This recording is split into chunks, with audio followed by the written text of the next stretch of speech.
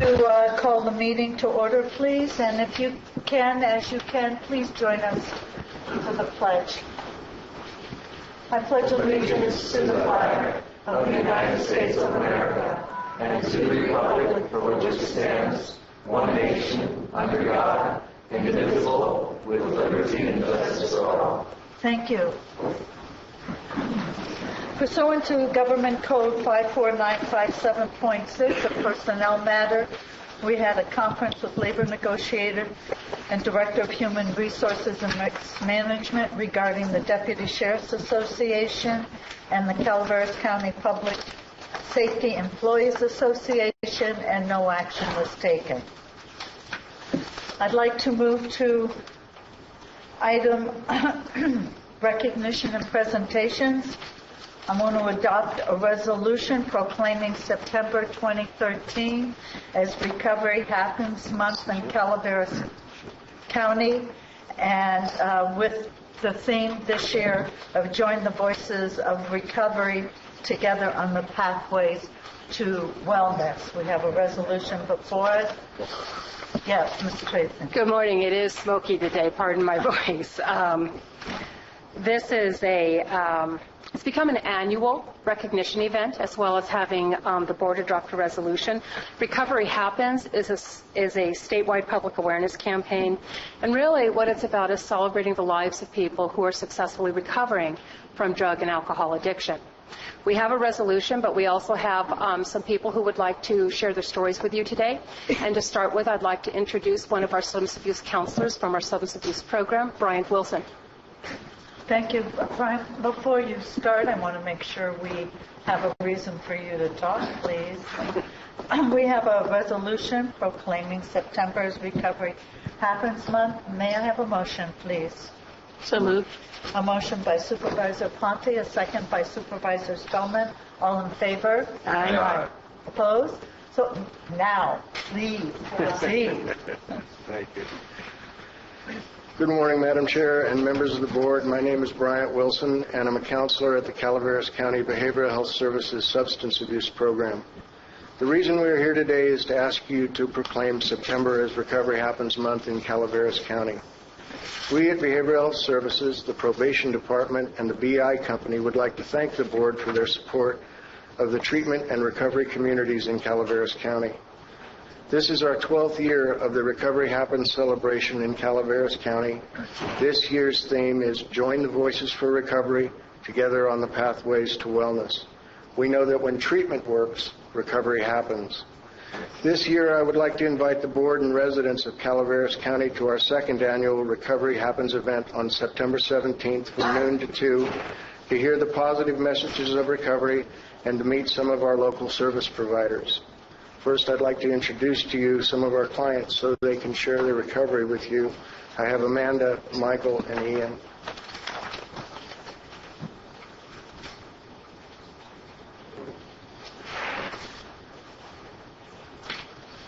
Hi, my name's Mikey, and I came to this program in, I think, November. I had to go to prison for a little while, and I got out. I didn't like the program when I first got here, but I'm doing really well, and it works for me. I just got into aftercare and substance abuse, which is a real good step for me. And in the BI program, I'm phasing into phase 3 aftercare, so it's a real good thing in my life, and that's all I wanted to say. Thank you. Mikey, what's your last name? Rector. Mr. Rector, thank you very much.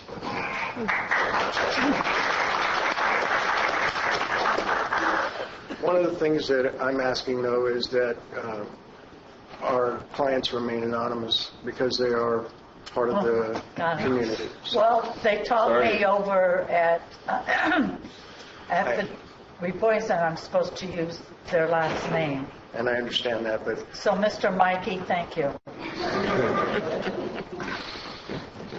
Thank you, Brian.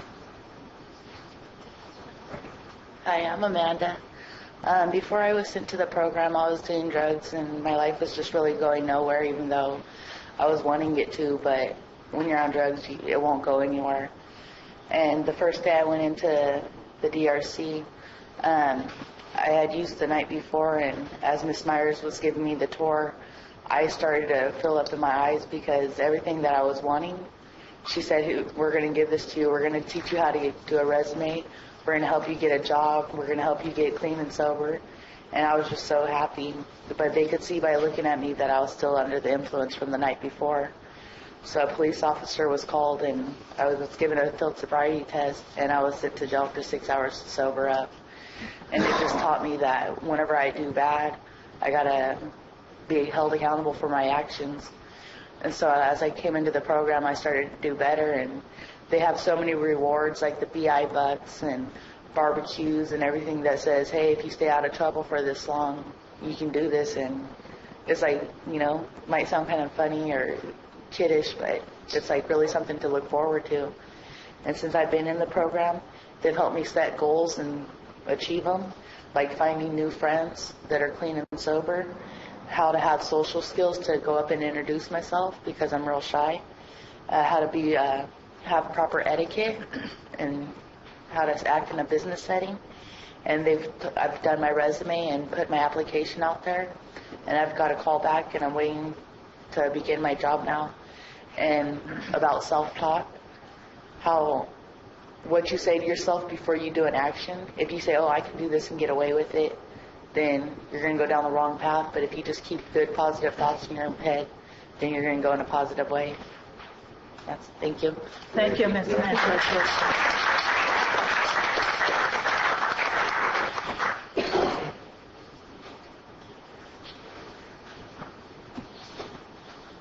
Good morning, ladies and gentlemen. My name is Ian. On May 20th of this year, I received a wake-up call. It came in the form of a CPS worker and sheriff's deputy checking on the welfare of my son.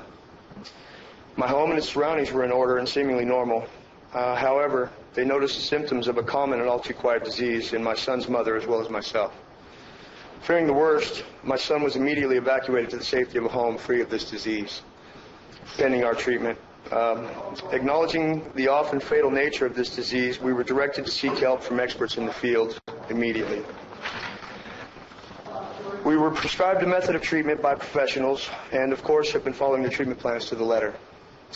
Trusting that these professionals, having extensive experience in dealing with this horrible disease, which thus far has no known cure, we would be able to bring our suffering under control and restore normalcy and sanity to our lives. The name of this incurable disease, as I hope many of you are wondering, isn't cancer, hepatitis C, or even HIV. It's addiction. The truth is that most people are ignorant of the fact that addiction is a disease and a fatal one. The man or woman who suffers cannot recognize the symptomology associated with addiction, as it attacks all aspects of the person's self. Physical, mental, and social normalcy are gradually perverted through chemistry. What this means to the average man or woman is that they are tricked by their own mind through a horrible mental safeguard called denial. The name of this, the professionals I spoke of are the counselors who work with addicts like me in the Intensive Outpatient Program, or IOP. Through the guidance and training I have continued to receive in IOP, I am before you today 100 days without mind-altering substances.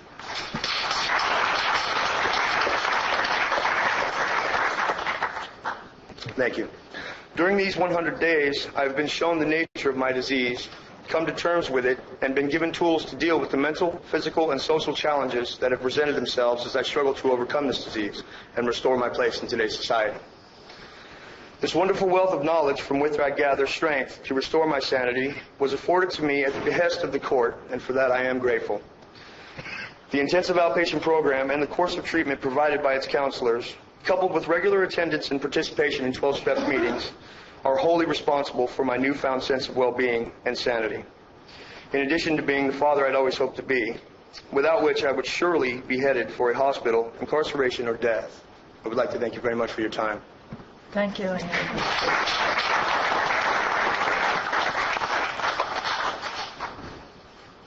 So anyway, I'd like to thank each one of you for your support, and I hope that you'll be able to attend the event on September 17th.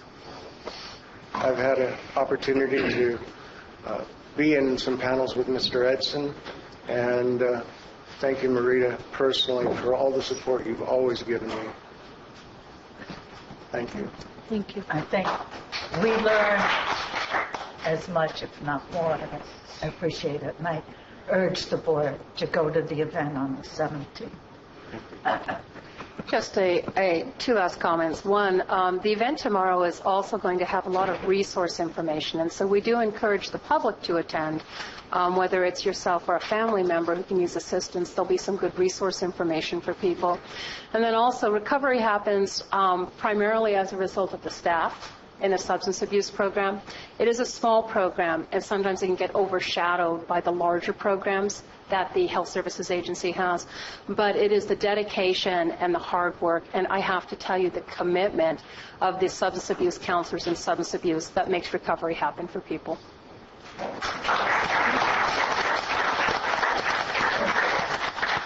Yeah.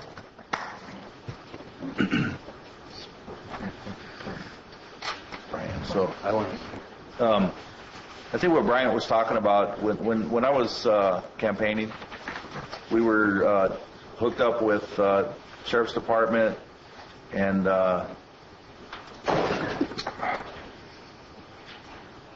I can't remember his name right now for some reason. He wrote the book, The Shadow People.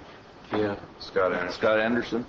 So Scott Anderson and one of the Sheriff's Department, and we invited behavioral health as well to come and do presentations throughout the communities. And I think we did San Andreas, Valley Springs, and then over at Rancho we did one. And Bryant was at that one. It was a really good turnout. And the whole idea was to try to bring some education to the community about meth and the addiction that it and the damages that it caused, to help people understand the problems that are associated with it, what the people have to go through that are addicted to it, but also make them aware of what that looks like in the community, so that they know who they're living next to, or if it's in their family, which is, there's a lot of families affected by this. And I know of quite a few families personally that are affected by this. And it destroys lives, period. So, he was talking about, one of the gentlemen there was talking about there's no cure. And that is a serious problem. So, we can tackle it at many different ways. But if we maybe educate a little bit more to understand it, then we may have a better opportunity for success in the future. But just slamming somebody into jail is, I guess, one way to try to fix it. But I think we need to start at a much younger age, maybe in the earlier in the schools, and it has a lot of it. There's a lot of reasons for it. One of the reasons is because we're economically poor here in the county, and there's no jobs. Nothing for folks to do when they get to a point where they want to do something, so they find something to do, and oftentimes it's the drugs. And so our communities are suffering behind it. So we need to thank you very much for the work that you do. Thanks for coming forward, you guys, because I know how difficult a journey you've had, and thanks, Colleen, for supporting it so much. Mr. Spellman?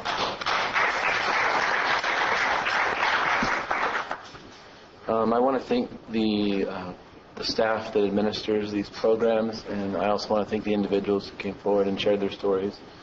And I want you to know, was it Dennis? Is that it, Dennis?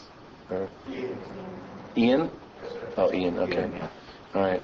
One of the things you said in your statement was that addiction is a fatal disease. It can be a fatal disease. It can be, yes, without treatment. Without the acknowledgement that it can be fatal, it can be fatal. But if you realize that it can be fatal and you take action, then you can change that. And in college, I took some psychology classes. I'm not as well versed as these individuals that help you on your path, I'm sure. But one of the things that I remember, my little pea brain, little random bits of information that get stuck in there, is that it takes, on average, 27 days to create a habit and only 3 days to break it.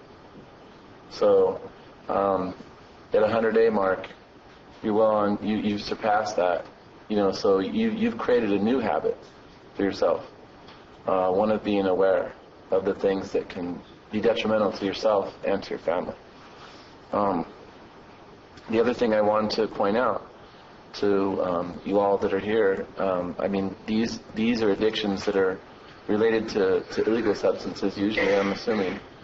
But addiction has no boundaries with legal or illegal.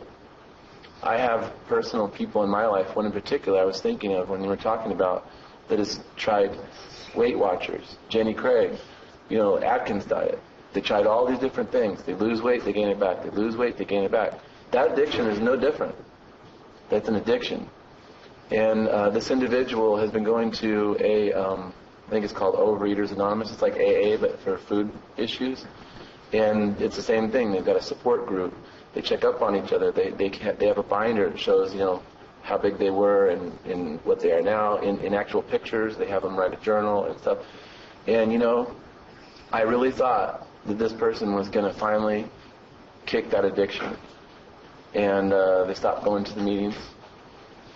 They started giving in to those things. And, it's a process.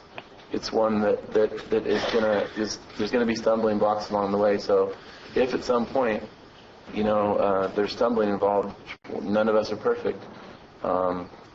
You need to always remember that you have the power within. It's just your decision to make. The word decide comes from the Greek root of decide, means to cut off from. When you decide, you're cutting off. You're making a split. You're going a different direction. So when you decide to do something, you can do it if that's your decision. But I just want you guys to know, there's people that have tobacco addiction, alcohol addiction. Those things are perfectly legal, but they'll still kill you. You can still overeat yourself to death through diabetes, heart disease, all kinds of other things too. So, you guys have had a harder road because your particular addiction happens to be something that's illegal on top of not being good for you. So my applause to you, and I'm praying for you.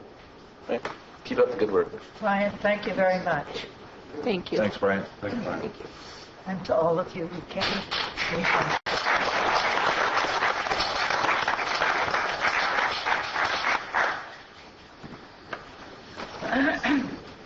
I'd like to move to item 3, please.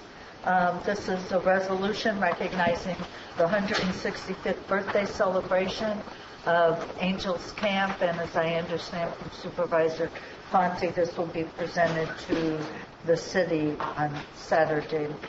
Supervisor, did you have anything you wanted to say? No, I just want to say this resolution is in recognition of the 165th birthday of Angels Camp, and on this Saturday there's an afternoon celebration from 11 to 4.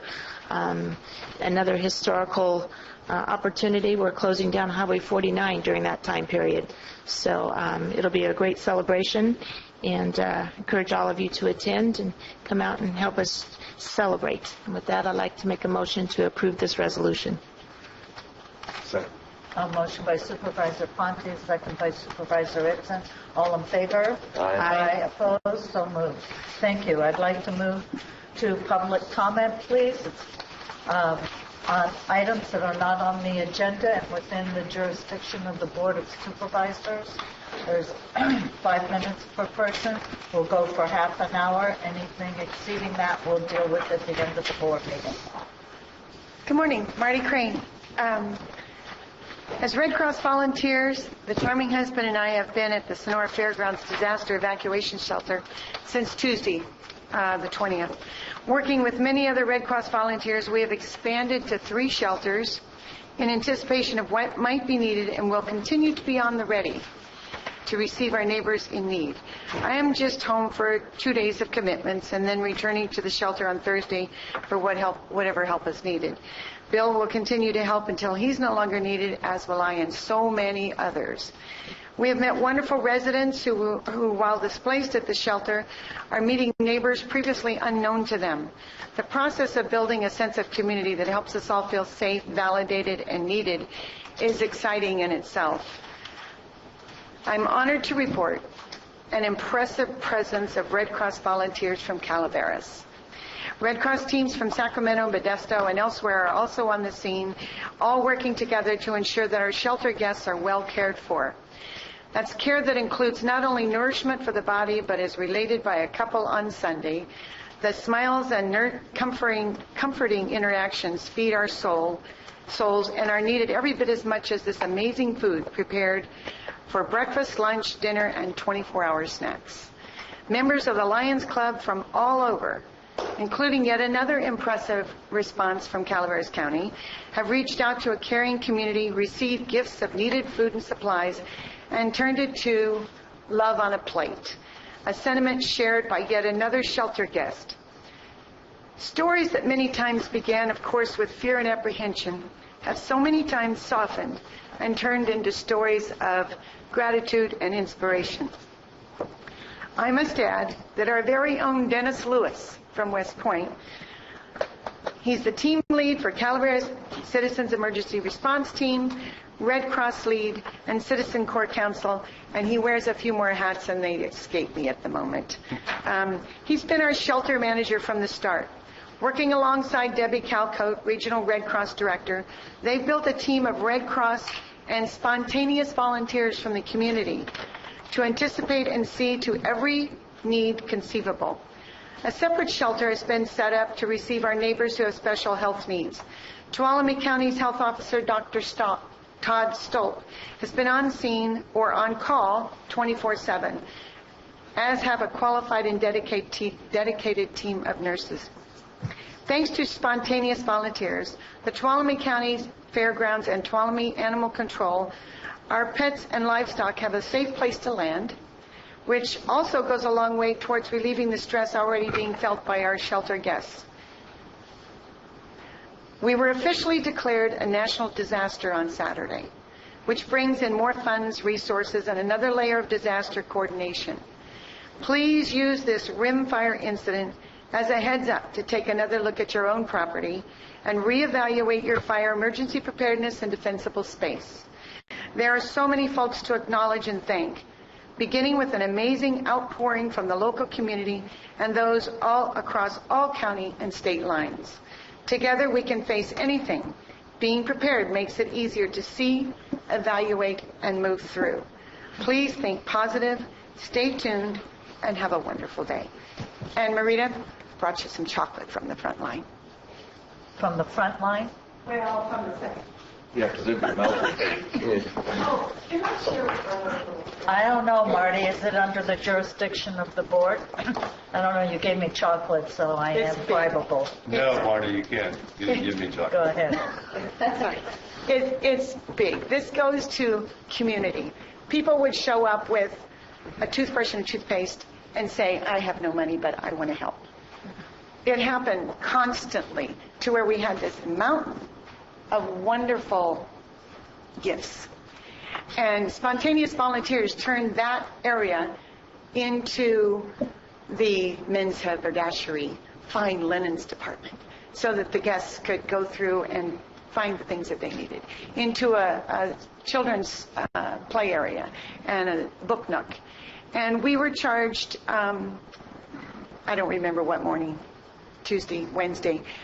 We had about a half hour to find 75 or 100 box breakfasts and lunches for the firemen before we had a half hour to get it to them before they went up the hill, wherever they were going. And so we got on, 2 Red Cross volunteers got on the phone to find these lunches. And not being from the area, we didn't know what local restaurants there were that we could call on. But there was a man, a local resident, lived there. He named them off. I wrote them on a sticky, passed them over to a volunteer, a spontaneous volunteer who used her cell phone, found the phone numbers, passed them back, and the other Red Cross volunteer and I started making phone calls, sharing the urgency of what we needed. And I had one of the places I called was Save Mart. And when I called, her first response was, we need a letterhead with an explanation. And I said, we don't have time for that. This is a disaster bigger than anything we've seen. It's at our door, and the community is all stepping up. So whatever you think you might be able to comfortably provide, here's the phone number. Let us know. And then I got sidetracked, and 10 minutes later I called the other Save Mart. And apparently in between, the first Save Mart had called the second Save Mart, had called the same manager. They're owned by the same people, or managed by the same people. And so I explained the situation to him, apologized for not having a letter, and I asked him what he thought he might be comfortable with, and he said, how about 25 lunches? And I went, that's wonderful. I have to go. Can you have them ready in a half hour? And he goes, we'll try. And so I said, in the future, coming days, should there be something else you'd like to share, here's the shelter phone number. Within a half hour, Save Mart Corporate called and said, we're delivering a semi tomorrow. What do you want in it? Of course, they can do that. That gift is, in my feeling, every bit is equal to the toothpaste and the toothbrush, because that person gave everything they had. And other big organizations, Walmart, I wasn't in charge of the list. All I know is the ones that I saw. You know, pillows were in great demand. So anyway, it's awe-inspiring. So Thank you, Marnie. go be fabulous. It shows the importance of OES. Yes, and community. Yes.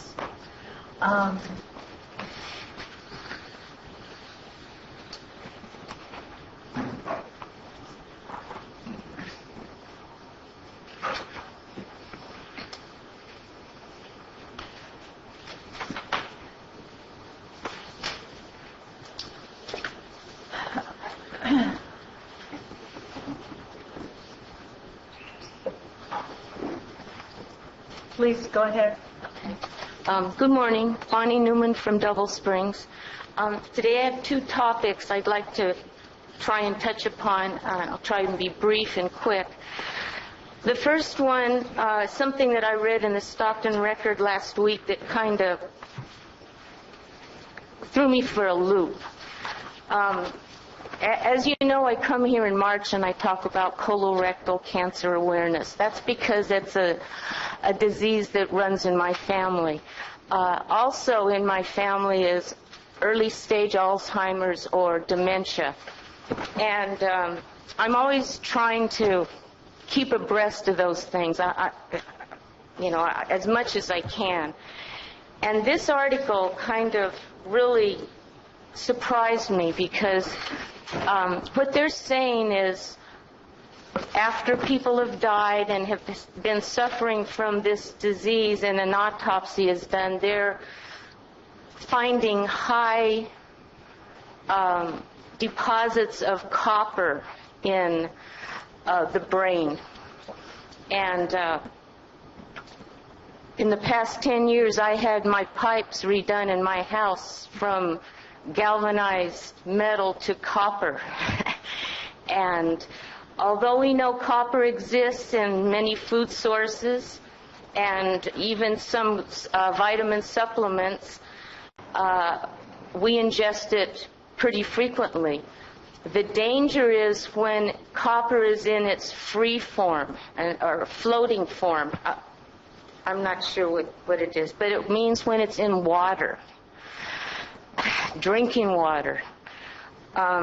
As we remodel our homes and we try and upgrade them and we move them from that horrible galvanized steel that corrodes and puts rust in the water, we move to copper thinking we're doing a good thing. Apparently it's not really a good thing. I will not be drinking my wonderful Valley Springs spring water unless I get it out of the faucet outside before it comes through the copper pipes in my house, because according to this, that's the most dangerous way to absorb copper into your system, which, if you have a history of Alzheimer's in your family, might be the final straw in developing that devastating disease. So this is a warning for people. There's high, substantial plastic pipes that can be used to be in plumbing. It's up to you. I'd use plastic if I had to do it over again. Anyway, it's just something to be aware of because we're getting older and more of us are going to be exhibiting signs of dementia. And I got it. I got it.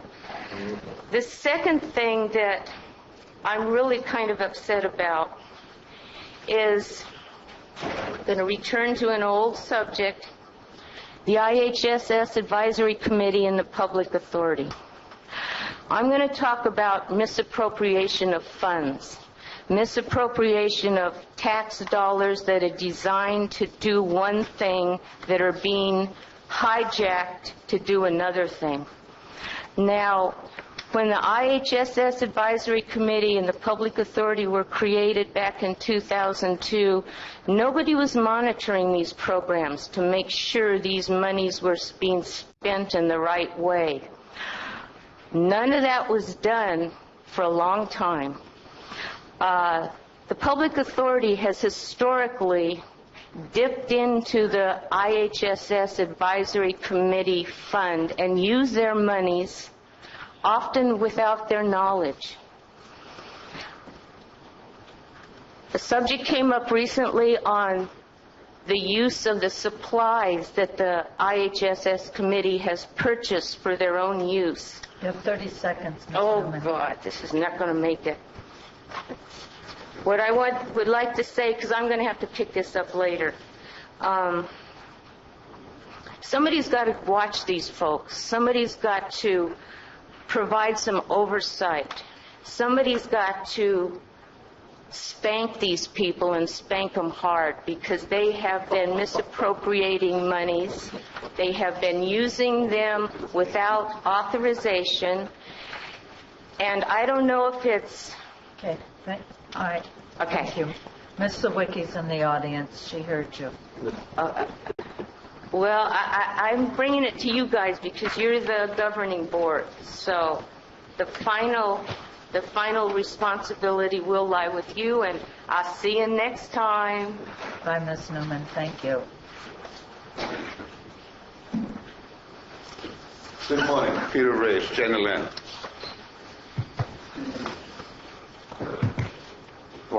Anyway, what I like to mention is I agree with my previous speakers. You know, when you come across and ask some of these questions about some of these organizations, oh, you bad, how you could be against the poor and needy. Well, folks, it's not the poor and needy that I'm against.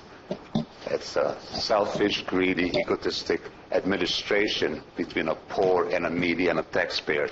That's what ticks me off. Just to add to that, I support her. And it's getting more and more pension being paid. Now, as far as what concerns you folks directly, I came across a couple of things that just directly affect the Board of Supervisors. And I'd like to see one of these days that maybe you can answer that question is, I'd like to know what you think about, there's an amendment coming up, SC4, by Senator Carol Liu,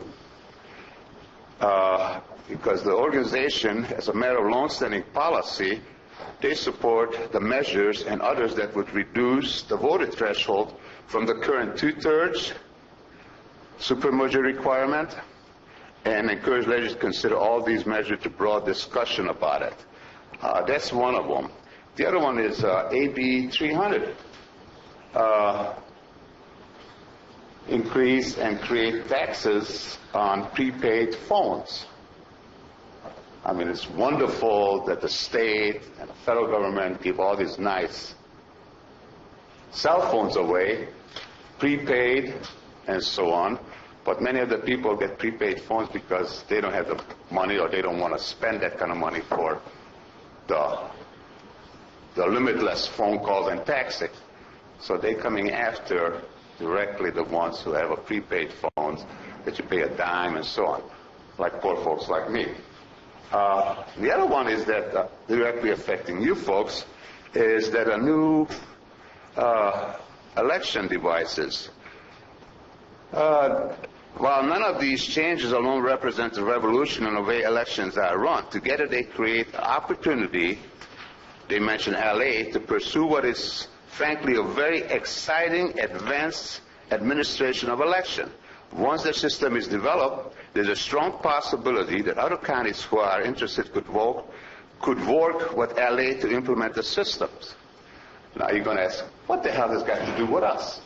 Folks, 5 of you agreed to contribute general fund.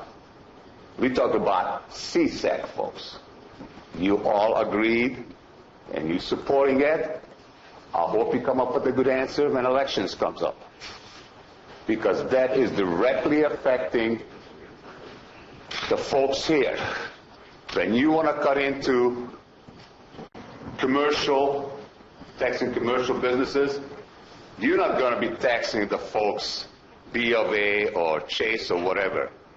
All those poor little folks, the little stores, I don't care if it's restaurants or secondhand stores, when you reclassify commercial properties, they're going to have a choice. They're going to pass it on to the consumer.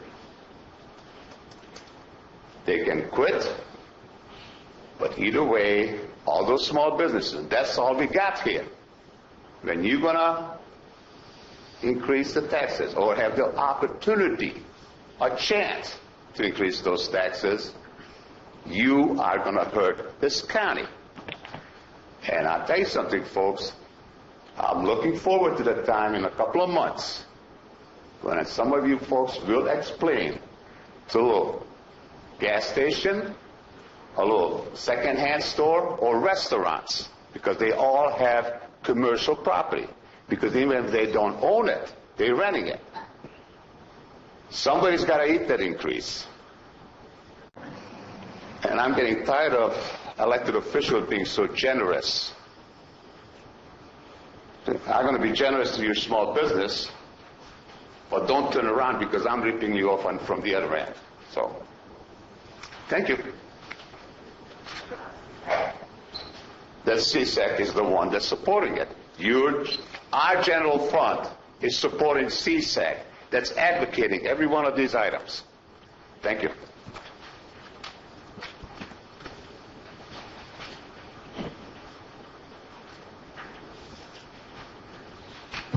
Good morning. My name's Jason Robitel, Calaveras Consolidated Fire. I'm here on behalf of my chief, Kim Olson, who's unable to be here based on his incident management team deployment to Northern California. In your correspondence, you received on August 14th a letter on behalf of the fire chiefs in regards to dispatch, clearing up, maybe some misclarifications on the satisfaction they're receiving. I'm just basically here to illustrate that we do not support this letter. Within our consolidation, we have looked at our deployment strategies, how we get our fire truck, the big red truck, in the middle of someone or in front of someone's house as soon as possible to put air in the lungs and water on the fire. And in looking at that, we've identified several constraints in that process that we feel our current system is not meeting. So therefore, we cannot support our current system. And we are welcome, and what we do support is a possible work group or study session to look at how we are currently providing these services in the county, and we would welcome to help find solutions and how we can meet those needs. But that's basically why I'm here today. We respect our fellow fire chiefs. It's kind of difficult when you draw that line and you separate yourselves, because on emergency scenes we work together so closely. So kind of we're taking a new perspective. We would like to see a paradigm shift when it comes to, answering the calls, because that's who we work for, is our citizens, and we take that responsibility very seriously when they dial 911 and expect our help. Thank you. Thank you. Is there anyone else who has an item they'd like to bring before the board, not on the agenda? My day's not complete without you, Mr. Segala. Al Segala, Taxpayer Association. I have 3 items. The first one is we did our taping and taxpayer alert at Public Access TV yesterday, and our first guest for 30 minutes was our county auditor controller, and she indicated that it'd be good for the county to not only not run in the red. I understand we're $3 million spending more than we're taking in, and we're using temporary funds to fill that. And then when that's done, the funds will be gone. And also, previously she said that a healthy amount for the county to have set aside for reserves is around 14%. And so, as a taxpayer association, we recommend that you do both of those things, stay within your budget and also put aside the reserve that's needed in the budget process, even though it may mean reducing the size of the county government. The second item is a mistake I made. I wrote a very kind letter to and about our outgoing planning director, and urging her to read a book that I'm fond of called The Law by Bustier, which provides a different approach to land use planning, one that respects private property rights rather than the collective will or the direct collective. And I shared the letter, and I received an incredible response, which was negative.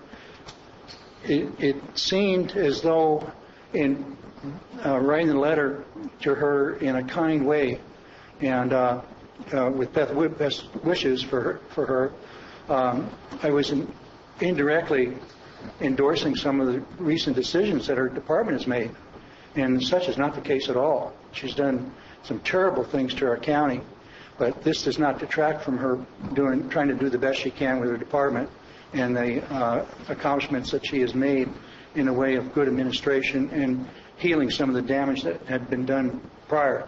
But the recent decisions that she's made, we're certainly not endorsing in any way, and my letter was written in a poor manner in that regard. The third thing is Senate Bill 1. It's is known officially as the Sustainable Communities Investment Authority. It aims to corral more citizens into high-density transit corridors. The bill would allow low-density communities, areas where people enjoy large lots and ample breathing room, kind of like us, to be declared blighted, and redevelopment with tax dollars redirected to newly created redevelopment agencies. We didn't have a redevelopment agency before, so our county, if this bill passes, which looks like it will, could take advantage of this or expand its powers over the people and higher taxes and regulation. This diversion of tax dollars will take away money from other important services, including the fire and police protection, parks, and libraries, leading to higher taxes to make up for the lost revenues. So this is a very, very bad law. It can pass the legislature by a simple majority because they are not actually calling for funds or allocating direct taxation itself, but they're allowing the counties to do so if the law passes. And so when the counties go to do this, they will be required, according to Prop 13, to have that two-thirds majority to be able to access it. So there is some checks and balances that way. But what would be better would be to contact our state legislators, since it is a bad law, and simply tell them so. And this is not the type of thing that the state should be doing. Thank you. As you know, there are no more redevelopment funds. Redevelopment agencies are a thing of the past at the moment. Joe Kelly. In recognition of the resignation of Director Willis, to me it's a sad thing. I appreciated what she's done and could have done in this county. I also want to say thank you, Mr. Edson, for discussing with me this morning and helping me through some issues I have. What I would like to see is, I'm now going to offer a suggestion, that whoever's responsible in this county for printing off public documents, that they take and provide the Board of Supervisors with a copy of the state guidelines for general plans. That's a very informative document. And I think since we are struggling through a long-term general plan, which seems never to have changed since 1984 when the county got sued a couple of times and lost in the appellate courts, and it was also over the circulation element. I'm kind of segueing into the general plan issue. Through this whole process of general plans, copper has been the biggest issue here because of the proposed population growth. As you, Ms. Pawnee, realize that during the campaign, Mr. Tryon was discussing 40,000 people, their population. Can you imagine the traffic trying to come out of there? He was right, but morally, he was wrong because he never discussed it in his 28 years of this issue that was brought up in the 85 court case, which talks about the circulation element down there for expansion. It doesn't call for this 2-lane road through here. No, no, no. 4 lanes. Don't read between the lines now. 4 lanes, not 2. So Caltrans, and this has been affirmed in the information in that court case by Caltrans saying that it would need a 4-lane road, and by the Department of Finance, which this county uses in its housing element for projection of growth and those relative things that need to be done for that projection of growth. So I would say that document, the guidelines, and it sets out specifically, it is guidelines, but it gives you parameters of where you can and cannot go. And this county has been deficient in a number of, for 30 years, as far as I'm concerned, by reading this. So I would suggest you folks get a copy of it, require it, and also that you be required to read it and understand it. Because I have to apologize until somebody sent me an email and I went through that thing. First thing I went to was I looked at some stuff and I dropped down to the legal. And that's where I found those 2 issues. And then I went in from there, all the court cases that were tied into that court case. And it's a serious problem. And we need to have folks sitting there that have a full understanding of the general plan guidelines, because we've gone through a number of years with big issues. I will go back to prior to 1984, I believe it was. There was a supervisor that sat up there, a gentleman named Jack.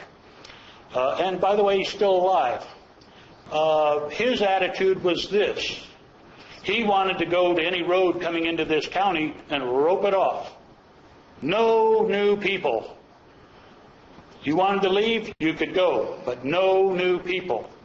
Well, it kind of looks like over the years, the 30 years since, the policies that have been here have put a concrete foundation under that kind of thought, and we need to change that. I just went to Idaho for a little short trip for a graduation ceremony, and I was surprised going into, they might be considered large towns or whatever, but every town seemed to have big box stores, big companies, commercial entities and all that, and yet we've never been able to draw any of that because of the considered idea that this is an unfriendly county. And I think we've seen some of that recently with the raising of fees and all this.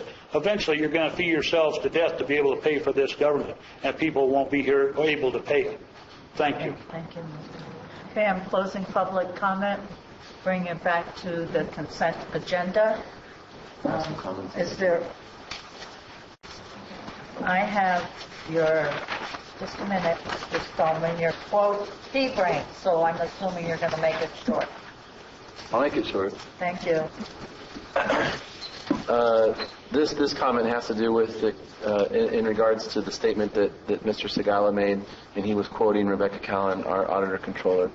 And one of the things he said was that the suggested best practices for her professional business organization suggested that the county have a 14% reserve in place.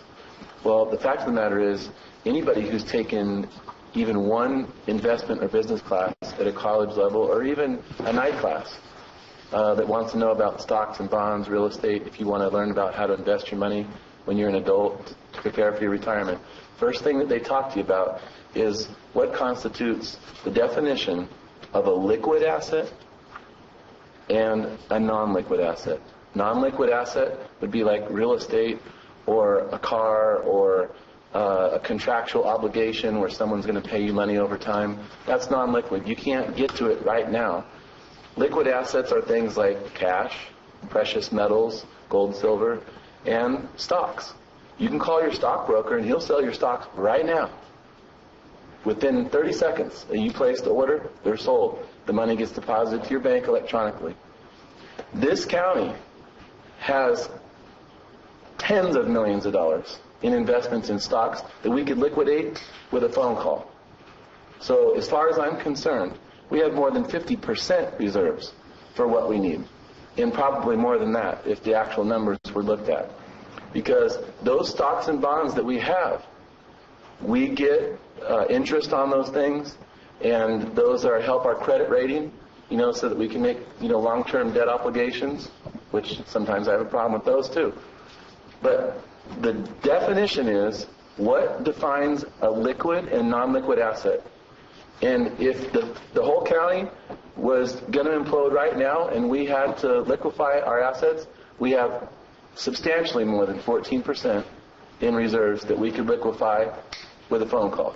So just wanted to make sure that everybody's aware of that. This is not a system of irresponsible government. It's just a matter of semantics. They have the ability to liquefy those if necessary in the case of emergency. Will they do it? Chances of that are highly unlikely when pigs fly. But could they if they had to? Yes. So is it possible? Yes. Is it probable? No. Probably not, but it is possible. So just for those who may be unaware or may be subject to brainwashing by people who try to tell you that we don't have the money or that we're way behind the 8 ball and those type of things, it's a fantasy. It's a fantasy. All right. Thank you.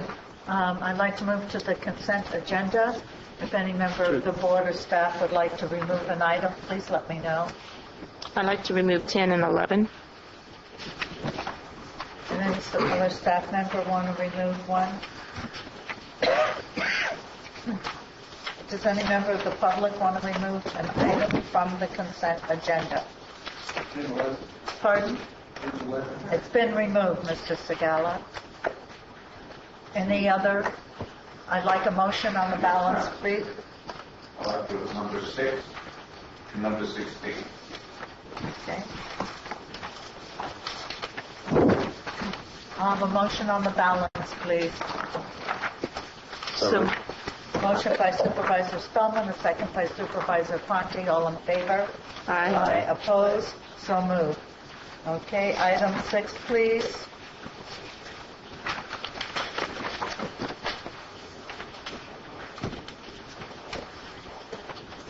I have a couple of questions that maybe it's just clarification.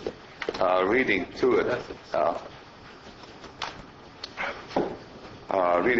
it's going to be a solid waste disposal, and once it's on the front of it, it says just for the county department, the county waste dump sites. But it also says a little minor things of it. What they're going to be doing is it's not just the county sites or any other issues in there. If you take a look at it, and that kind of bothers me. If you went with a couple of experts on the field of overseeing the county landfill site, solid disposal, great. Because the 2 names that's mentioned, I have great faith in. The third one, I have no idea who he is. But when you say any other issues, that leaves a big door open, folks. Because all you have to do is complain about it, and all of a sudden these 3 gentlemen and public boards gets involved directly. I don't know. And I'm sure you all read every letter of it. But take a look at it, because the description of this thing, the description of the job does include any complaints.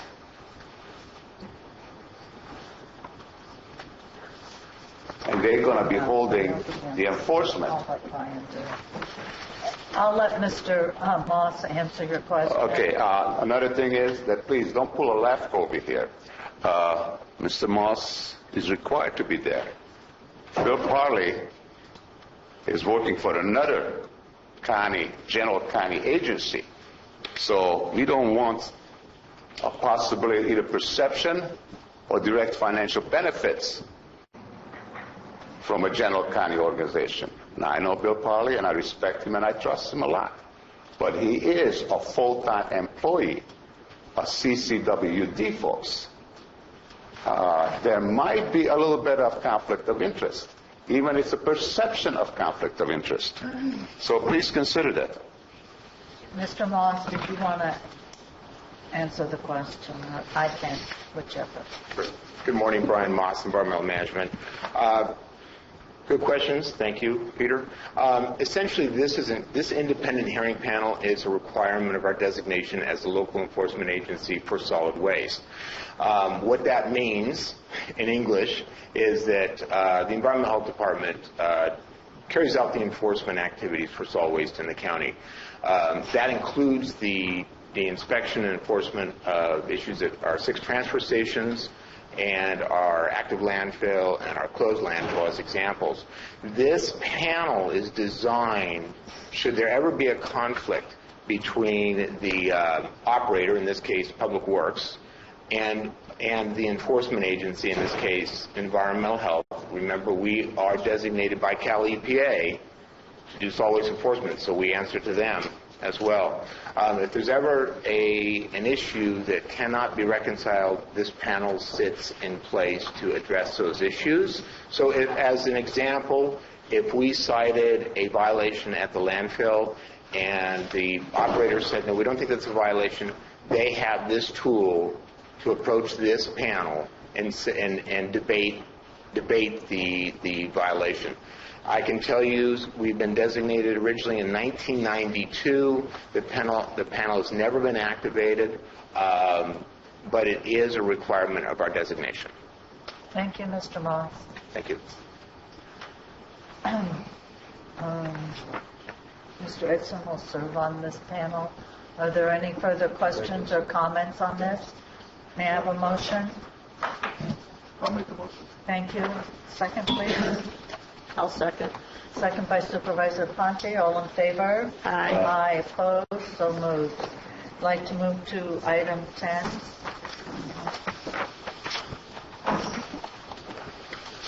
I just had some general questions. As I'm reading through this, I understand that, there's no net cost, I guess, to the general fund. But can you explain why we are at this point in regards to the budget now, budget for the future, the need for it now, that sort of thing? Just kind of a general overview of this. I cannot answer that question. Captain Macedo's unfortunately out today, and we didn't get a chance to discuss that. Okay. This is the to extract money from the fund for the respective departments has to be approved by the board.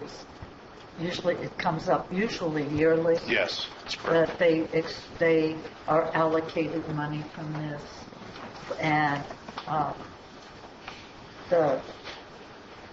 there's restrictions on how to use it.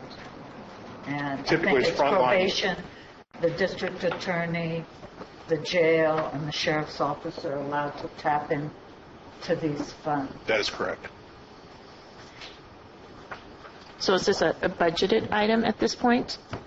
It should be in the sheriff's budget. I'm assuming it is. I believe it has is. been in the past.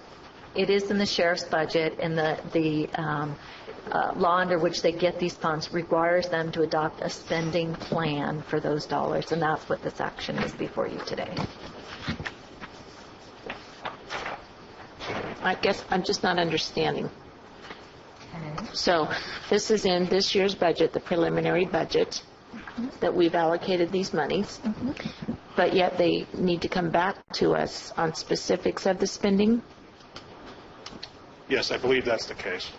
And it doesn't have to be that specific. This is their spending plan. It's a general advising the board, if the board approves this, that they'll be spending these resources for the financing of gas and oil for vehicles and for jail. So this is their spending plan. If you would like more specifics on it, we can ask them to come back with more specifics, but this is the spending plan. And I think that, I'm not sure if the district attorney is also requesting money from this fund but it has to come to us to withdraw the money from the SLEF fund into their budget too. So how much is in this fund? $100,000. That's your allocation That's for our this year. allocation. And I believe $89,000 is for fuel and oil, and $11,000 is for specialized services for the jail. Yeah, usually we've been getting Well, that's why a matrix of Right. the funds for the respective departments. I guess that's why I'm confused. Because when I look at it, it says the sheriff's department needs $100,000, the jail needs $11,000. When I look at the fund report here, it has $100,000 plus $11,000. So I'm just wondering how much is in this fund, and is it being used up all right now, and nobody else is going to be able to have? It's allocated per department. So the sheriff's office, the jail, the DA, and I believe probation each have an allocation. And the sheriff cannot take from probation or the DA. They can only take from the fund what's their allocation. And the reports you're seeing attached show the total $100,000 that's in the line item now. 89 of that is going to be used for gas and oil purchases, and the $11,000 is going to be moved into professional and specialized services for use related to the jail. Okay, where is the $89,000? I don't see It's that. the difference between the $11,000 on the final back sheet and the $100,000 on the first page. If you look at the first page of those attachments, it shows up above that they're transferring out $100,000 from the designated fund, and they're putting 89 into gas and oil, and that shows 100, so that's a mistake. And then the second page is 11,000. So those two total the 100,000. Okay. That's where I was wondering, because I don't see, it keeps referring to $100,000, so I'm wondering where, if we were going above and beyond the fund, I guess is what I was We trying are not. They're transferring $100,000 out of the designated fund and putting it into the line item so that they can spend it on gas and oil, $89,000. Okay. And $11,000 on professional services related to the jail. And I apologize, I just saw that it was an error that was probably causing the confusion. Barbara, do you put out the SLEF report, or does the auditor? I can't remember. No, Sullivan. The auditor, Diane, could you ask her to send a copy of the SLEF sheet? It comes out monthly to Supervisor Ponte so she can see the respective categories and the amount allocated. Yeah, I mean, there's an error. It looked like we were spending $11,000 more than what was being asked for when you looked at the financials. So I that's believe my... Mr. Cody could probably clear this up, or at least tell him he can. Yeah. State of California requires a minimum $100,000 law enforcement grant. We are using every dollar that we're anticipating to be allocated. It's simply $100,000 as part of that grant for gas and oil for patrol, and then $11,000, there's a separate jail piece. Every dollar is being spent for our professional and specialized services. So is it two different... They're different sub-accounts, but we are spending, so there's part for jail and there's part for patrol, and we're spending the full allocation that we're getting from the state. Not a dollar more, not a dollar less, our exact allocation. So we are spending $100,000 on gas and not $89,000. That's correct. It's $100,000 for gas and oil and $11,000 for our professional specialized service contracts. For a total of $111,000. There's $100,000 in one account and there's $11,000 in a different account. I think she's got that. Okay, I'm sorry. No, Just it's trying okay. to get clear. Thank you. Thank you. That was good.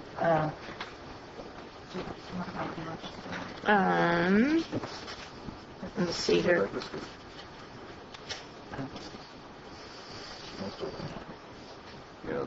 Rebecca, did you want to say anything? It's just, it's... This is just, historically, we have brought a SLEF plan before to the Board of Supervisors. They have changed their funding structure at the state. So we may not in the future necessarily have to bring a plan forward to the board. It's that we've done it every single year, and it's worked for everyone that we have a plan for this allocation of money. We do receive frontline dollars, which are $100,000 every year. We receive the money for the city as well, and they distribute that to the city. And then we receive money for the jail, the district attorney, and as well as probation receives some money in there as well. And it's a state allocation. Get it every year. Okay. Thank you. Okay, with that, I make a motion. I just want to clarify the $100,000 is going to the sheriff's patrol and $11,000 is going to the jail. Yeah, $100,000 goes to the sheriff's department. The stipulation it's to be utilized for frontline services. Okay. Whatever they deem frontline services that they need. Are there any public comments on this item? Okay. I have motion by Supervisor Ponte. Is there a second? Second. Second by Supervisor Wright. All in favor? Aye. No. So moved. Number 11. Clarification on this. When the county is applying for various grants, regardless of the department that is applying for it, is there a general policy in place as to who ultimately signs those applications? Generally, I don't believe we have a policy. Generally, most grants require the signature of the auditor controller in receiving the funds. But, Rebecca, please, I think the departments have the ability to apply. Yeah, so we clearly, Lori and I have talked about this, that we probably need to come up with a better process and procedure policy for this, because what I see is departments, in essence, can go after an application without ever discussing it with my office or the administrative office or getting any authority from the Board of Supervisor. It's not until they are successful at the application that they have to come back to the Board of Supervisors, because you have to approve receipt of that revenue. By that time, it's kind of too late, because now we've taken receipt of the revenue. I guess you could not approve it, and we could send the money back to the granting agency, but generally that's the process. And then through the course of operations, my office is the financial officer, so I'm supposed to be signing the claim reports to that granting agency. On that note, I think that we should have a policy, but I think it should be, not micromanaged by the board or the CAA or your department, but it needs to make sure it runs smoothly. But we don't want to have every grant application have to go through your office, the CAO's office, and through the board, because that would just take too much time. And we want to encourage department heads to get more money and be creative in getting grants.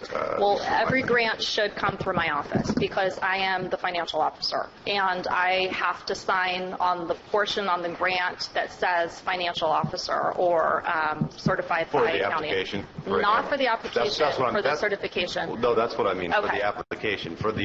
Obviously, if we do get approval, then we can go through any process you want. I just don't want to have a chilling effect of people, department heads, not going out and aggressively getting grants.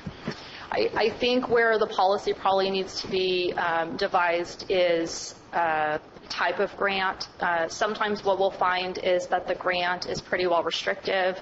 Sometimes departments will find out after they've received a grant that it probably wasn't worth the effort. Yeah, there's always going to be investment. there's going to be difficulties there. It's just a matter of So I think balancing that, coming out with some sort of policy and procedure that, what types of grants the board wants to see us go after, or Right now, we just don't have anything, so. And certainly if there's a commitment of county funds, often Yes. there's a match required. And if that's the case, then again, I think they need to go through some process of reviewing before a department applies and commits the county to expend dollars. Well, yeah, but I do, just want to make sure it's not, you have to go through all these hoops to do, it's not worth it. Mm-hmm. So we're not even going to apply for grants. We're just going to rely on general fund, and then we, end up having a decrease in revenues for the county overall, leaving the money on the table. There's a balance to be struck. Yeah, We agree. Item 23 is asking our permission for Sergeant Yeah. Whiting to apply for a grant. I understand what Chris is One of the reasons I asked for this is that, seeing the signature on the grant when it comes from a various department, ultimately it comes back to the county, whether it's a matching grant or the facilitating through the various departments. So I would encourage taking a look at this. I had a recent experience serving on a couple of different boards and learned later through the process that even within the county, we were competing for the same grant money within various departments. Number one, it was a waste of time. Number two, it was very embarrassing. And number three, we all lost because nobody got it. There was no coordination.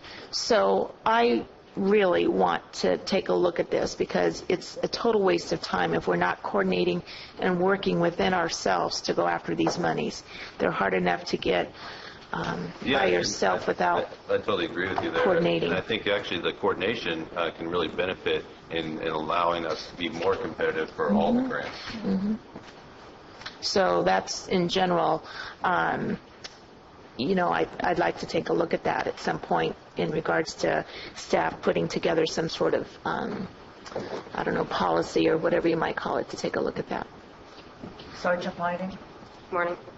Appreciate and understand the discussion of the overall grant application process. As far as this particular item, this is just to designate within our department for who can sign the grant documents, our quarterly progress reports, our reimbursement requests internally. We used to have to do it every year by name, and 2-3 years ago the state started allowing us to do it by title. But per federal regulations, if there's a turnover of more than 3 board members, we're just renewing this. It's something that we passed through before. So it's our fault. So with that, we should take a motion to... So, no, and then to clarify that, so these positions here are management positions within the Sheriff's Department? Correct. Okay. I'll make a motion. Second? Motion by Supervisor Edson, second by Supervisor Ponte. Any Mr. Segala? public comments? Yes, please, before we take the vote. If we do, go ahead. I agree with Supervisor Ponte. Al Segala, Taxpayer Association. I agree with Supervisor Ponte in questioning what's happening here. I almost think it might be better to not participate in these type of grants. It seems to a process seems to be developing where our local government process is being bypassed, where funds are going directly to a department, and the county auditor indicated that even though it's not specified in this ordinance or this motion, she has oversight as to what's happening with this money. But our thoughts are that the federal government has done a number of things that are questionable as it comes to money, besides being bankrupt, that would cause us to seek a higher level of responsibility when it comes to money. And so we'd recommend to avoid this. Thank you. Thank you, Mr. Segala. Any other comments? The only clarification that I had was that when I looked at the resolution and the agenda packet, it specified specific management positions within the Sheriff's Department, and I didn't have any issues with that with regards to the application, but it also goes on to talk about the reimbursement claims, and I didn't see auditor controller on there. And generally, again, it would be where on those certifications it says financial officer or authorized personnel. I didn't see auditor controller on there. Is it required for the reimbursement? I mean, the grant application does for this, to apply for the reimbursement, does it require, it goes through your office, or does it go directly It's not, from it the wouldn't go through department? my office. It would just stay within the department. And that's my concern, is normally the grants that I see, there is a place on the grant reimbursement that will say financial officer. Okay, so maybe part of the discussion you and the CAO have on putting together a policy will include that, and that could be an internal, I mean, we're not going to tell the federal government or the state, put it on, if that's not how they're working, but that could be an internal process that we want to put together. So you might take that, that's a good point, take it under consideration. And I think it's discussing this at a department head meeting, how they'd like grants to be managed, because Supervisor Wright said we don't want to make it cumbersome, because it's already cumbersome. Okay. Yes, it is. Good point. Thank you, Ms. So does this resolution, though, shouldn't this resolution say? No, because that would be just an internal procedure. Okay. This is for the grant itself to meet their requirement. But I think Rebecca's comments were well heard by the sheriff's office and any other department that is in that same position. So that means sooner rather than later we might want a policy. And just two, and Mr. Wright made the second, not Ms. Bonnie. Oh. She got it. Okay. You got it? Oh, good. Whoever did it. Okay. All in favor? Aye. Opposed? Opposed. So moved. Oh, you opposed? No. Okay, one no by Supervisor Ponte. I'd like to move to item 16.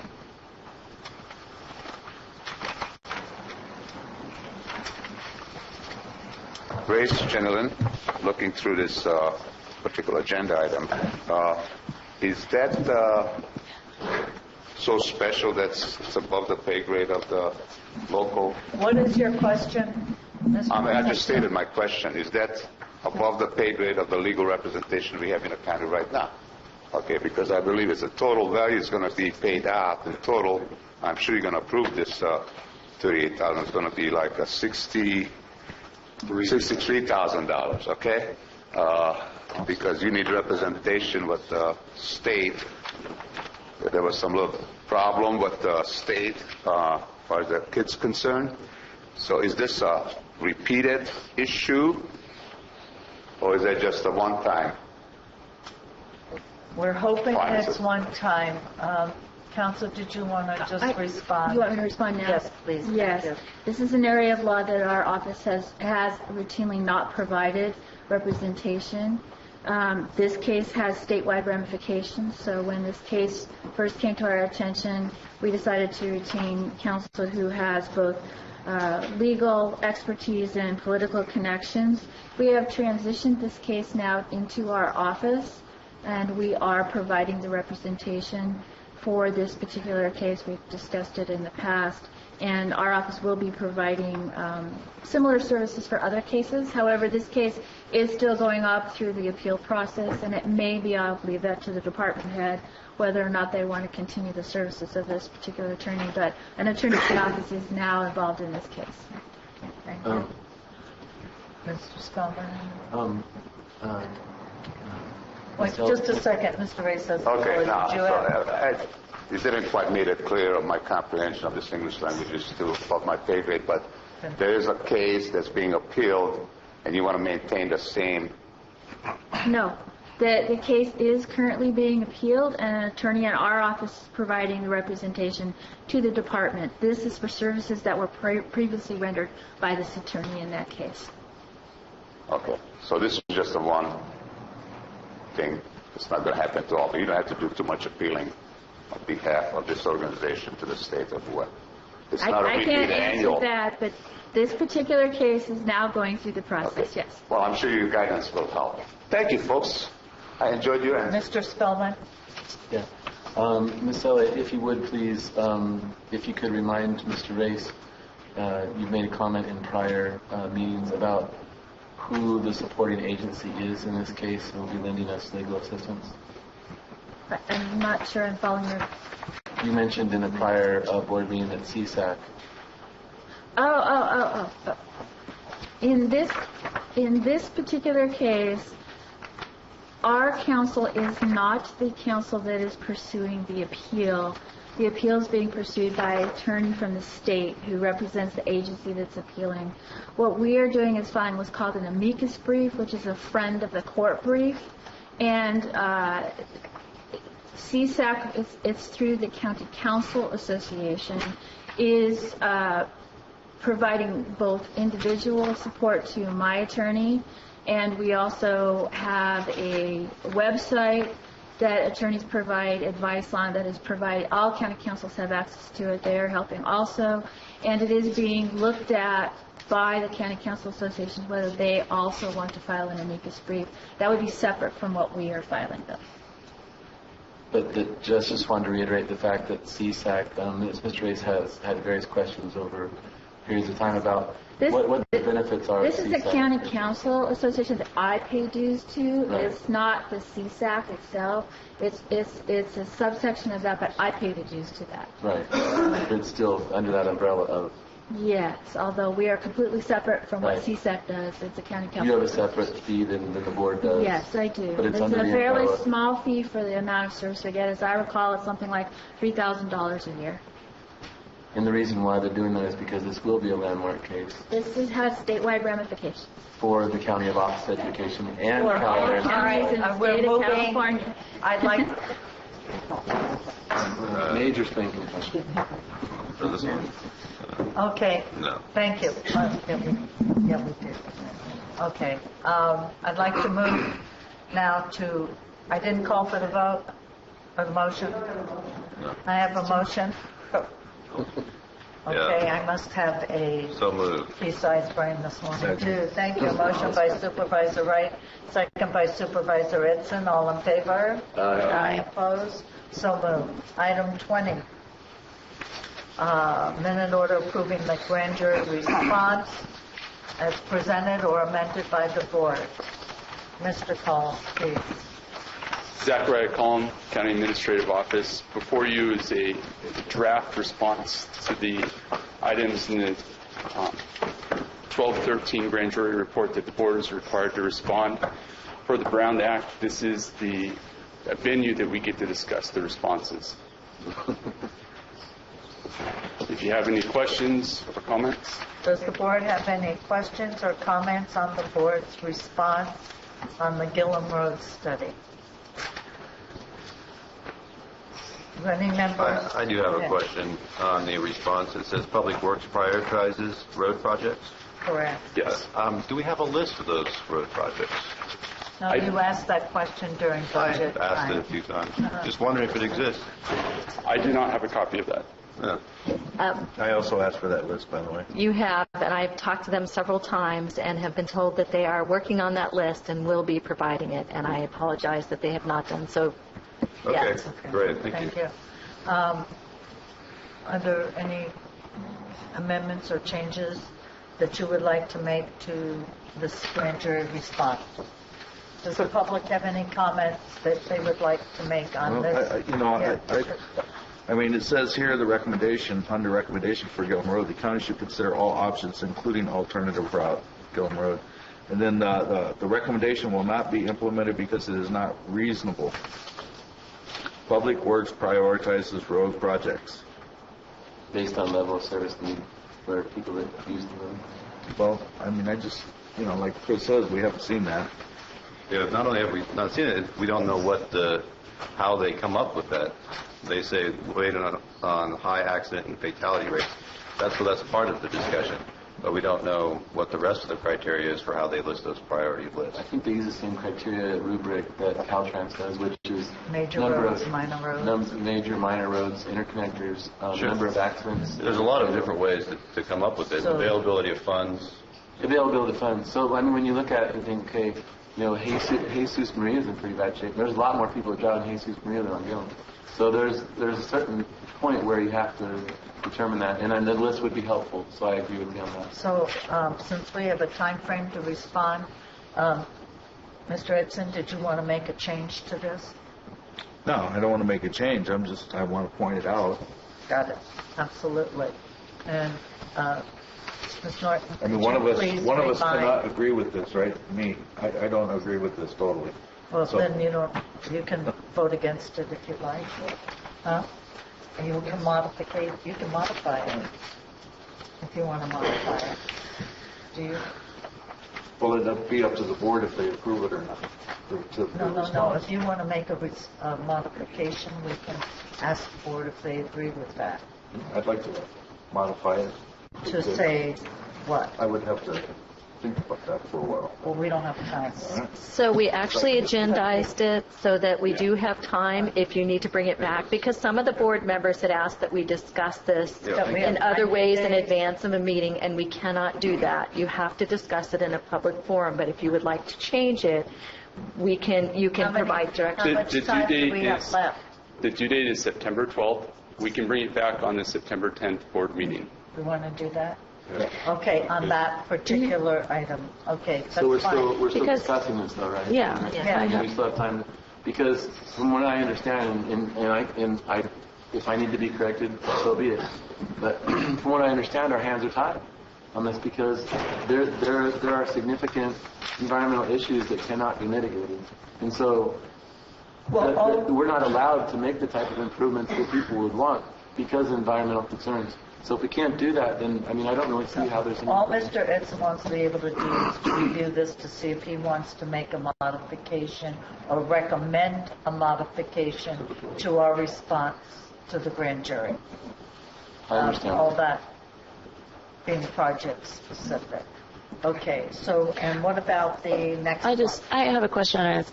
I mean, when I read it, I just consider it to be fluff as I read the answers.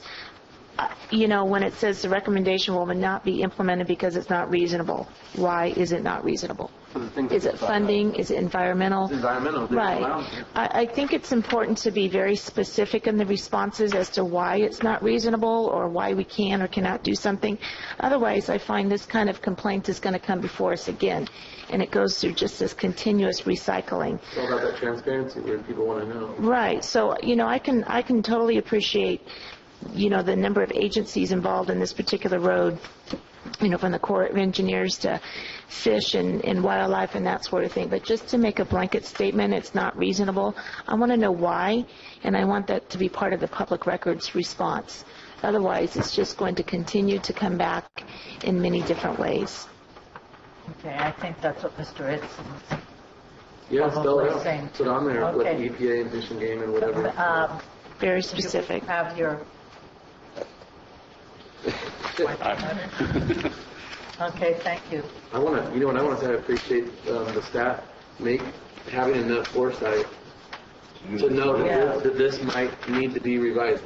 Because in years past, it's been one of those things like today is the day, it has to be in the mail tomorrow or whatever. And so I really extremely appreciate that. So I appreciate I your agree efforts. with Mr. Spellman on that. Okay. And the next item,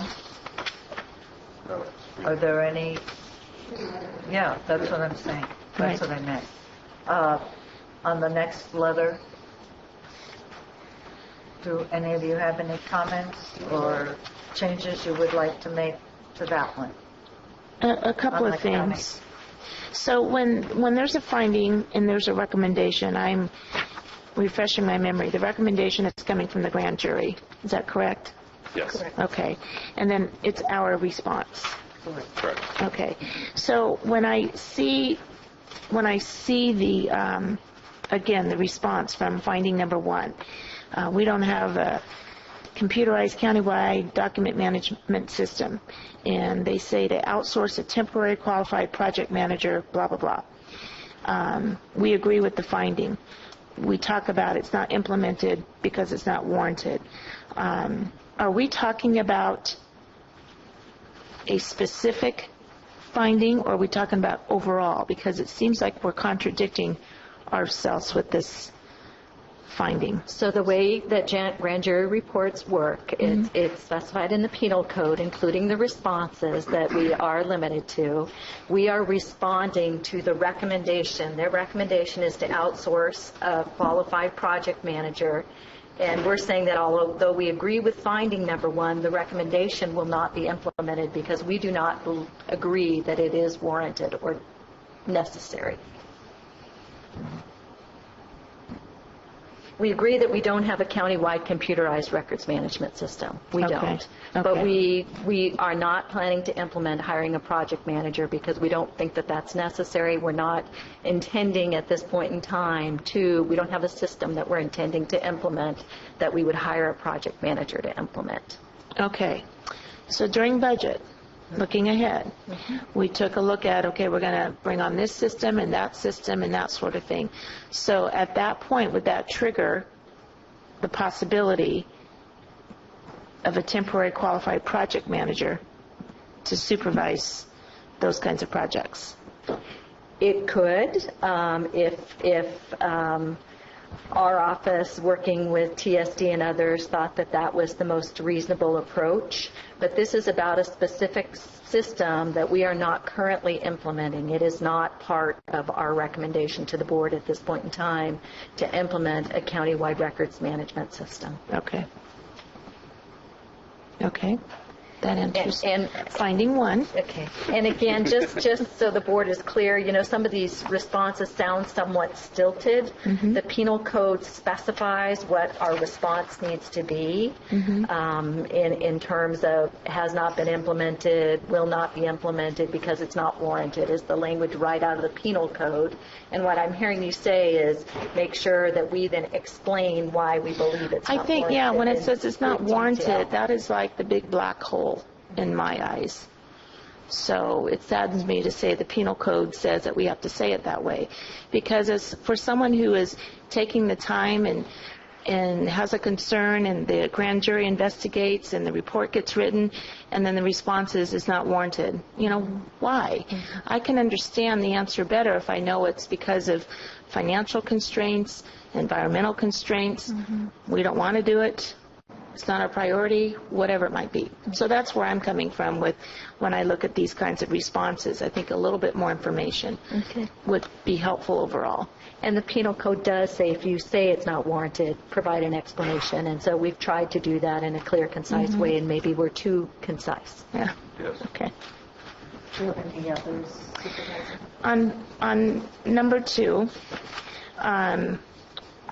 I'm going to really probably not say this name correctly. Questies? Okay. So in the response, it does say other departments are using this system. Correct? What other departments? Any department that wants to research documents that are in the system has access to the intranet. The administrative office uses it for research quite often. I know the clerk of the board uses it, and any department that is doing research on what's happened in the past can access those documents. So the intranet is Questies? No, it's an application on the intranet. Okay. So we started, as I understand it, we started implementing this system. Then we determined that there was a flaw with the system. So we stopped implementing it. But a number of departments had already scanned documents into the system, and those documents are still available to be researched, pulled up, printed from that system, so that it's still a system that is available to our use. As I understand it, again, this was before my time here, sort of budget took over because Questies has since fixed the problem. It's used in many other counties as a records management system. It's a very viable system.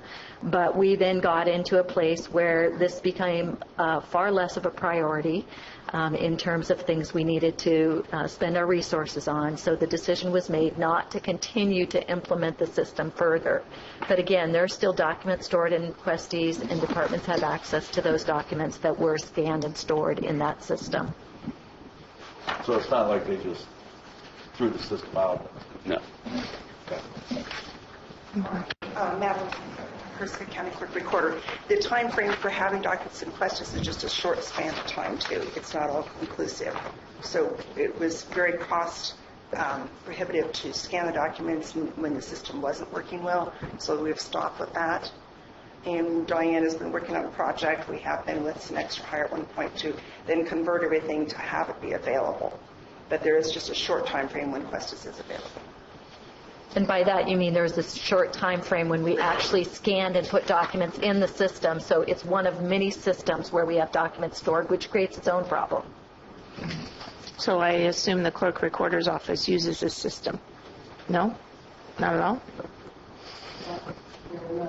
We don't hear anything into it. We have not for since the beginning of 2008. Okay.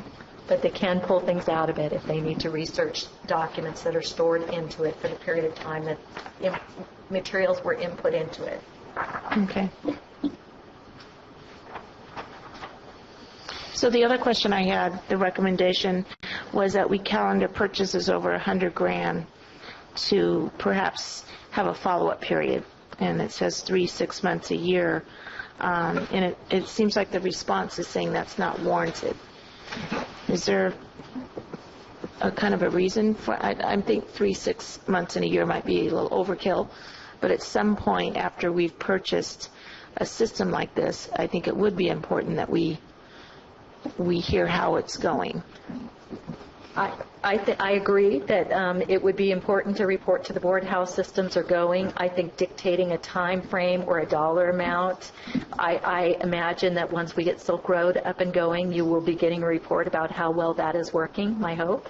And so again, I think that, yes, some system are reporting back to the board, but designating time periods and a dollar amount seems somewhat restrictive to me. Okay. I just see it in the few short months I've been here.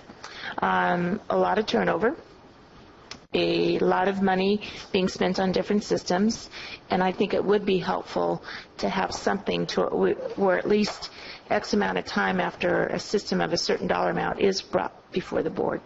I think hearing those kinds of updates, not only for the board, but I think for the public at large, to hear how the system is working, how the money is being spent, how well things are going or not well, would be helpful. And I'm thinking, I don't need to hear it 3-6 months. I think some sort of annual or, a year after it's been implemented or something along those lines.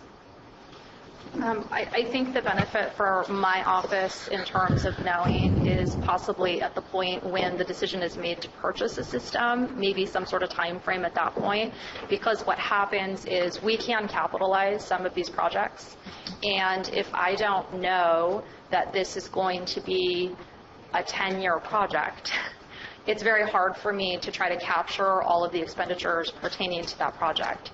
And also, I think it's important because you as the board may not have approved something if you knew it was going to take 10 years or 5 years or 4 years to implement. So I think kind of having a plan or a scope attached to a particular project at the point that that initial trigger is pulled on that project is probably good, because then eyes wide open, what the cost, because there's going to be staff costs that are going to go on for however long, and then I know how long I need to keep track of those expenditures so that we can enroll that and capitalize it. So what are you recommending? However long that particular project's going to take at that point. Because you can have a system and, we can have it for years. But how long does it take to implement it? Implement and payment. Implementation is the important piece, because I can only capitalize the implementation period. I can't capitalize the ongoing maintenance or anything like that, but I can capitalize all of the costs associated with that project.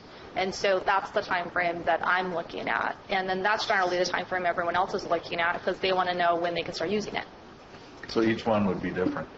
Each one could be different. So and also I think it's important to have some kind of a report, performance report to the board.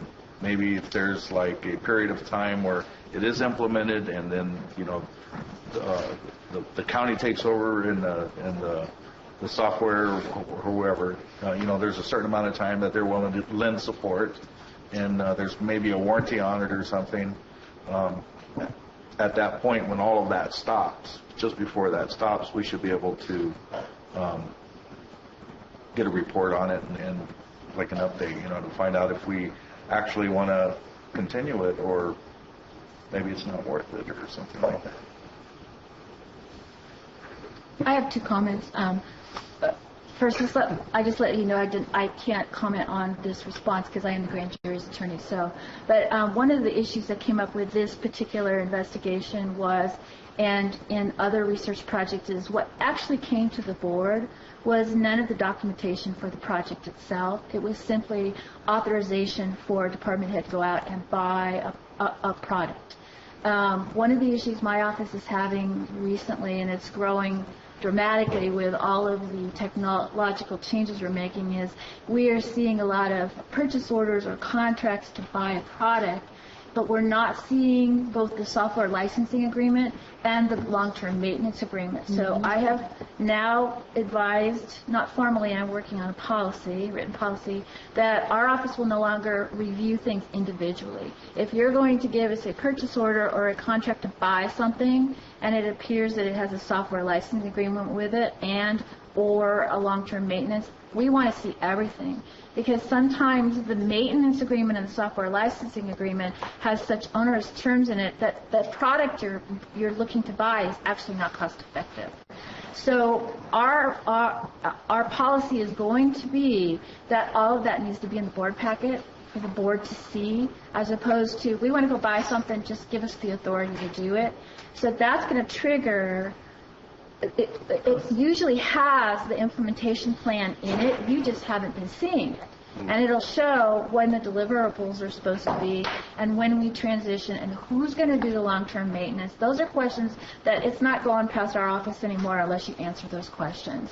So the board package should be much more informative in the future, and that's probably where it would be a good idea to pick a date to tell the department head to come back and let you know how it's going. Because you have not been getting that information, and it was missing in this board package that went to the board. So that's what I wanted to say. That's exactly what I'm looking for. Thank you. So do you all want to think about maybe possible changes to this and recommend it to Zachariah? Well, on the penal code, can we restate what Janice just said for our response? We can clearly include that we are planning to include more stringent information in the packet that goes to the board when software is purchased, and that the board can at that time, when they approve the purchase, direct the department head to come back at an appropriate time and make a report to the board on the implementation. Will that work? So how about if we craft some language and we'll bring that back on the 10th also to see if it meets your approval? I would Does like anyone that. else have any other comments on this item? It will be back before the board on September 10th. Finding 3 and 4? Can we, can you send out a draft of what's proposed to the board? Can we legally do that? We can, but we Done it in the past. you cannot provide us with comment. Well, I'll let legal speak to it. However, I'll also make another suggestion on how to respond in general to these. I find that the grand jury also appreciates this, that you actually put your finding, you put response to finding under the finding, and then you put response to recommendation under the recommendation so that they're individual, and that if you're going to explain something, you put for the following reasons, and then you either bullet point them or subsection them 1, 2, 3, 4, so that you have everything in there. I already have an email that kind of explains what I just told you, and I'll just forward that over to Thank you for telling us what you're not supposed to tell us. We appreciate it. That's a general comment. We understand that, Counsel. Mr. Sagala, did you have something on this item? Thank you. Al Sagala, Taxpayer Association. I think we concur with Supervisor Ponte on her concerns, and also we agree with the County Council. We noticed that on the bottom of the page, the names and phone numbers of the supervisors are inserted there, and it seems to be, if that were to be part of the letter, it probably should go at the top in the part where the county's identified. By putting it down into the body, it appears that there's a purpose for doing that, maybe to encourage them to respond to the supervisors by using those phone numbers. And This is just our it should be in the letterhead. All letters. Oh, really? It's our Okay. letterhead. I discovered something new. Thank you. You're welcome. I had... Go ahead. Are we clear? I think Supervisor Ponte I wanted had some more questions. had some more, yes. Sorry. I just want to make sure I understand. So, under finding 3, CIO is Chief Information Officer. Okay. So, how are we assured that performance reviews will be done? Because you direct me to do them. Okay. The way the process works, or the county code actually requires performance evaluations to be done of department heads, and I believe it says annually, which may be too frequently, but you direct me that you would like me to do performance evaluations. Those then come to the board, and the board meets with the individual department head and reviews that evaluation with them. Maybe, maybe not. Depends on what the board chooses to do. Okay.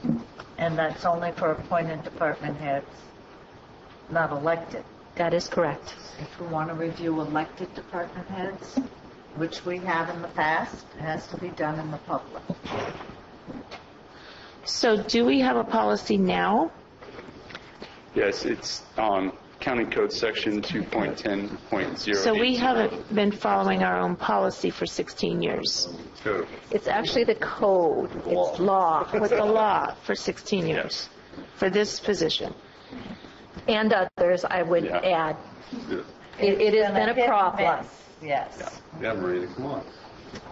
Hit and miss. So the good news is, We're going to start doing it now. that's the good news. And that's how we evaluate the CAOs. That's right.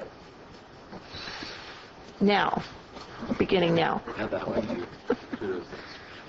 And then on 4,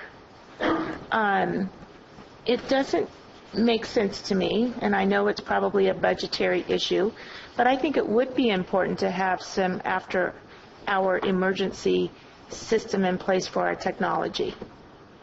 I'm sure it's a budgetary issue, but, you know, in my business, somebody's always on call for technology because if the systems go down, you're really messed up. And so how do we do it now if we would have a rim fire in our backyard and nobody from this department wanted to respond because they were not available? So that's actually a separate issue. If we have a rim fire and we activate the EOC, the Emergency Operations Center, every county employee is an emergency operations worker. They're required to report to work, and all hands are on deck. This is really the more routine if there is an after-hours technology emergency. We do not currently have staff that are on call. So our emergency services, i.e. primarily the Sheriff's Department, is open 24/7. So if something happens on the technology side after 5 o'clock, do they have to wait until 8 o'clock the next morning? Or they have to beck and call to hopefully Currently, someone will answer their phone? I believe right now what they do is they call the CIO directly at home. I believe he also has a cell emergency contact. But if he's at a ball game with his kids? Then he responds, or he sends one of his employees, calls one of his employees. But there's no formalized on-call system. Like when the turkey hit the power line the other night at 8:30 and the power went out briefly. Yeah. I just find for our operation, I just think we need somebody on call in this capacity. Well, at least pretty the policy, scary. because what if the CIO takes a vacation? Does he designate somebody? Yes, he Okay, does. then you actually do have it's not a program or a written policy, but it is a method of procedures. Internally in their department, yes. Is this something that has to be negotiated then with one of the labor Yes. boards. If you use somebody other than management. I mean, when I was with the City of Angels on the city council, with our water and sewer, it was the same thing. You know, you called somebody and hoped they were home and hadn't been drinking, and they would respond. So I just think in this day and age that we don't have somebody on call for these kinds of, I mean, I think technology is a key component to our operation. And to, you know, I would look at seeing Has it been a problem? somebody on call. Well, the grand jury seemed to think so, or somebody. I do know that our system has a very thorough warning system, so text messages get sent to the CIO for just about everything. If there's a power spike, if there's a temperature change. At one point in time, when we were doing several projects, I was on that list, and I got updated with the data center anytime anything changed. So there's a lot of, pardon me? So there is a list. I can't speak to that. That would be something for the CIO. But you said you were on that list. At one point in time, I was on a notification list, yes, during the project. So it might be just as simple as if there obviously there's some kind of a procedure. Maybe it's just as simple as writing what that procedure is currently, and it probably would just be fine. Yeah. But at least the public would know that there is a procedure. And the grand jury, that would be a good answer for the grand jury. We may have it, we just haven't maybe documented it. There is an emergency list. There is emergency list, and really what the grand jury is suggesting is that we have a on-call rotation where we're paying staff on a regular basis to be on call after hours, and we do not have that in place. That would be a meet and confer issue if we were going to be doing that. And again, we do not have that in place, but I believe that we have an informal system that has worked.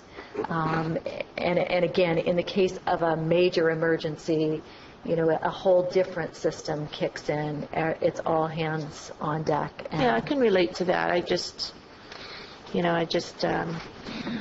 at some point like to see consideration of a formalized procedure. I think it's very difficult to ask people to be on call on an informal basis almost 24/7.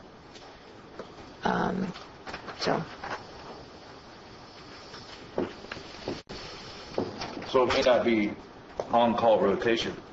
It may just be documenting the system, the internal process. A process that we already have, and it works for us. And it might not be exactly this, but it works for us. Okay. Anything else? Those are my comments. Anything else? Any members of the public have anything else they'd like to share on this? Okay, we'll see you September 10th. Thank you very much. Thank you. I'd like to move to item 21, a minute order approving the 13-14 Mental Health Services Act plan. Good morning. Colleen Tracy, Health Services Agency Director. What you have before you is an annual update, which is the last update in a 3-year planning cycle, which is what the state utilizes for developing a service plan and a related budget for the use of Mental Health Services Act funds. I know that the board has heard frequently, but I will just recap. The Mental Health Services Act was passed by California voters in 2004.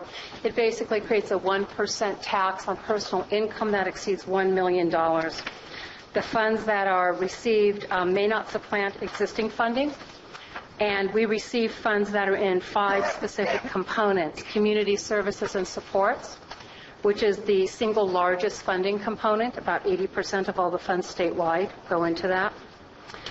Prevention and early intervention. I'm going to speak briefly about these, and you have both the plan before you with a lot of detail and then an abstract or a summary within each area for this.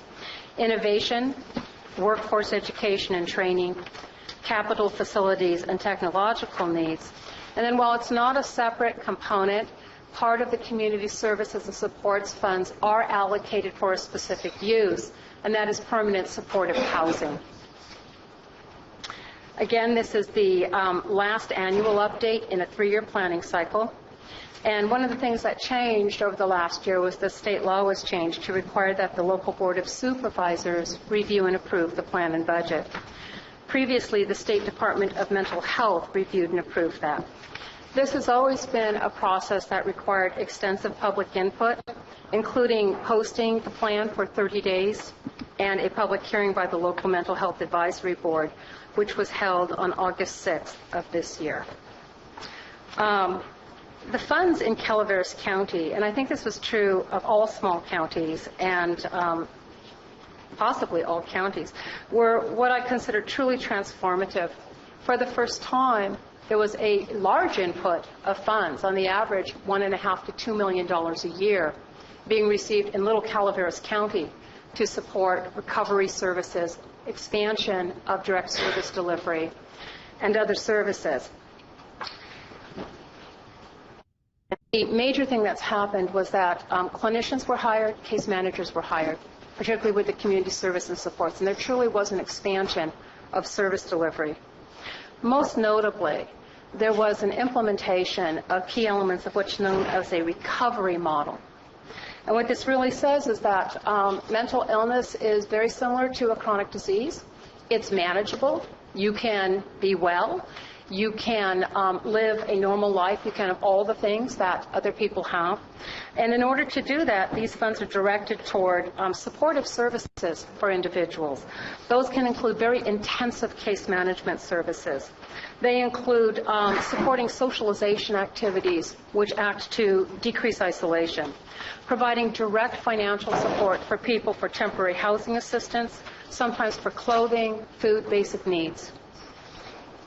And the concept, again, is maximizing wellness. One of the things that the funds were able to support was, for the first time, a community-based approach to address suicide prevention and also efforts to decrease the stigma of mental illness, to encourage people to seek assistance.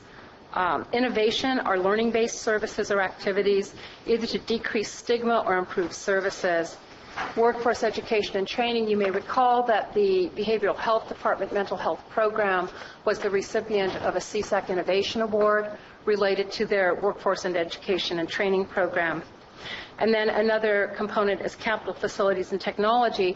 And this money allowed this program, this mental health program, to acquire an electronic health record and implement that, as well as an electronic medical claiming system. And that has had tremendous benefit because they've been able to increase their billable services, been able to reduce the number of claims rejection for different types of errors, because it's an integrated system. I want to go briefly, and I'll respond to any questions. What I've done in the board item is I've abstracted some of the services under each component. Community services and supports, most notably, this is where direct mental health services are paid for. And we're able to use the Mental Health Services Act funds as a match to the federal share for Medi-Cal services. So not only did it bring in $1 to support direct service delivery through additional clinical and case management staffing, it was actually able to draw down an additional, depending on the classification, either 75 cents or 50 cents of federal funding. So it was a big infusion of funds, and then also increased their capacity to realize other additional federal funds to provide direct services. Full service partnerships, which are described more specifically in the plan. There are 5 children's full service partnerships, and there are, I believe it's 18 at this time, 18 adults receiving full service partnerships. And these are individuals who have serious or severe mental illness or serious emotional disturbance and have agreed to participate in a very intensive program of supports and services. That includes a 24-hour support line, so that if I'm having difficulty, I can pick up the phone and I can speak with a case manager immediately. Some of the other programs, peer recovery support services. This funds the every other Friday drop-in day. at the mental health program, which is a nice way to link because the psychiatrist, Dr. Muller, is available. So if someone wants to see the psychiatrist or there's a medication issue, he's available. So it's a drop-in day, but then supportive services from staff are available as needed. Older adult outreach and engagement, senior peer counseling, information and referral, community outreach services, a very specific Latino outreach service, okay? Very similar in terms of information and referral case management, and then also transitional age youth, which is 18 to 24, I believe, okay? And so all of those things are under the major service category. Innovation services, our primary intervention there to date has been some community-based support groups. And the concept there is really to reduce stigma. What's innovative about it is that the people in these community-based support groups are being referred from private therapists, they're being self-referred from the public, they may be referred from mental health. And the idea around the stigma reduction is that really people with mental illness are part of our community, and they are in fact us or our neighbors or our family members, and by people coming together, there's a recognition of that in the community. In addition, it provides additional access. Many of those support groups are very tailored. It may be about anxiety, it may be about women and their needs, it may be about transitional age youth and their particular needs. And then for 13-14, one of the things we'll be more formally looking at is a more formally structured program for dual diagnosis, which is persons who have been diagnosed both with mental illness and with a substance use disorder. Prevention and early intervention services. Our single largest outsourced project is our Strengthening Families. And this is and I believe we're planning to spend about $227,000. You'll see I broke down all that's required at the state is this little table with numbers on it. And so I took some time to break down for the board, more specifically in each component, how much we're expecting to spend. And we have prior year funds that weren't expected when the money first started coming in. The programs hadn't yet been developed, so the funds stayed available in a designated fund. And so you'll find that we're continuing to spend a little more than we actually receive. Because we're using prior year fund allocations. So I've broken down the personnel costs on the FTEs, the other types of expenditures, that might be lease, their general support services, and then how much we're spending on contracts, each contract and the amount of each contract, many of which you either have seen or will be seeing coming before you to the board. The First Five Strengthening Calaveras, this is a subcontract with our local First Five, and it has a train-the-trainer component, a formal curriculum called Nurturing Parent, which is really nurturing parenting education, which is about helping parents manage and the expression of their feelings, positive nurturing, etc. You'll notice in the actual plan, where we talk about this under prevention and early intervention, which is on page 10 of the plan. Notably, the majority of adult mental illness begins in childhood, and therefore early intervention is a critical strategy with significant potential long-term benefit. And what we're really looking at is programs that enhance the strengths of individuals, families, communities, and social systems that can contribute to decreased risk or severity of future mental illness. The data there is very interesting. Half of all lifetime cases of mental health disorders are diagnosed by age 14. 3/4 are diagnosed by age 24. The average age of onset of an anxiety disorder is 11 years. Could you repeat that for me real quick? I'm sorry. It's on page 10, Supervisor. Okay, thank you. At the bottom under Strengthening Families. Thank you. So you can see why a major investment in the prevention and early intervention area really is in this Strengthening Families intervention. The other things we're doing is the grandparent project. An increasing number of children today are being raised by grandparents. They have special needs for support, special needs to help identify risk and appropriate referral intervention. Most people do not anticipate parenting a child when they are a grandparent. So this is a special effort with the Calaveras County Office of Education.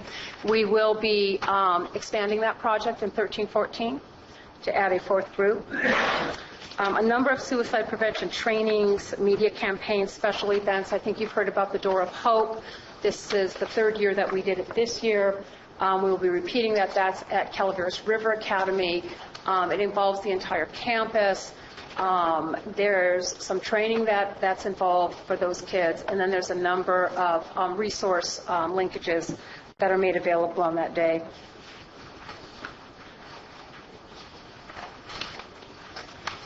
You see, it's an extensive plan, so it's a little hard to know exactly how much detail. There's some detail on what a full-service partnership is. The permanent supportive housing, this is a one-time amount of funding. It's $426,300 to acquire or develop housing, with an additional $213,200, which is supposed to support 15 to 20 years of operating cost subsidy, because the amount of rent that a tenant in one of these supportive housing units for mental health clients will pay is basically capped. Okay, so the operating subsidy is meant to assist the project with the difference between their actual rent that they would normally charge and the amount of rent that an individual is capped at paying under this. The board may recall that, well, not all of the board may recall, we came forward in a study session to the board possibly 2 years ago. Time goes very quickly. And received direction to partner with visionary home builders who did acquire the Hillside apartment complex and is at this time seeking additional funding to do an extensive rehabilitation, including the development, hopefully, of an on-site community center. And that would provide funding for 5 of those units to be for our mental health consumers.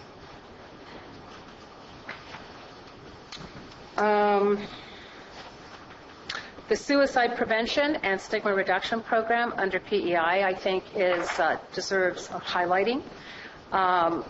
There's a number of specific efforts that have been happening. One of them, we kind of have them under public awareness, training gatekeepers.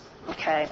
The reality is all of us can come into contact with someone who is struggling and may perhaps be at risk for suicide. And so knowing the signs, knowing how to talk to an individual, and what types of appropriate referrals to make is something that everyone can do. And so there's this really large effort to reach teachers, persons in faith communities, people not just in your traditional social service or health service agencies. It's really a very broad-based effort so that there are an increased number of persons in Calaveras County who are capable of recognizing that someone may need assistance around suicide prevention and helping them get to the resources that will assist them. So that's been a major effort. Crisis intervention training, I think, deserves highlighting. This is really an effort to bring together law enforcement. This year, I believe we had some representatives from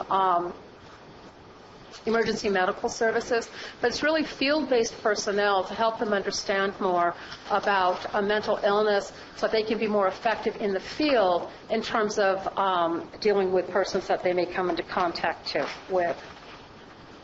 Spoke about the community support groups, the workforce education and training, and it also supports our essential learning platform, which is an online learning for staff, which we're able to meet a number of mandated trainings that staff are required to undergo. Our capital facilities and technological needs, so that was a one-time allocation. I'll look through my notes here. One-time allocation of approximately $600,000, yet 10 years to spend it. The department has, in fact, spent all but about $150,000, and you'll see in the budget detail we're planning to spend another $66,000 this year. That, again, has allowed the acquisition of that electronic health record system. It's also purchased computers that were for consumer access, for them to do internet searches, to assist them with doing resume and other employment-related skills building. And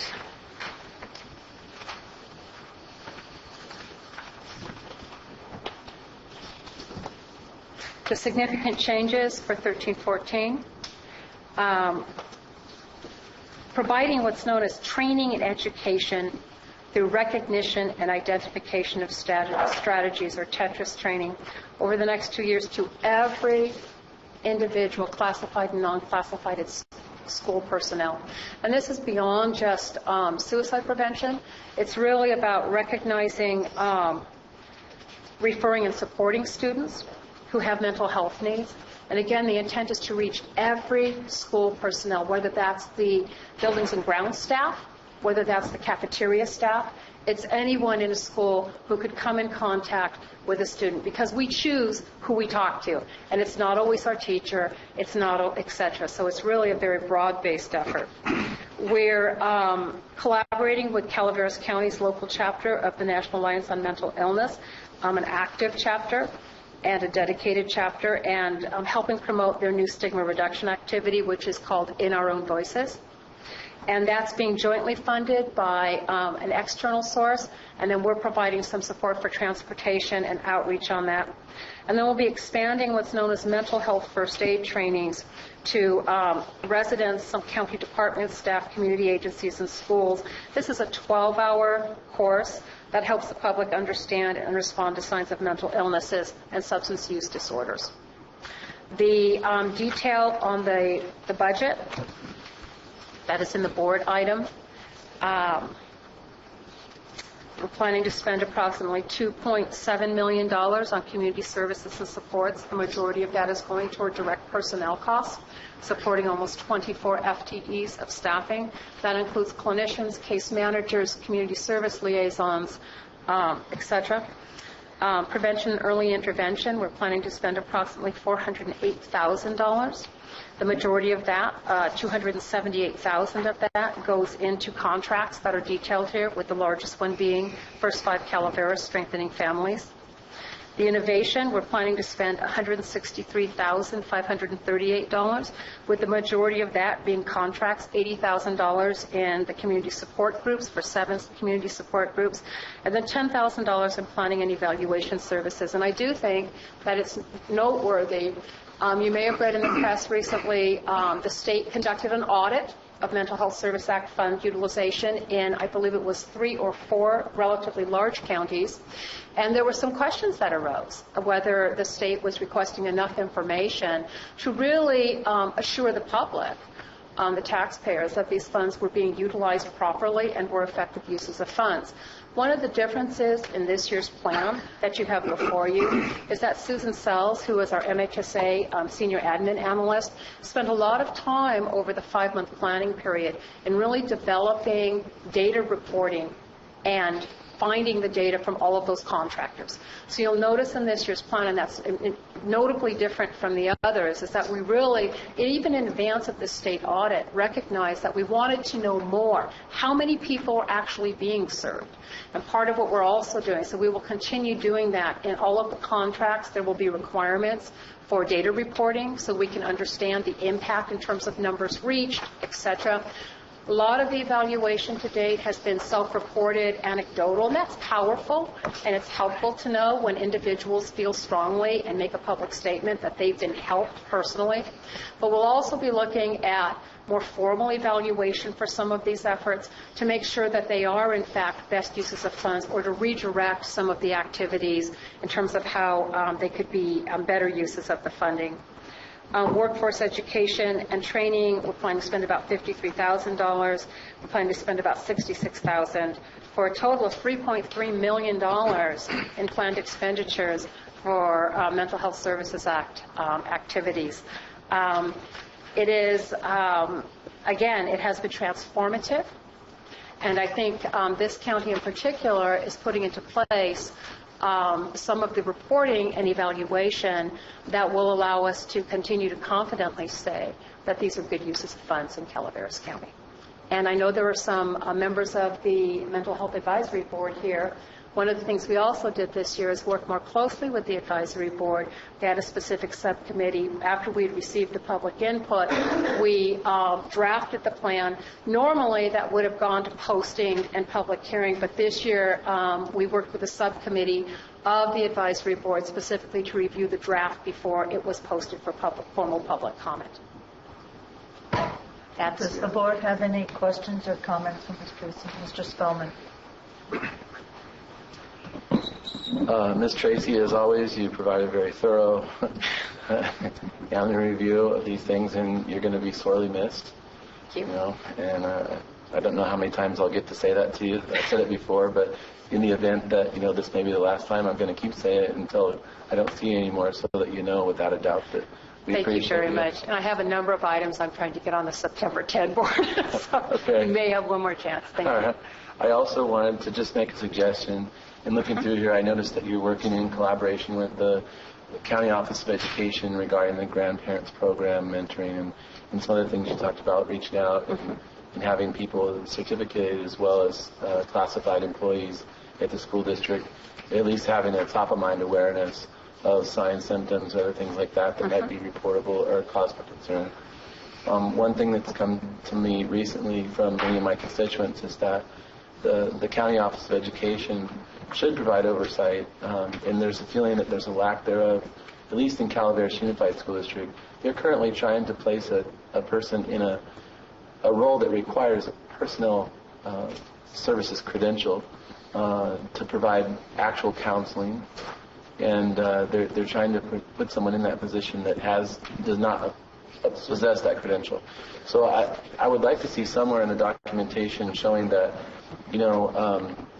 perhaps at least an advisory statement by the county to, advising the County Office of Education and or the school districts that they need to make every effort to be compliant with state law and to make sure that the people who are providing counseling services actually hold the appropriate credentials to provide those services, so that the people who need the services, who actually have mental health issues, are not being degraded by lack of compliance on our part. So I think that if at least the county, we could call that out, that we've made mention of it, that we want them to be compliant with state law, and just so for our part that we're recognizing that there have been complaints from the community that, and these are very serious. We just talked about one today, County Council. There's a situation where it's going to be a statewide situation, and that's regarding a child with special needs that's been neglected. They're asserting that it's been neglected to some extent. And so I think that in a report like this, an annual report, it would be good to have some kind of documentation. And as you know, I constantly praise your thoroughness, and I think that this is probably something that maybe is just more top-of-mind awareness to me as a former educator. I wouldn't expect it to be something that would be normal procedure, but it's certainly something that we could call out and ask for under the guise of, that we have extreme public concern in those areas. And as it's stated here, and you directed me to this on page 10, that 50% of all mental illness is detected before age 14, I think it said, 50%. So if we don't have the appropriate people that have the educational background and appropriate credentials to be able to identify and help these people before they get through their high school years, this is going to be an extreme problem, societal, if those things aren't caught early on. So, thank you. Thank you. I'd like to thank your First Five group for responding to I got a call from some parents in Valley Springs area around education for autism. And so they didn't have any classes in that area because they were normally in Angels Camp area. And they responded to that, and they started classes down there. And I think the first one that they put on was absolutely full. And so I'm hopeful that that will continue. But I just wanted to thank your First Five group for responding to that. Calaveras County, I believe, has a unique asset in having Mind Matters with Dr. Thompson in this county, which does allow there to be a supportive and professional resource available to families that I think small rural counties normally would not have. That is a notable asset in this county. Great deal. Yeah, a couple of things. I kind of echo there. during Chris's absence, I got the opportunity to attend a First Five board meeting and was very impressed with the amount of services that are being provided through that agency and the reach that they have. And I, too, echo an excellent, very thorough report, and thank you for that. And you will be missed. So I do have a question for clarification. When I look on page 4 on the county demographics, and you note there the sources are coming from the Calaveras County profile, April 2013. Yes. What document is that, or where is that? Well, if you go on the state website, in the Employment Development Department, EDD. So it's through that website? They have a specific, Calaveras, they have a profile for each county. And that tends, there's varying data sources that have varying currency, right? Okay. Right. But I have found over time that that's pretty accurate. It's kept up to date, and so that tends to be where we go. So it is a specific web page, and they have a profile for every county. Okay. So that relates to the county demographics that you've noted here, pretty much? Yes. Some of those demographics come from variable sources, I must tell you. Some are, intercensual updates. Some are... Department of Finance. Yeah, some are DOF. So we don't source that one as necessary. And you'll see that quick facts, the 2012 Calaveras County quick facts from the U.S. Census Bureau, as well as the EDD, state EDD. All right, that gives me some idea.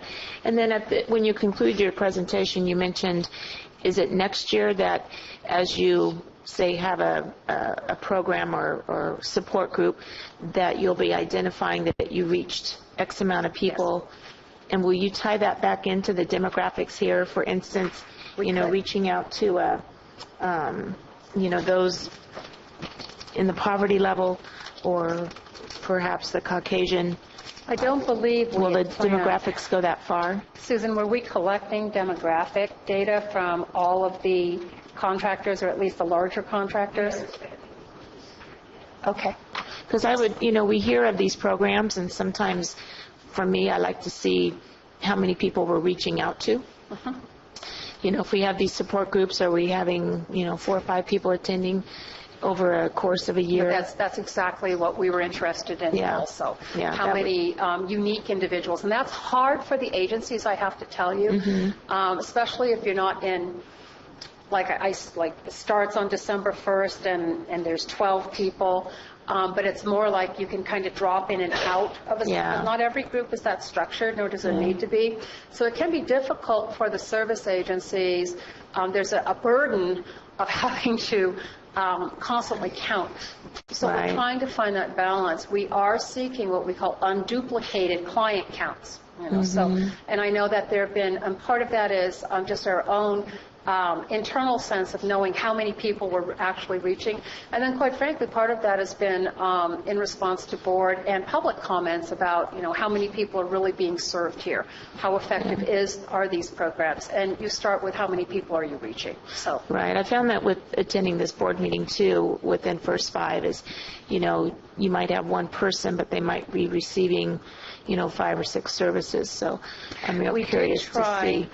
In the descriptions, Supervisor, we did try to put for the first time specific numbers. So, for instance, in the Strengthening Families Parenting Program for fiscal year 11-12, and quite frankly, some of the data wasn't, well defined and wasn't being routinely collected, and so you have varying data points in this first effort to include this.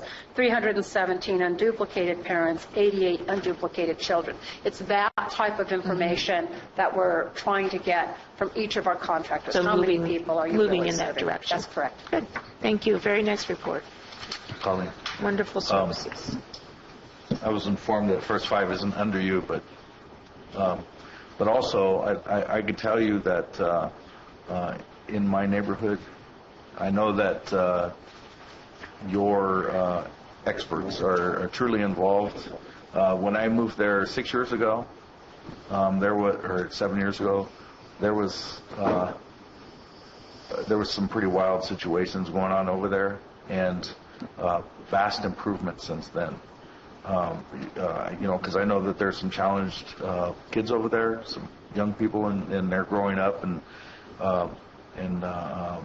I had, I was kind of thrown into that a little bit because I live there, but now it seems to be managed very well.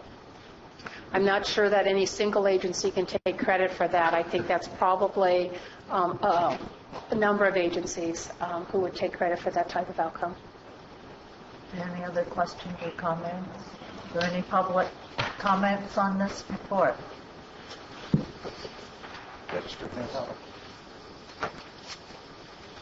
I'm not critical of any of the programs that have been created, and I'm thinking this is dealing with Proposition 63, where we're talking about unmet needs and creating new programs.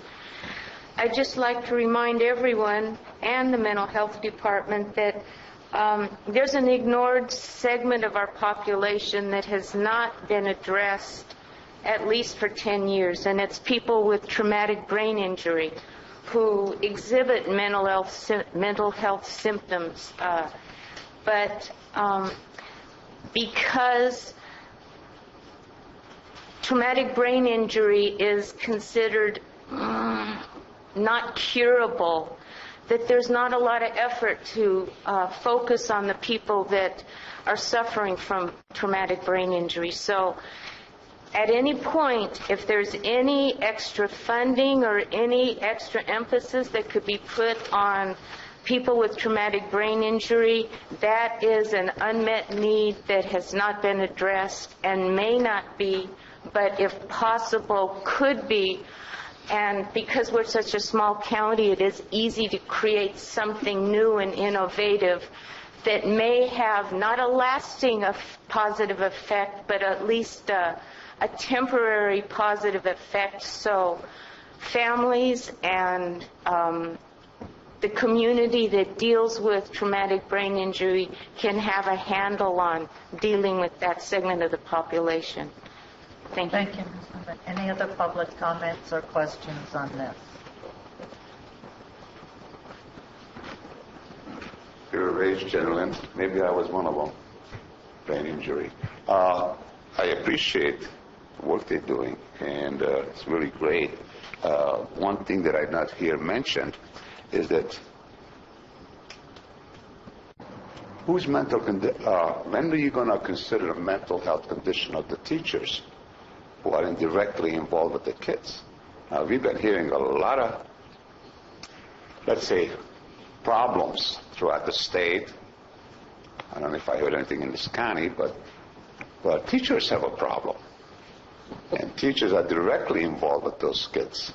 And folks never mentioned, how are the teachers' mental conditions that are directly involved with those kids every day? Now, in my schooling, back in high school, there's just a couple of teachers that I said, hey, they got problems. Okay, I was dealing with so-what fathers, taking the dentures out, going nuts over there, it's never teaching. But those are the problems we have with education. It's not the kids that created the problem. There's some real nutsos teaching in our schools. And I would love to see taxpayers are going to pay something. Let's evaluate the teachers. And this would be a fantastic program if they can just get in there and evaluate some of those teachers. Maybe you folks got very lucky, never went to school, either in high school or college. There's some more real morons or sickos teaching. But nowadays you hear more and more about it. And they should be identified and cured one way or another. I don't want to go into details what I recommend, but they should be cured. Thank you. And hopefully these good folks will look at it. Any other public comments on this plan? Yeah, Al Segala, Taxpayer Association. I think we would tend to agree with Supervisor Ponte in that there seems to be a need for identifying progress. In other words, not just identify the number of people that receive the different services, but have a way of identifying the outcomes. In other words, is the program successful? And if so, what areas are successful? And maybe it's kind of like a management tool. We recommended. I don't think, well, I'm not sure if customer response cards would be appropriate in all cases, but perhaps the people that go through the program could have some communication as to how they think the program affected them. And this could be done very simply and inexpensively, and with computers develop a picture that would allow the management or taxpayers to know just how effective these programs are. Thank you. Joe Kelly, 3 words caught my attention. Acquired, developed housing. There it is again. A project was expressed without naming Visionary Homes Project. You know, the one up above the Shell station. She did mention it, Mr. Kelly. No, I know she well, I didn't catch the Visionary Homes. I caught the issue of that, so excuse me.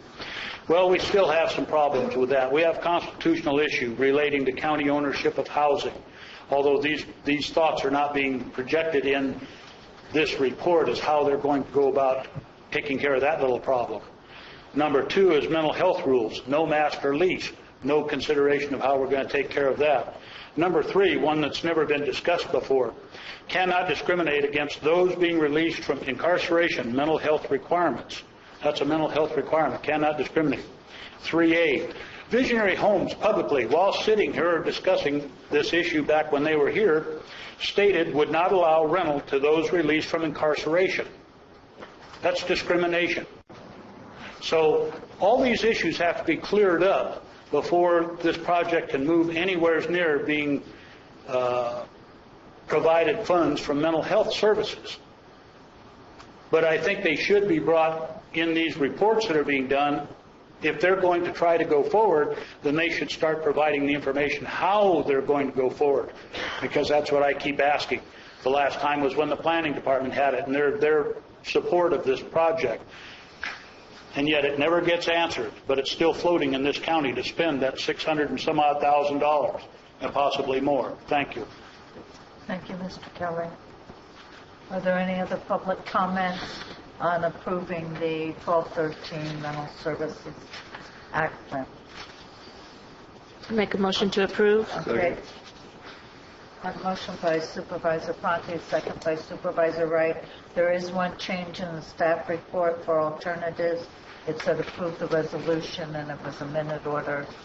So for the record, for future notice, just change that to minute order. I know, but it says here resolution. Uphold the department recommendation to approve the resolution, and it's a minute order. The 4th page. Yes, under alternatives. Thank you. Minor. Okay. Have a motion and a second. All in favor? Aye. Opposed? So moved. I want to thank your office for participating yesterday at the Avery Middle School for Vallecito School District. I saw several departments, including grandparents, there. Thank you. I want to go to the agenda. I want to make some changes due to time constraint, and this board will have to take a lunch. I want to move item 22, unless the board has some problems. 22, 25, 26, 27, 28, and 29 out. I have people waiting to talk about 23, 24, 25, and 30.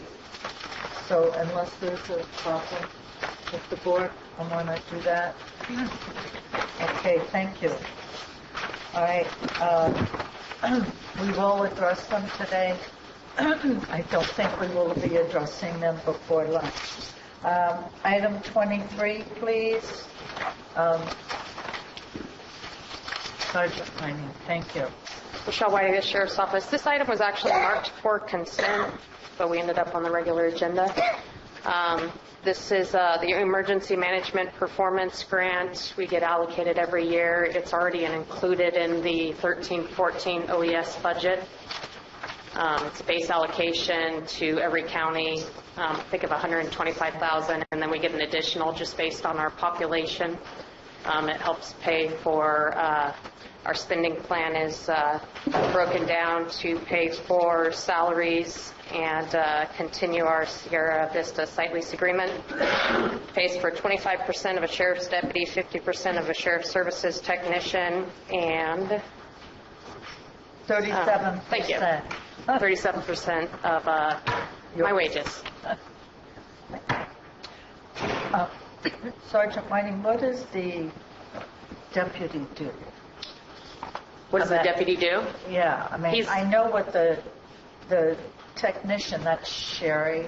I think, that is Sherry. Yeah. She handles most of our financial planning, grant management. The OES deputy assists with our day-to-day operations, the planning, line level wise. We go around all the schools, collect all the emergency plans, make sure the plans are up to date. We hold meetings with the Red Cross, assist with the CERT trainings, do disaster preparedness presentations as county agencies ask or the community. Attend the Fire Chiefs Association meeting to make sure that OES is represented and pertinent to all the discussions there. Attends a lot of meetings. A lot of meetings. Just to make sure that not only the OES is representative, but that we also know what all the other agencies' wants and needs are, so we can be more prepared and better coordinated when disasters happen. Do we still have the MAC meetings? We, in the event of a disaster, of course, we'd open the EOC and we'd have a MAC meeting. Otherwise, we have 2 meetings every year, a pre-fire season meeting, which we had in May of this year, and a pre-winter, in preparation for storms that we usually do in November of every year. Thank you. And on behalf of Calaveras County, we've also been calling Tuolumne on a daily basis and offering our assistance to them. And we actually had 8 deputies work for 17 hours over there for law enforcement mutual aid on Friday, going door to door around Tuolumne City. Are there any questions or comments from the board on this item? Are there any questions or comments from the public? I think what's happening to Tuolumne really makes us realize the importance of OES to the county. May I have a motion then? I make a motion. Approved. Motion by Supervisor Wright. Second. Second by Supervisor Edson. All in favor? Aye. Aye. So moved. Thank you. I'd like to do item 24. Sergeant Murray. Good morning, Sergeant Murray, Calaveras County Sheriff's Office. This is to ask approval to acquire this equipment.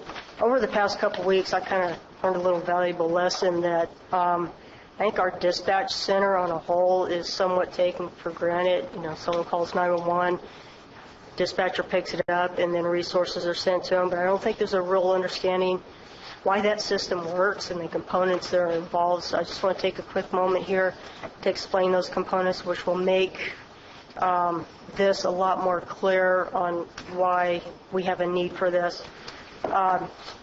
Dispatch center is, for Calaveras County, it's not only a dispatch center for ambulance and police, it's also our 911 call taking center. Sometimes people might think, well, what's the difference? That should be one and the same. There's a lot of different dispatch centers throughout different counties, but the state designates one center to be the 911 call center. As a matter of fact, the state mandates each county have a 911 call center. So that's when anyone picks up a telephone or calls on their cell phone, dials 911, it's going to go to someone who's going to help them with their emergency. And there's a lot of different pieces of actual equipment, and then there's software components that all have to come together to make that work. You have, well, obviously it starts with this may seem menial, but the dispatch furniture, it has to be set up a certain way to take the different pieces of equipment. You have the dispatch consoles, which kind of ties in the radios with the 911 phones, and the recording systems and other components that make it up. You have the actual system that accepts the 911 calls. AT&T has special 911 lines that come into the communication centers that interact with the system. We have a recording system, which is very important. We need to be able to document what happened, when it happened, who did what, especially when it comes to being in law enforcement or involved in criminal cases. A lot of times those recordings that come through 911 or through our dispatch center are evidence in a case. Can be very important. And then there's some software components, our computer-aided dispatch, our RIM system, which is our records keeping system, and some other software components. All that has to come together. It has to mesh, or we don't have a communication center. This before you from TriTech is one of those components. TriTech is the 911 component. This is where when AT&T hooks up their 911 phone lines to our center, this is the system that those 911 calls are going to come up on and allow us to get the appropriate resources to those who are asking for assistance. I should also note that our 911 center was last updated 2005. The equipment that's currently being in use is outdated. It's not being manufactured anymore. In addition, we can't even get spare parts for it. If it fails or breaks down, we don't have a 911 center, to be short. So we have to replace this equipment, preferably before it breaks down. When the jail project was started, the jail and the new sheriff's office, dispatch, it was in the plans to upgrade that equipment, get a new dispatch center in there, get us back up to being state of the art, and that's what we're doing. We are building a new dispatch center in the new facility. There's again, all these various components are going to be brought together, updated equipment, so we're going to have a good state of the art facility that should last us some years to come. The question comes down to not do we need it, because we absolutely do need to do this. The question comes down to, as always, that dirty little word, funding. State 911, since state 911 or the state mandates that counties have a 911 system, as with a lot of state programs, when the state mandates somebody to do something, they usually set up some type of system or fund to reimburse somewhat of the cost that that county has to incur to implement the state's program. The state did that with the 911 call center. They set aside a special fund for each county that's based on the number of 911 calls that that county receives through their call center. We have not dipped into those funds since about 2006. With the exception of some slight costs, some certain things are reimbursable through the state, some things are not. At this time, we did receive a letter. We've been in contact with the state. We gave them a letter of intent that we're updating our system and that we would be requesting funding from them for that purpose. The state sent us a letter advising us that we have approximately $384,000 that's in that fund that can be utilized to help upgrade this system. Caveat to that is the state has requirements and will only allow reimbursement of certain items that are on their state-approved list. This TriTech system is on their approved list. The state has made a commitment that they will reimburse us but they're still going through the process of reviewing the quotes and all the information that they need before they'll make that a firm commitment. But we are not getting the sense that we're going to have an issue with reimbursement. So the TriTech equipment, $191,000 for the updated system that will be reimbursed from the state. So why am I asking you for funds? As with, unfortunately, government wheels have a tendency to turn slowly, and the state has advised us that that reimbursement will come, but it probably won't be for about a year. This creates a little problem with using funding from the project to purchase this equipment. The project is slated to completion to be around November 20th. When the project's complete, there's no more project funding, no budget items. So when that state check comes in a year from now, what do we do with the money? Where does it go? The other problem, if we were to use the jail funding to do this, that's $191,000 that we could have used for other essential items that will be needed in that dispatch center.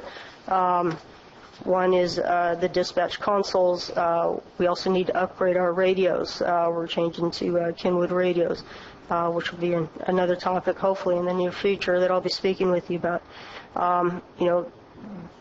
We're going to need some ducats to cover those costs, and the 191 will go a long ways for that. So I'm here to ask for two things. Number one, approval to purchase the TriTech equipment. And I should probably make a note here why this is critical. TriTech, when we make the order, the TriTech will manufacture the equipment. It has to be delivered, it has to be set up, it's got to be integrated with the other components, it has to be tested, and we're looking at about 90 days, which puts us right up to the November 20th date. If we can't get it in by November 20th, we're going to be somewhat delayed in being able to move into that facility. So we want to get that manufacturing process started so we can get the rest of the components together. Forgive me, I had a second point I was going to make.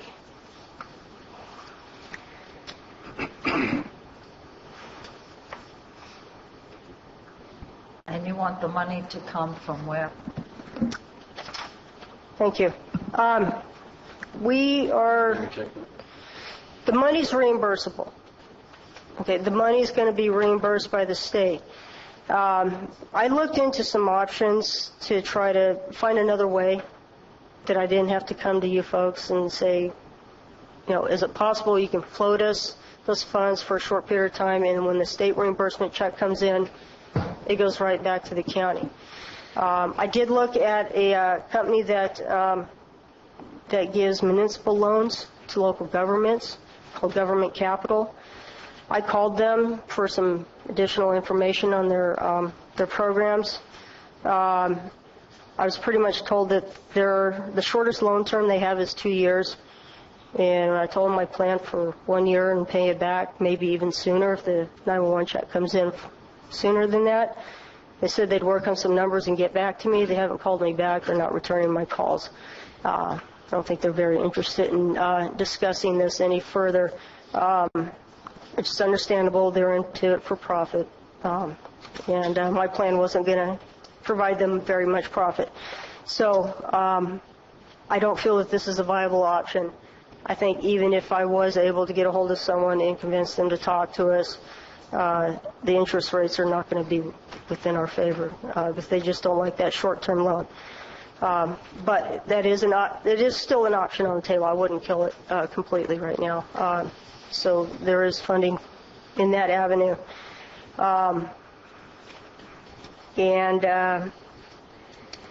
So if the county can float the funding, the state will reimburse the funds.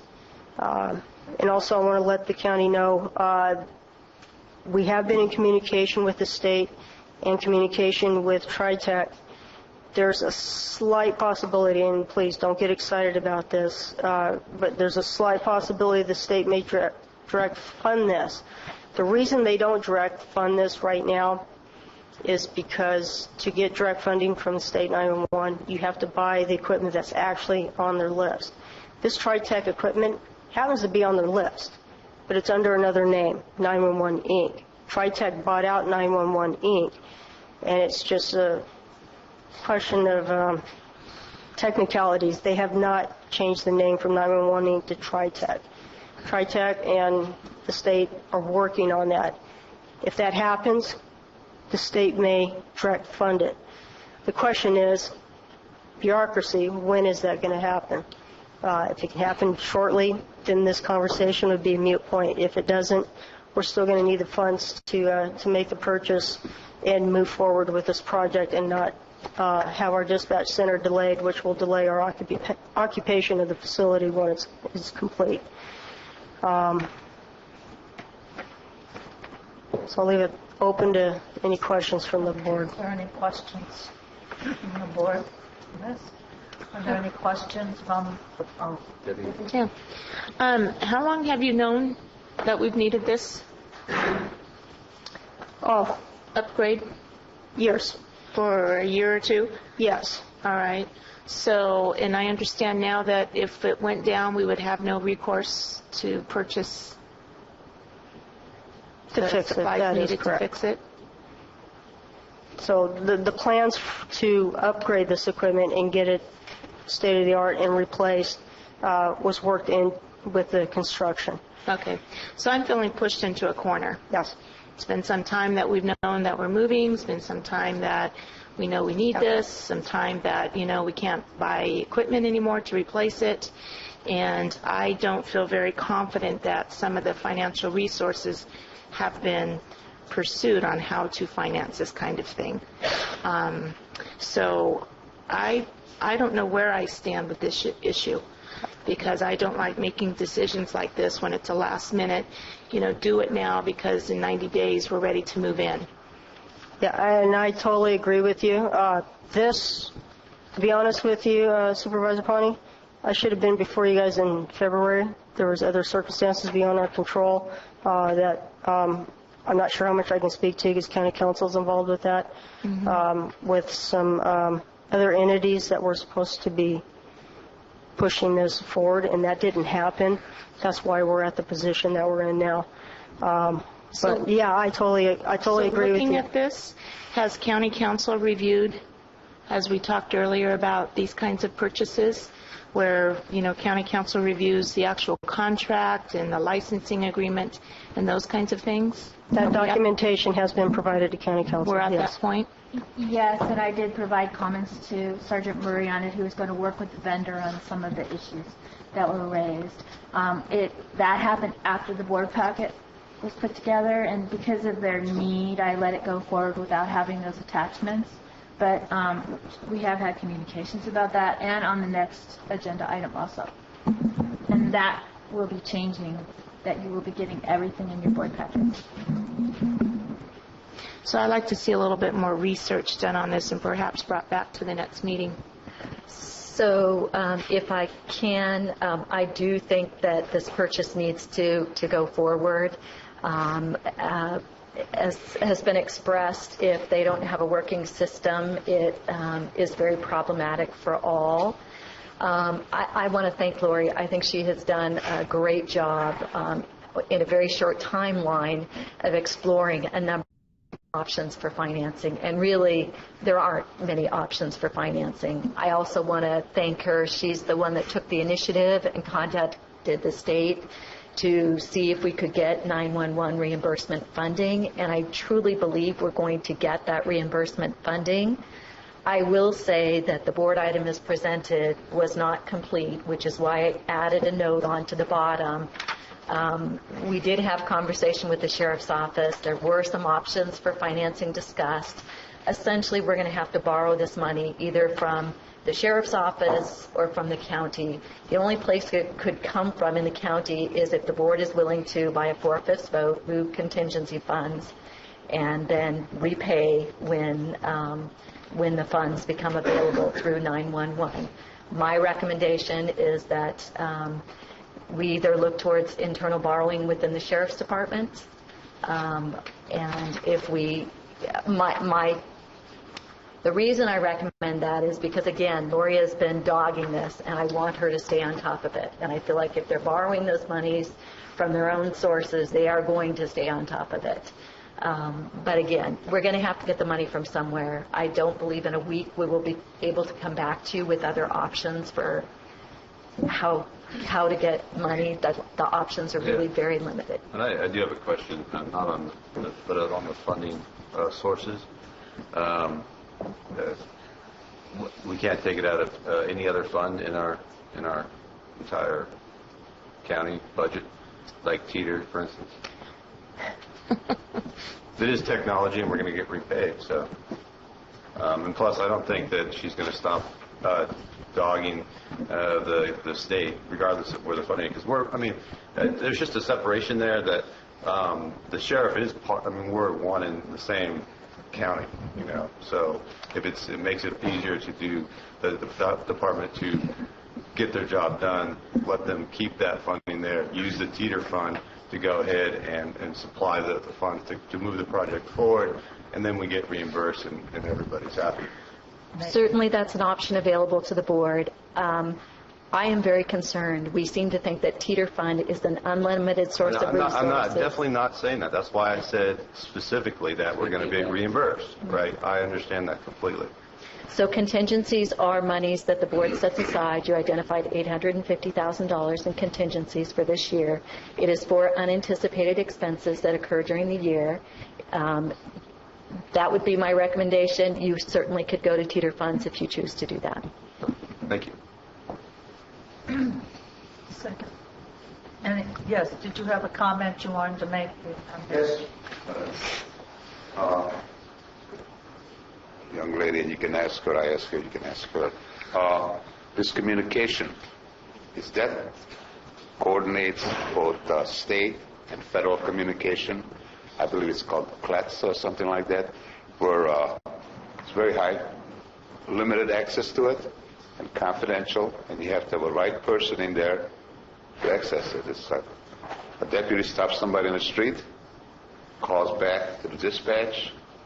That dispatch, if there's a restraining order, it's just a restraining order in this county, this state, so on a federal level. If you don't have that communications, the costs can be quite expensive in lives. Because we do have quite a bit of released felons, and they're not necessarily going to stay in the county.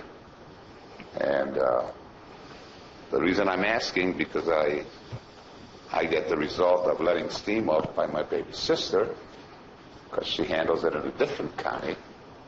And unless you have that sort of communication and qualification to seek out that information, it's can get very nasty.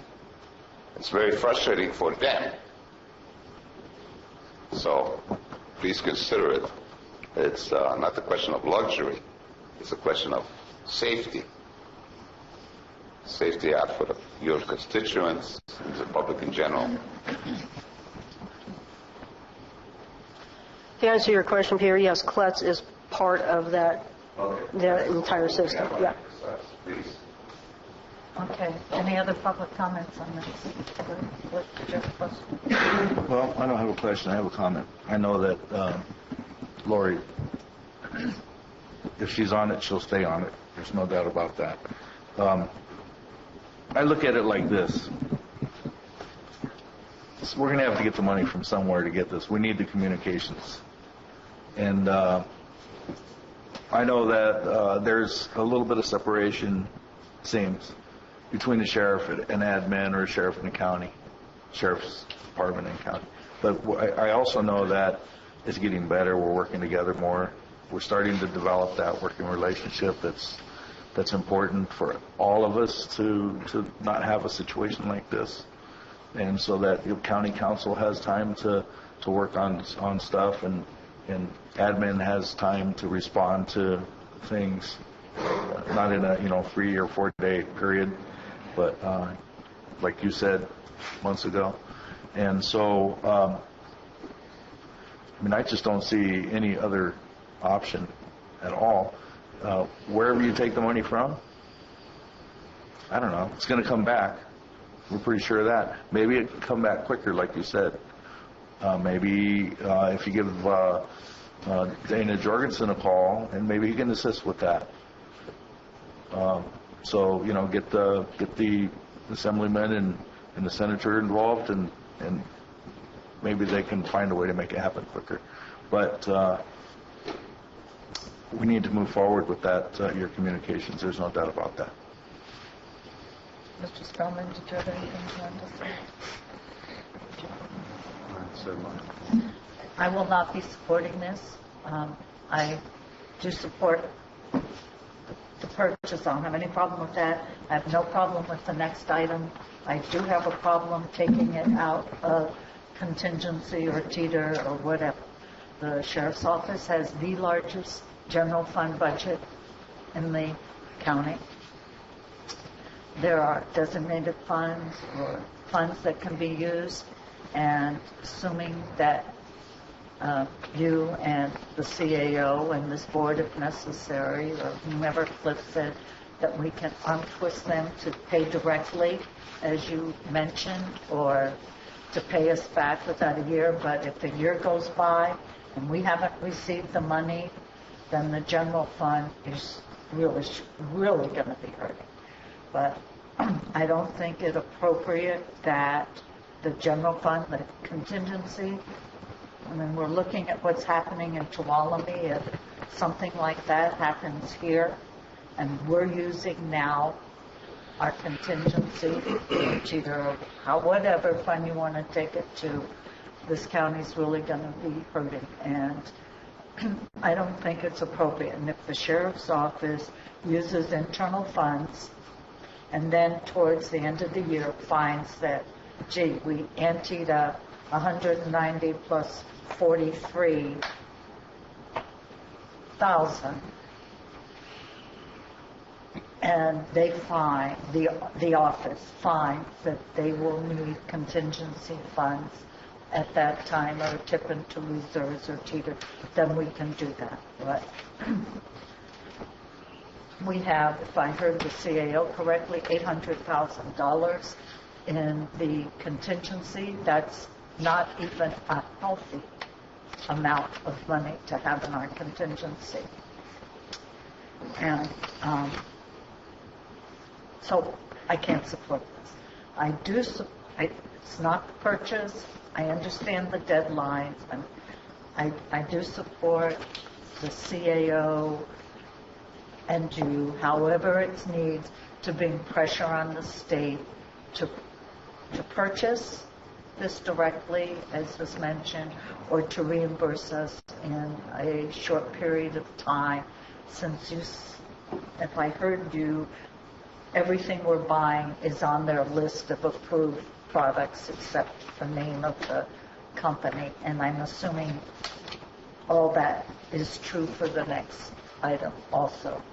So I cannot support taking general fund contingency, teeter, or reserve to pay for this. I don't want to go down that path. We're already vulnerable. Yeah. So I can't support that.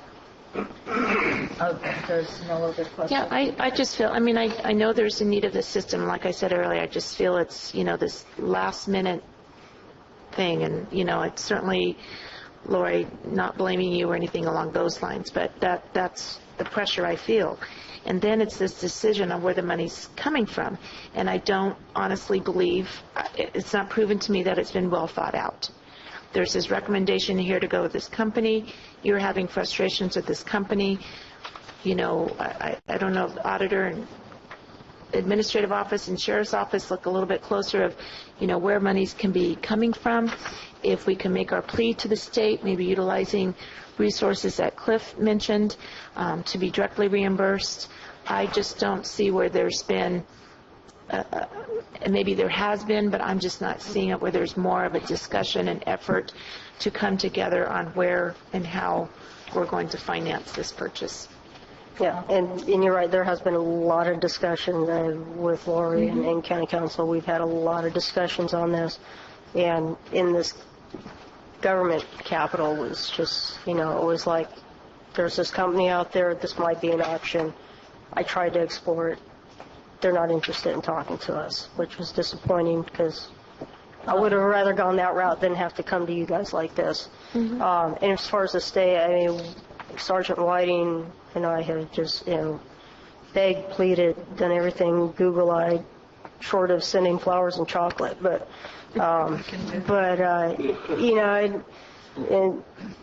some, maybe I shouldn't say this, but I mean, the state's the state, and a lot of times the response we get is we take these in the order that we receive them, and you're just going to have to wait, and then we Google-eye him, and he's like, okay, I'll talk to you a little bit more about it. So we're not going to give up on that. Absolutely, we're not giving up on that. Yeah, Mr. Spellman. I just want to say that I agree with Supervisor Wright. This is something that's going to be repaid. Teeter has historically been used for technology, although we've used it for other stuff this year.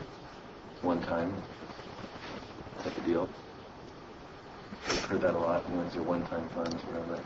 But the reality is, historically, what it's been used for is these types of things. So I think it's a good call by Supervisor Wright. That it is going to be repaid. It is a technology thing. And if we did have something like a REM fire in our county, heaven forbid, our 911 system broke down. Yeah, that'd be a real big problem. That'd be big critical. It's not breaking down. That isn't the issue. The sheriff's office has to buy the equipment because, if I heard Sergeant Murray correctly, there's about a 90-day lead time, which gets us to, as we move into the jail or the sheriff's office, because that's where it'll be. We'll have ordered it, and they can start putting it in. They won't be moving this system up there. No, I know that. That's what she said.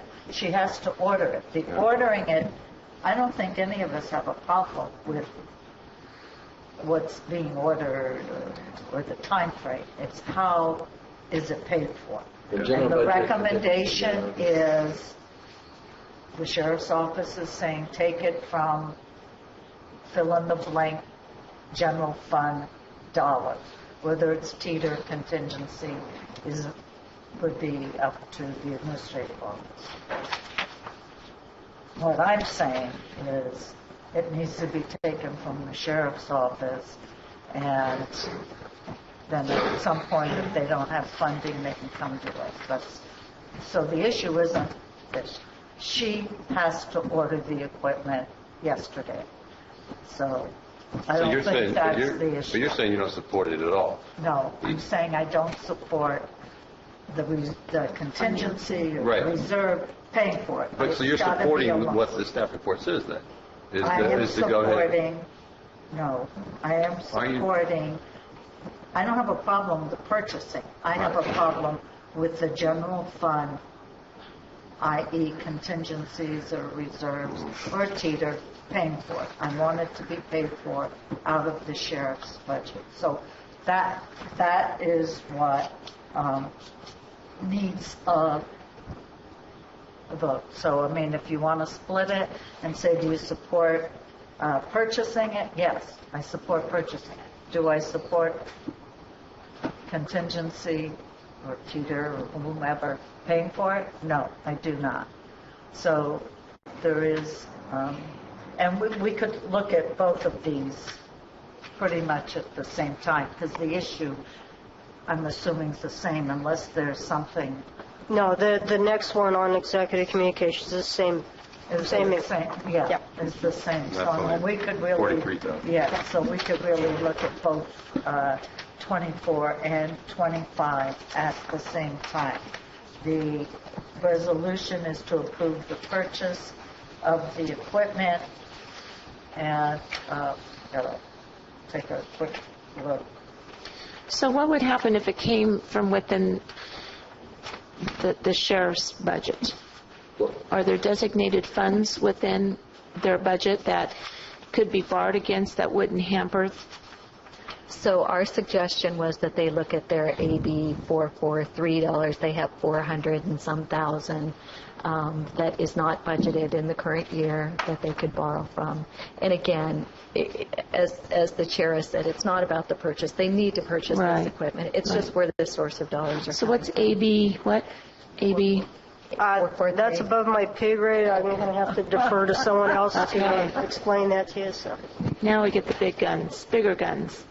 Lieutenant Hubbarding. AB 443 funds is a state funding for a supplemental to the sheriffs for small rural counties under 200,000.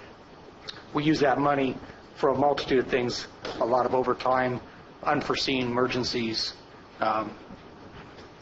and so on and so forth, and for technology. From our position to take AB 443 money and put it into a capital asset is, that money's gone for the period of time.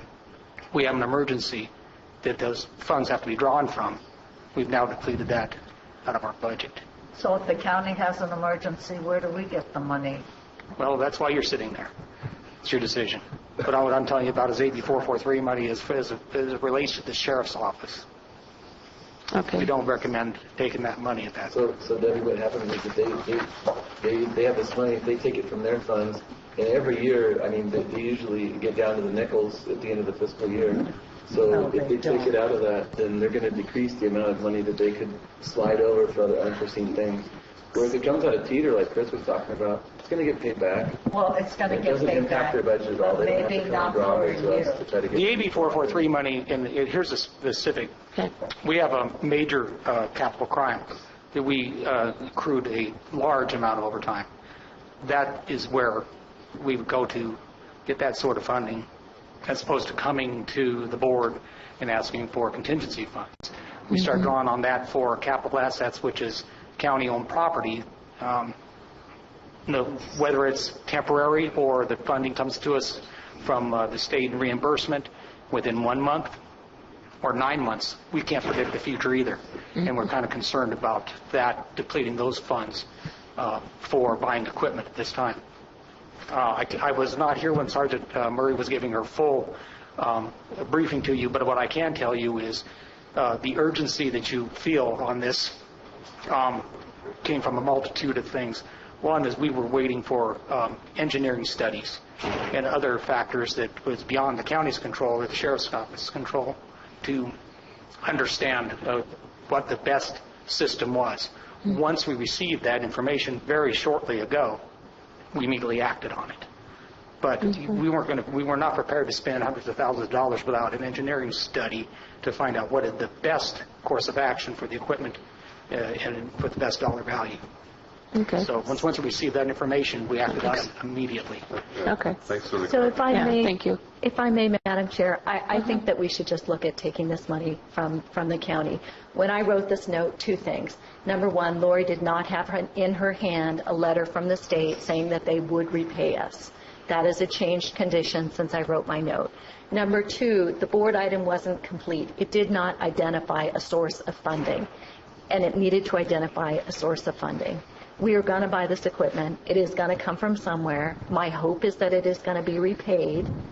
And so rather than have this division, the board just needs to decide where we're going to pay for this. And if you'd like to take it from Teeter, we can take it from Teeter. I'm going to continue to express my concerns about the use of our very limited, in my opinion, reserves. If you'd like to take it from contingencies, that requires a 4/5 vote. And again, the same applies to both of these items. So if you want to deal with them at the same time, that would be my suggestion. So are you, of the fund sources you're familiar with, are you comfortable with Teeter? of all the fund sources? It really doesn't matter. Okay. It really doesn't matter. Just a source of funding needed to be identified, and it was not. Okay. What do you think, Cliff? I don't think we should take it from contingency. Let's leave it up to the CAO where she gets the money. Well, if you're going to take it from contingencies, you'd have to do a forfeits vote. That's the only issue. Well, I think Supervisor Wright should make a motion based on his comments earlier. I don't know what I don't know if Cliff's had a chance to talk about it. No, I did. Yeah, so you're in support of that? He doesn't want to add a contingency. I don't want to have contingency. But otherwise, Teeter's fine. I'm looking over there at Rebecca, and I don't know if I'm going to get my foot. But it's a fund that we actually haven't used. We're using $3 million this year. You're using $3 million this year. 4. Can we split it? Can we split it between Teeter and the sheriff's designated fund? And then it's a win-win, 50-50, and we're all going to get reimbursed. If you recall, the recommended budget was passed, and we had revenues $3 million less than our operating expenditures, and Teeter's being utilized to fill that void. Yeah, we're all very good. So there we go. Yeah, and just clarification, Supervisor Spellman, we don't spend AB 443 down to nickels. There's a significant balance in there that carries over on an annual basis. Okay. So how much is left in AB 443 at the end of last year? To Brandon, before I say something, I believe it's around $400,000. I'm Brandon Cody, Budget Analyst, Sheriff's Office. I'd like to point out for the AB 443 fund balance, we keep throwing out this $400,000 figure, but Calaveras County is actually the county with one of the lowest fund balances in the state of California, and I believe the auditor can attest to that. I think I'm absolute agreement with Lieutenant Hubbardie. It's really to be able to respond to the environment. And I'd like to remind the board, too, that we have $60,000 we are overspending in AB 443 this year on the budget. Only anticipated to get $500,000, and it's about an estimated $560,000 in expenditures using that fund. You're going to spend $560,000 in 13-14 year? Yes. That's the spending plan per preliminary recommended budget. So that fully executed, we'd have actually $60,000 lower in fund balance at the end of the year. And do you know what the fund balance is? $400,000. After the 560, we get about $400,000. So there's 900,000. And just one other clarification.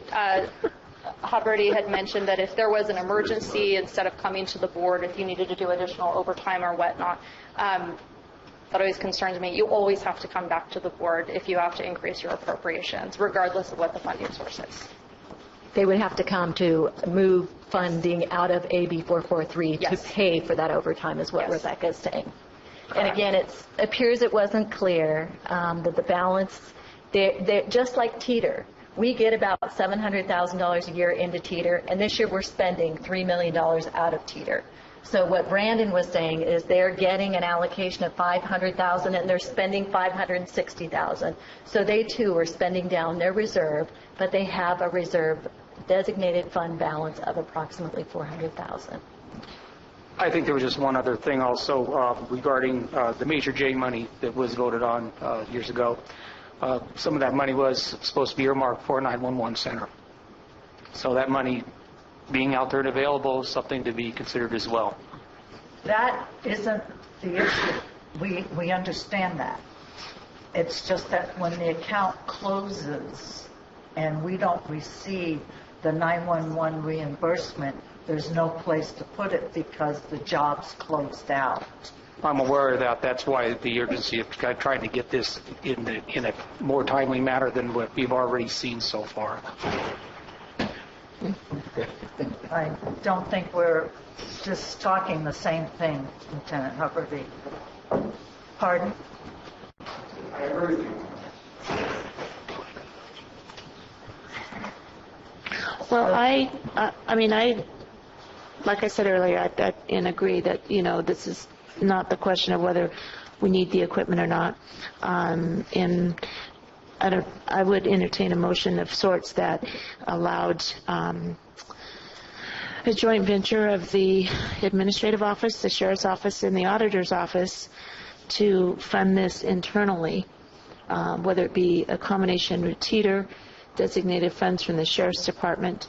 I'm kind of in agreement leaving the contingency alone, but whatever resource dollars are there to be able to fund this particular project with the reimbursement coming back to us and in paying off those particular areas. Yeah, actually, I think the idea of having part of it come from the sheriff's department and part of it come from the general fund is fine with me. That would be fair, you know. So. Teeter combo. Teeter combo, yeah. So 50-50 split TEETR AB 443 to be repaid, and that whatever we get back in repayment also Wouldn't that split be up to 50-50? the sheriff's office to No, I decide think where we they did. want to take it? Well, sure. We could decide. That's why it's a joint venture of sorts. That's why Debbie said we could vote to allow the CAO's office and the sheriff's office to work that out. You know, a split deal. What do you think, CAO? We work great together. Mr. We Okay. could figure it out. Lieutenant Hubbard, what do you think about that, or what do you think about that? What was proposed by Supervisor Ponting? I'm sorry, I was in the middle of the conversation. I think there's general consensus to support the purchase of the equipment, taking the funding mechanism, and the CAO and Sheriff's Office and Auditor's Office work the funding details with the split between perhaps the TEETR fund and the Sheriff's designated fund here. I'll take that before the sheriff and advise him of that request. Well, we have to make the decision We have to right make now. a decision now. Sheriff's not available. Sheriff's not available Lieutenant for me to make Sewell, that do you have decision. any thoughts about it? Let's call the sheriff. What I will tell you is if, for my decision, I would not support taking any money from the AB 443. Historically, again, like I said, We're not that's saying not what this 443. money was said. This what Yeah, it we're not was. saying it's specifically that account, but just to work out where it would come from. So you have, some funds coming from the sheriff funding and some from the general fund funding. Because it's all going to be paid back. So Of course, and that's the bright side of this whole thing is just the discussion on where does the money come from temporarily, and again, our concern is the emergency aspect of immediate response for the unforeseen.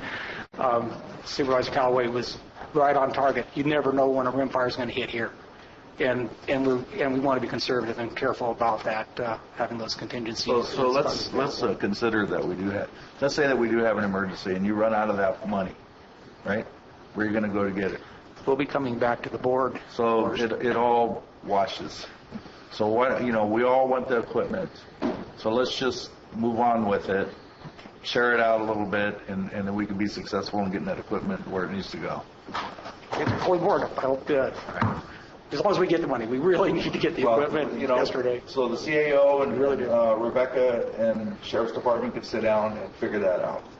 Yeah, and we appreciate you supporting and understanding the need for this equipment immediately. Sure, we understand. We Yeah, appreciate we that. understand. We're all struggling, right? It's not. We need to get past the I'm struggling more than you, because we are all struggling the same. So we have two items before us.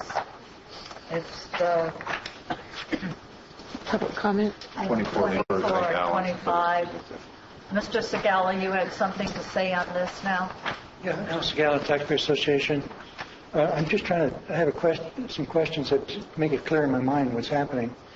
I understand that we have a construction contract with the contingency fund in it, and that there is an item for this particular Correct. equipment. Correct. All right, so if a change order were brought about, which I think the county can do, the consequences would probably be a certain amount of additional cost by the contractor by changing his contract. And so the question along those lines, is there enough contingency money in that contract to allow for this expenditure? Yes, there is. The issue is the job could be closed out. Everybody paid off before. It could be a year, as Sergeant Murray said, before we get reimbursed. There'd be no place to put those monies. So therefore, if we take them out of local funds, the sheriff's office, the general fund, what have you, then when the money comes back, it can be split. But once the job's closed out and everyone's paid off, then there's no, and we get reimbursed. You won't get reimbursed then if it, Well, is that correct? we cannot charge it, you can't put the money back into the job. Okay. So that's why we're not using Measure J or AB 900 funds. Thank you. You're welcome. Okay, we have a motion. I'll make the motion. Oh, What's the motion, Cliff? The motion is that we're going to leave it up to our administrative office, the sheriff's office, and our auditor controller to come up with the funding, but we are going to approve this purchase so that we can move forward with communications. what does that mean? Could you be a little more specific, like the percentage? Well, they can kind of... No. You want me to put a percentage on it? Yeah. 50-50. All right, 50-50. 49-50. Okay, we have a motion to approve item 2425 which is authorizing the sheriff's office to proceed with the purchase. The funding will come 50% from the sheriff's office, 50% from fill in the blank, general fund, contingency. It won't be the theater, contingency because we didn't. Oh, that's right, we didn't do. Well, maybe if you do 50-50, you might get my vote then. But okay, from teeter fund, that's fine. Is there any money in there? Yes, Finesse. Okay, thank you. I know that's contingency. That's not teeter. Okay. Mr. Callaway, I would request that you just read item 25 first into the record and save this for public comment. Okay, thank you. Item 25 is adopt a resolution approving the purchase of the voice logger equipment from Executive Communications System in the amount of $43,120, the new Sheriff's Administration Building Communications Center. I'll second Cliff's motion. All right. I have a motion by him and a second. All in favor?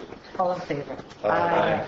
Thank you. That was a hard one. Lori, thank you. Thank you very much. Doing a good job. Okay. Before we break for lunch, I want to move to, because I've asked the board permission, I want to move to item 30. We have people here. 25A. That's for 25A of the sheriff. Oh, no, because that's both gone. Oh, thanks. Ron, did you all really want to do 25A now? I do. It says September 10th on mine.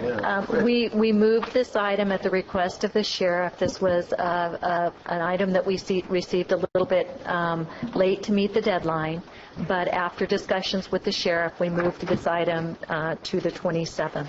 That's very good. Cooperation. Trying our best. That's right. Well, it's always one-sided. Okay, thank you. Mr. Rhodes, would you like to? He is quick. No. Getting hot in here. Madam Chair, members of the board, this is for a change order to Flint Co. Pacific not to exceed $320,565. And this is for all of the site work, underground electrical, foundations, slabs, and a communications tower to support the 911 dispatch center and everything else that we just discussed. This is being funded out of project contingency, and we are still negotiating with the tower portion of it, and that's why we're asking for a not to exceed. And that's why what? I'm sorry. We're asking for a not to exceed price on this instead of a specific amount. So somehow this shelter will take care of that emergency supply equipment we just purchased. Well, excuse me, the communications tower, that puts all the antennas, microwaves, and all of that. coax cable goes into the shelter where there's servers and other things, and all of that gets routed into the jail facility and eventually ends up in dispatch and 911. So this tower, does it have to go through a special permit process? It has.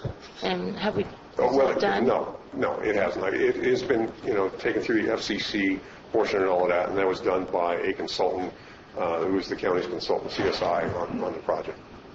Has it gone through our process? Actually, you may recall, based on our discussions of Stallion Road, that communication towers are over-the-counter administrative permit. They are actually exempt from the CUP. Okay.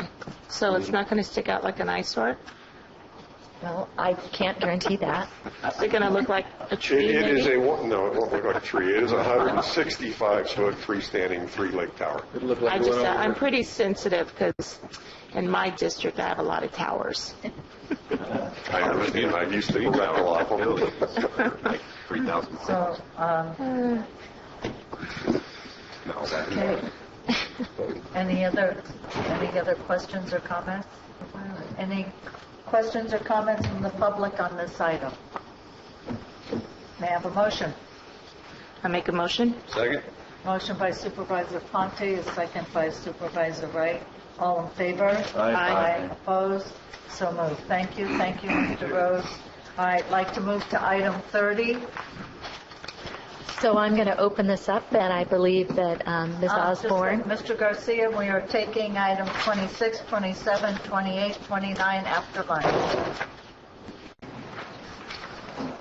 I'm sorry.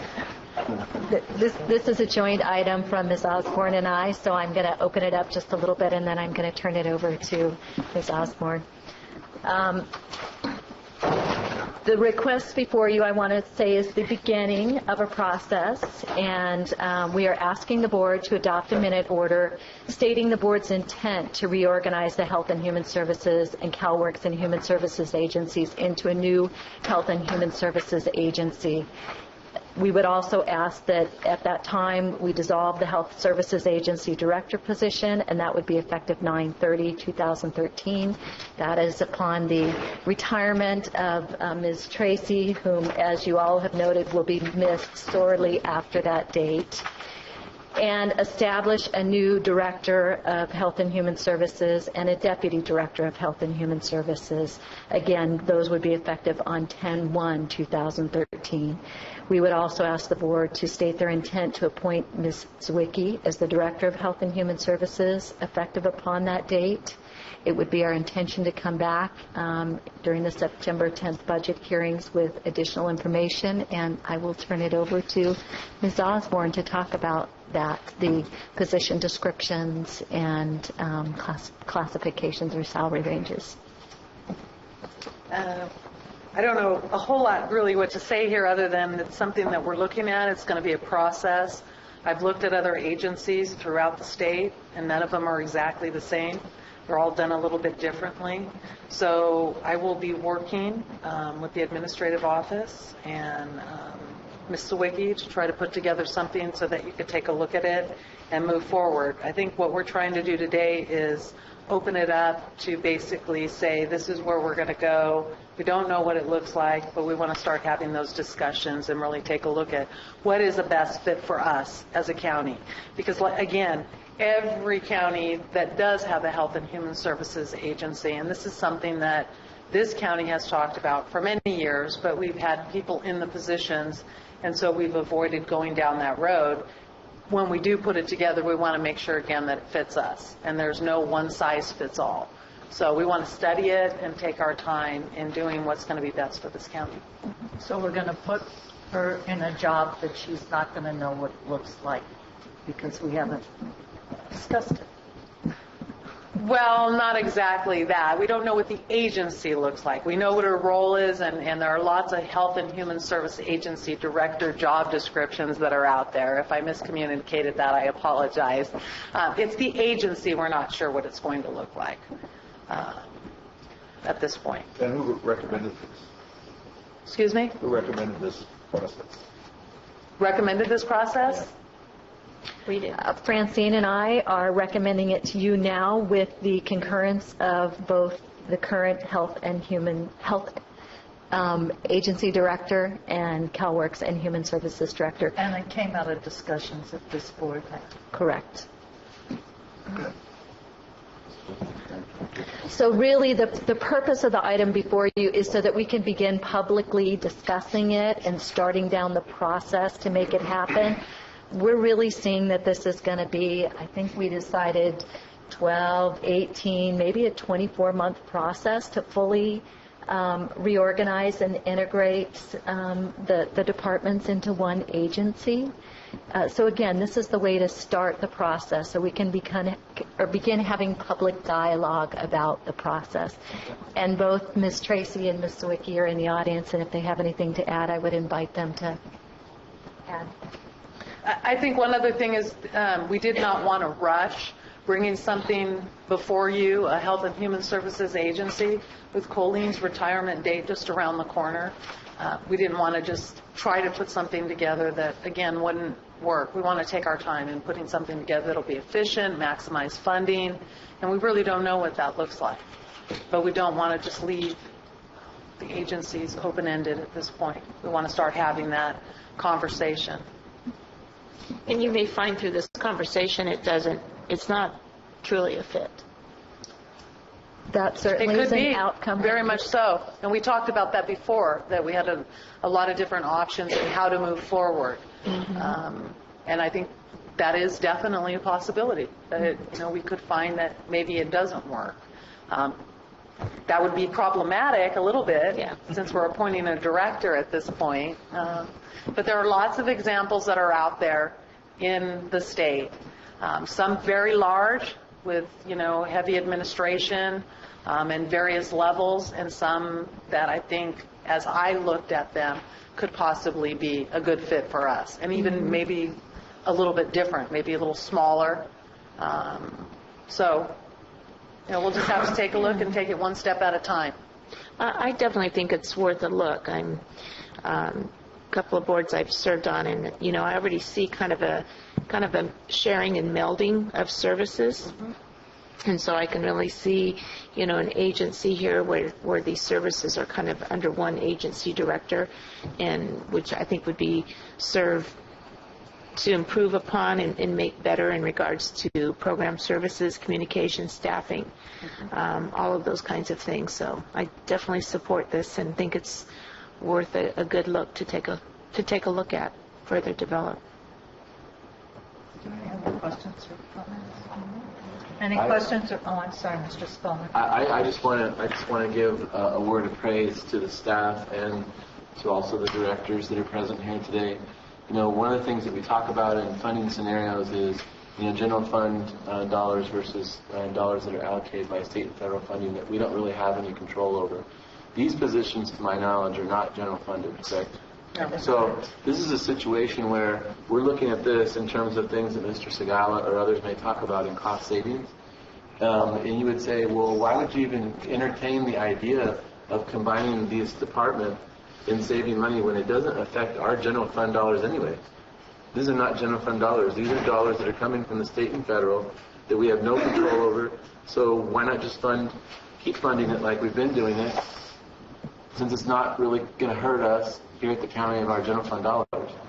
And so this is a situation where these agencies and directors have come together and said, let's take a look at this. This is a pivotal moment.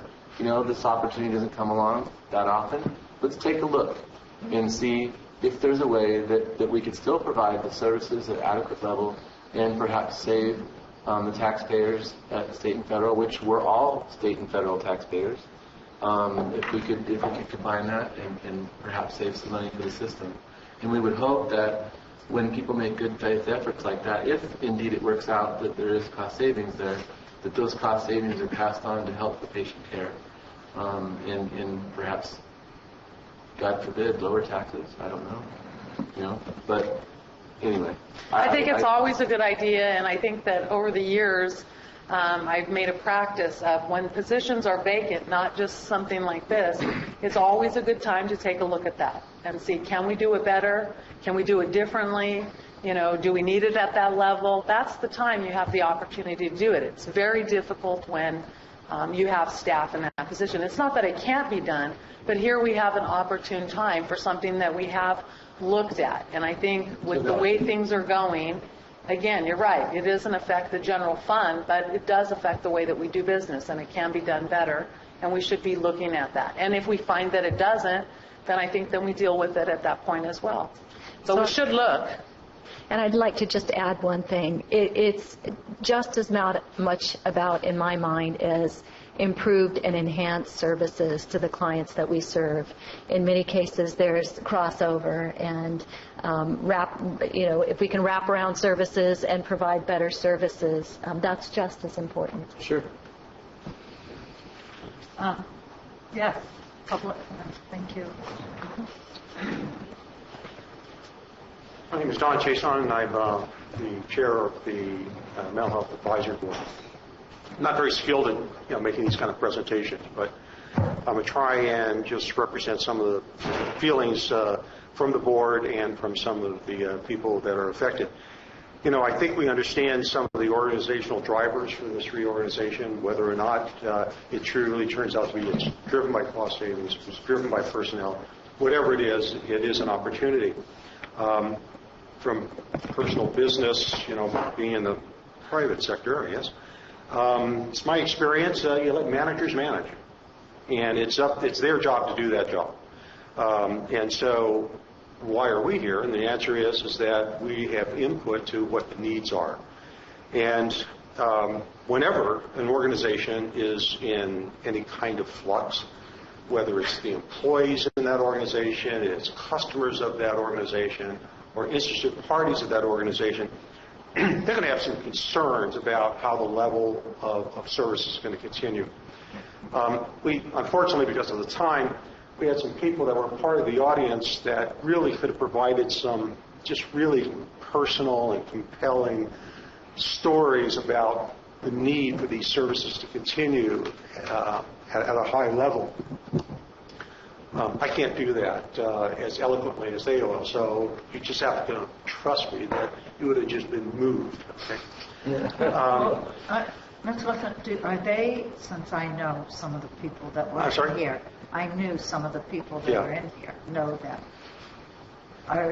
Is the Mental Health Board anticipating that the services won't be continued? It's really not a matter of knowing or worrying. It's just a matter of expressing that whenever an organization is in flux, there will be concerns from employees, from customers, from interested parties, that these services will continue. You go up here and pick up any one of your favorite examples of something that's changing, and you wonder, how's that going to affect me? So basically, we're just saying that.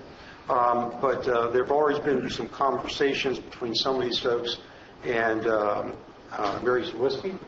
And I just want to highlight one that I think was kind of interesting. It's clear that they're going to continue to involve their boards, their own personnel, the dedicated staff that's on the departments.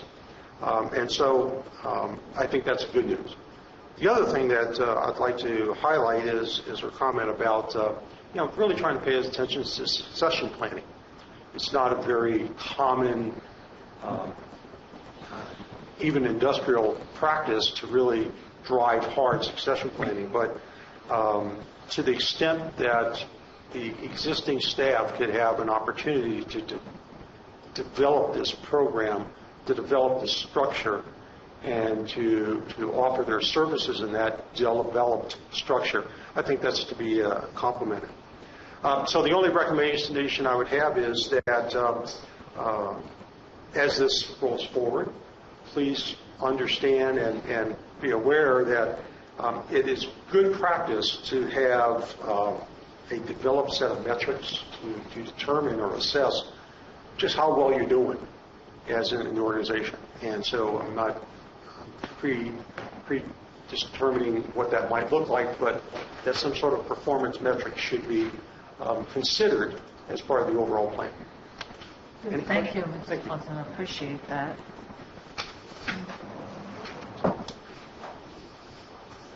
Jan Clark from Double Springs. Knowing what's coming down with the Patient Protection Act and Affordable Care, the Coordinated Care Initiative, and Managed Care, I strongly urge you to give this serious consideration. There's going to be some changes for the consumer.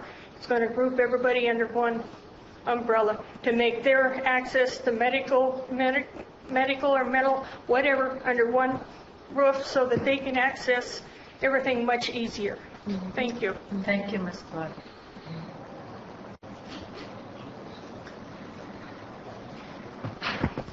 Bonnie Newman, also from Double Springs. So I'm going to understand that Mary's going to be the head of the social services, the head of the mental health, and she's also expected to deal with the public authority. I think that's too much. If anybody can do it, she can. But I'm going to throw it back on you guys. You know, when I was up here bitching about the mental health, about the public authority a little while ago, you kind of alluded that Mary Sawicki is going to have to look into that. You guys are the governing board. We had an advisory committee meeting yesterday, and Chris Wright wasn't able to attend. We need your participation. There should be an alternate that comes and attends these meetings. If the first person can't make it, you got to send an alternate. There's got to be somebody overseeing what's going on there. And in my mind, I see Mary Sawicki, she's getting smaller and smaller in front of our eyes. No, but she's getting more and more responsibility. This public authority BS has been going on for years and it's never been resolved. So as you're looking to, increase her responsibilities, you need to step up and assume some of your responsibilities as the governing board of IHSS. So please consider that. And the meeting yesterday would have been nice to have somebody from this department. That was supposed to be the workshop meeting, and you guys changed that. It wasn't planned to be a regular meeting originally. That's why I was not able to attend. Okay. And also, it's important to note that advisory committee it's actually a lot of good people in the room there, and you may have some issues with them, but you have some very personal issues you're dealing with. And so just because we're not able to address the paper supplies of the committee does not mean that we should all as a board go in there and act on that. There's a lot of priorities in the county that may override your individual concerns. So I'm trying to work with you on this, but we need to work together and not against each other here. Okay, I'm not trying to work against anybody. I'm trying to get... That's what it sounds like to me. Every time you get up here, you talk about how bad the advisory committee is and how we should all be... I'm not talking about the advisory committee. They have been under the thumb of the public authority for 10 years. My complaints are with the public authority and not having any oversight. There is oversight there. It's just because it may not be the level of the oversight the minutia that you want, does not mean it's not adequate oversight. If there was adequate oversight, there wouldn't be misappropriation of funds. There's not misappropriation of funds. You keep saying that. You're talking about some paper clips and some binder of paper. There's nothing going on there. Well, because you haven't been attending the meetings. I have been attending the meetings. I missed the one last time, but that does not mean I need to attend every single meeting to understand what's going on there. You can attend every single meeting and not understand what's going on there. So let's try to keep everything in perspective here and quit attacking that same agency over and over again and getting nowhere. And Mary is very capable of doing this job. She's very, very good at delegating to get people to do the work that needs to be done. She's not going to be doing every single thing, just like the board here is not going to be doing every single thing in the county. So it's important for you to realize that. We're not actively going out and filling all the potholes in the road. We have road crews that do that, just like Mary Sawicki will be delegating if we need her help. So when we say talk to Mary, we're not saying she's going to do all the work. She's going to help us solve the problems. Thank you. Thanks for your time. Ms. Crane. Marty Crane. Valley Springs. First, Chris, thank you for attending the meetings. Okay. There's been a systemic thing going on for a long time. The same questions get asked over and over. Passionate energies enter the room, and if you don't get your answers, you come back even more passionate. I just wanted to mention that Mary Sawicki does not oversee public authority. They just live in her building, and it's my understanding that Lori does. Is that correct? No, that's not actually correct. So the county code, Mary Sawicki does oversee the public authority. Oh, okay. Well, see, there's things that need to be cleared up. I've been attending these meetings, and I will say that questions are getting answered, and finally, and so things are moving along, and so it's a process. But that we should not marginalize the concerns that are being brought forward. It's been going on a long time, and I appreciate you coming to the meetings. Well, I wouldn't mind if another board member would like to take over that position. I'm willing to give that one up. So if you would like Marita to attend those. It does help. It's very helpful. So anyway, I just want to say that it's all good people, all good concerns. Mary can speak to her own abilities to handle whatever workload. I'm not here to address that. Thank you.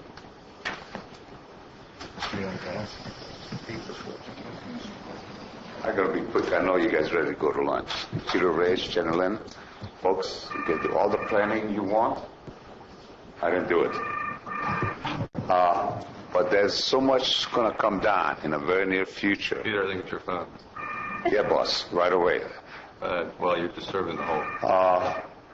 But there's so much stuff going to be coming down in the next couple of months.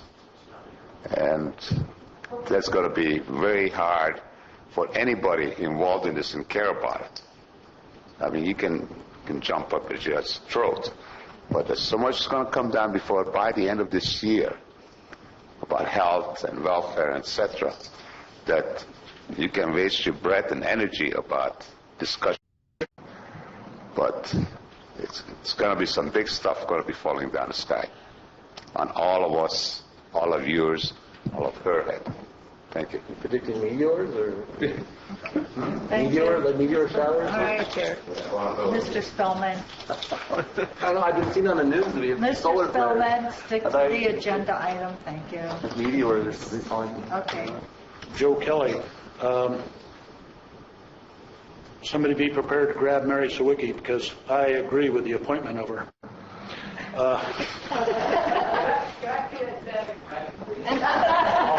I agree. You should have it. It's recorded. It's twice today you complimented. I have some. I'm confused in this agenda item because it says reorganize 2 agencies and 1 director position. But in those 2 agencies, combining them, there'll be some manpower loss possibly of a director of one and a deputy director of another. So we'll be losing 2 of those positions, or am I misreading something here?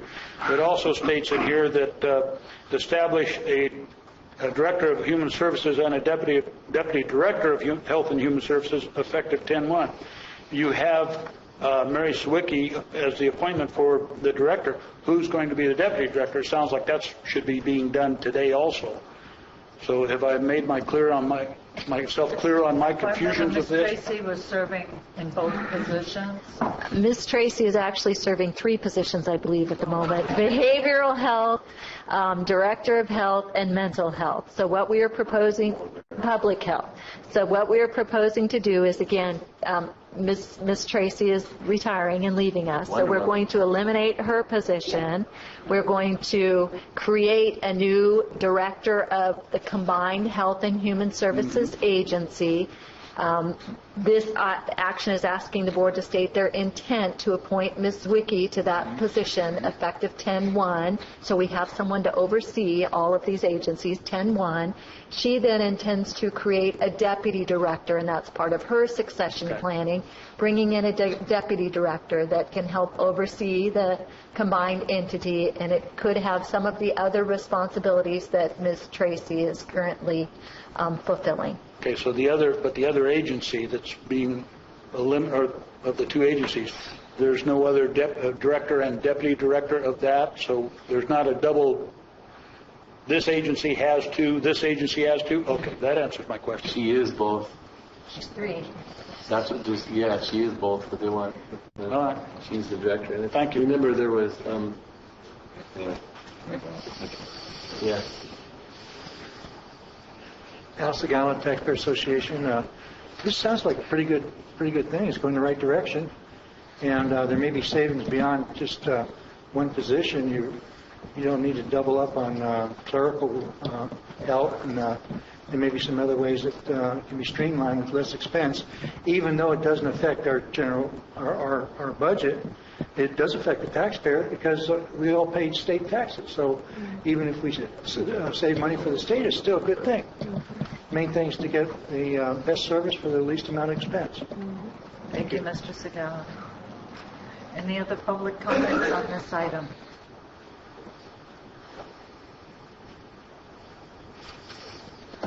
Okay. Ms. Tracy, Ms. Sawicki, did you have any comments you wanted to make? Otherwise, the board will take action.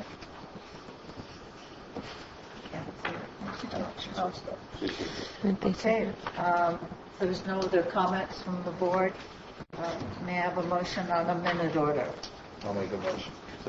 Motion by Supervisor Edson, a second by Supervisor Wright. All in favor? Aye. Opposed? So moved. Thank you. Congratulations. Thank to you. you both. Thank you, Ms. Osborne. Okay, we're going to take lunch break. Sure. Are you taking karate lessons, Sheriff? Yeah. You got Yeah, we're on a walk again. chop through those bricks? I wasn't able to be here during this one vote on paying for the 911 equipment. I need to remind the board that if you look at Measure J, the money that was raised to build this new jail says a new 911 center, and I just don't understand why that money isn't being used to buy radio equipment for this new system. And that's what it says right in the Measure J thing. The money raised in Measure J was to supply a new 911 center.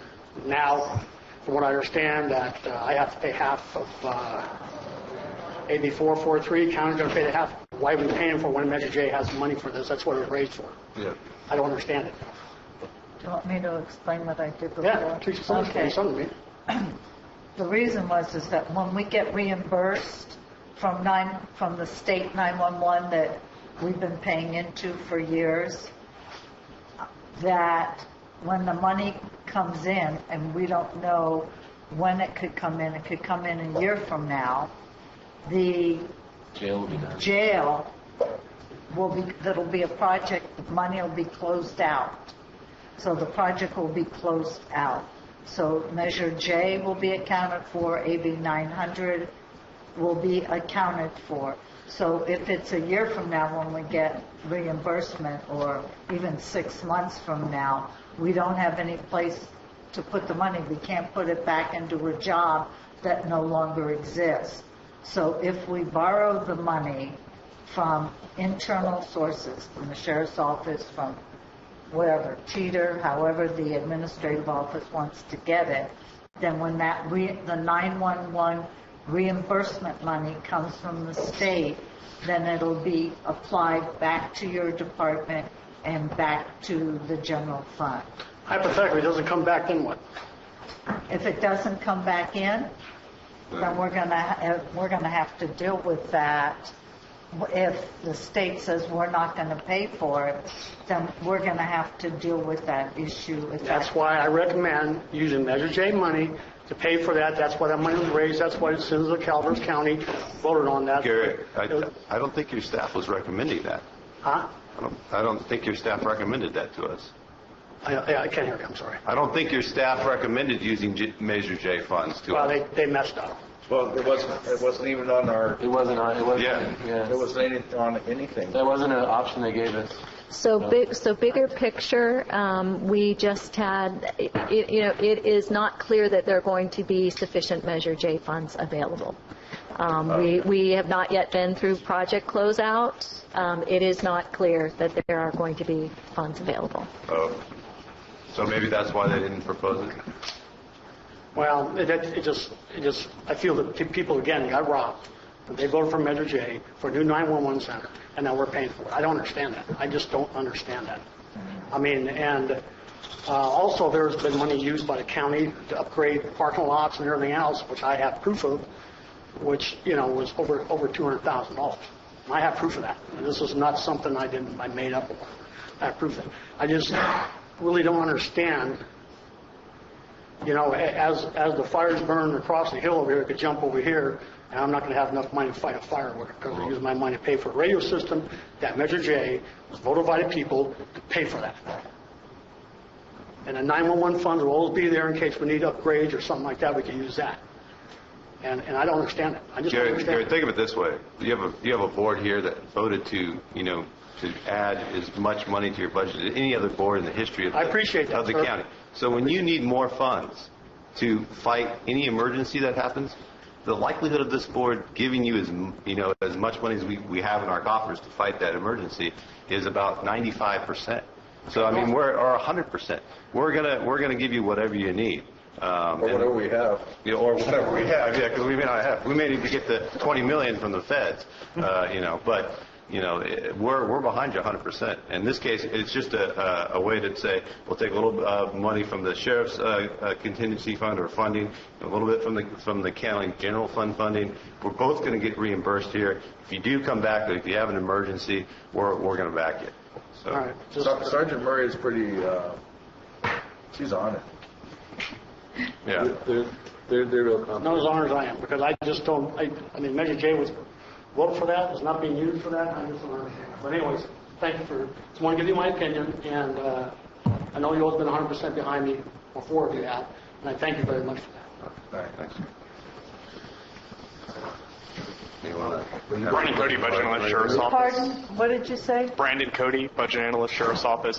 In my professional opinion, I think the one thing the Sheriff said I think is really important is public expectations and public trust. I think he was just trying to touch on the fact that Measure J money was intended to use that dispatch center. Brandon, we heard from the Sheriff. He just said that. Okay. We need to go to lunch. Sure, sir. My apologies for wasting your time. Okay. Thank you.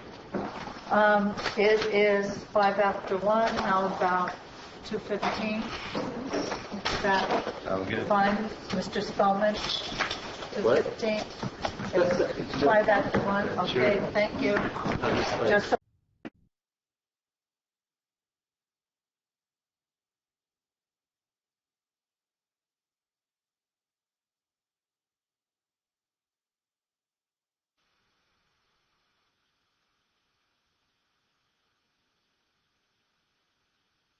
what? They're great. Could you put that in the minutes, please?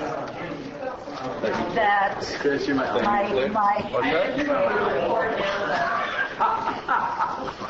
I've messed up, haven't I? Okay. Actually, we have 30, 31, 32. I think those are the only three left. I'd like to bring this unruly group to order, and I'm not talking about the board. What a troublemaker, Al. Mr. Snell, why don't you go in the back and sit next to Joyce? It'd be a little different. Right. Okay, I want to just talk about how we're going to work the agenda. I'm going to do item 26, 27, 28, 29, 22, and then the study session. 31. They're not here yet? Oh, I didn't tell them. Okay. You did them. I don't know, they left. I didn't tell them the time to come back. And you said after lunch. They're probably listening to us. Just a They'll be second. over here in a minute. Okay, so why don't we move to item 29? Is the auditor here? She's not here either. Lori, do we need to do the auditor? Okay, I'll tell you what. This is my final offer. We're going to do item 22, since that staff is here. And it sounds like And public. then the others will have to buy me a milkshake. Oh, here comes Public Works, but I've already announced it. I'd like to go to item 22, a minute order adopting a procedure for utilizing action summary as a record for the Board of Supervisors meetings. And Diana, are you taking the lead or is Lynn? Okay, thank you. Okay, at the July 30th meeting, we did have discussion because I had proposed that we change our minute format to action summary as opposed to the summary minutes that we do at this time. There were several concerns that were voiced at that time by the public in particular. One was the concerns were listed item. Key was the need for accurate minutes of the complete and official record of the county. The public wanted to have better accessibility to the minutes, and they wanted to have video on the minutes, a link to the video of the board meeting. So as a result of that meeting, we did look at the concerns that were expressed. I wanted to reiterate that the action summary minutes that we are proposing not only is that a completely acceptable mode of having the minutes as far as the Brown Act and the legalities, but we are looking at increasing efficiency. One of the things that is pointed out in the item is that an efficiency that would be created is the elimination of paper minute orders. So instead of a piece of paper that says, reiterate what's in the minutes at this time, it will be listed on the minutes. And if the department needed a certified copy, we would give them a certified copy of the minutes that would show the action that was taken, and the vote would be reflected in that. What would also happen is that if there were unique discussion that was pertinent to that item, it would be included in the minutes, which is not included in the paper minute order. So it would include it would create an efficiency there, as well as a time-saving measure that it would not, after the meeting, need to be hand-typed by me with all fill-in information. The department would not have to create this document that's just redundant in nature. Everything would be in the minutes themselves, the action. It was discussed that the public seemed to be a little more interested in having the action summary minutes if they could have video linked to the items. At this time, with the current technology that the county has, we can absolutely provide video. It is not, however, indexed for each item. So we could post right now, like next week probably, getting the ball rolling, of course, but we could get the video posted onto our website. The public would be able to view that video. However, they would not be able to click on a link and go directly to item 22. They would have to scroll through until they got to that approximate place in the meeting video and watch it. So we do have the ability to do that. If we give Ed Luck some more money in his budget, could that help? Well, that's Did you want to take it from teeter or contingency? My next thing is that at the recommended budget hearing, we did talk about going to an electronic agenda management system. The system, we're looking at many, but the one that we seem to keep coming back to as far as the features that it provides for the cost that we're liking the best at this point is Novus Agenda. It does offer a video component, and it does have the indexing.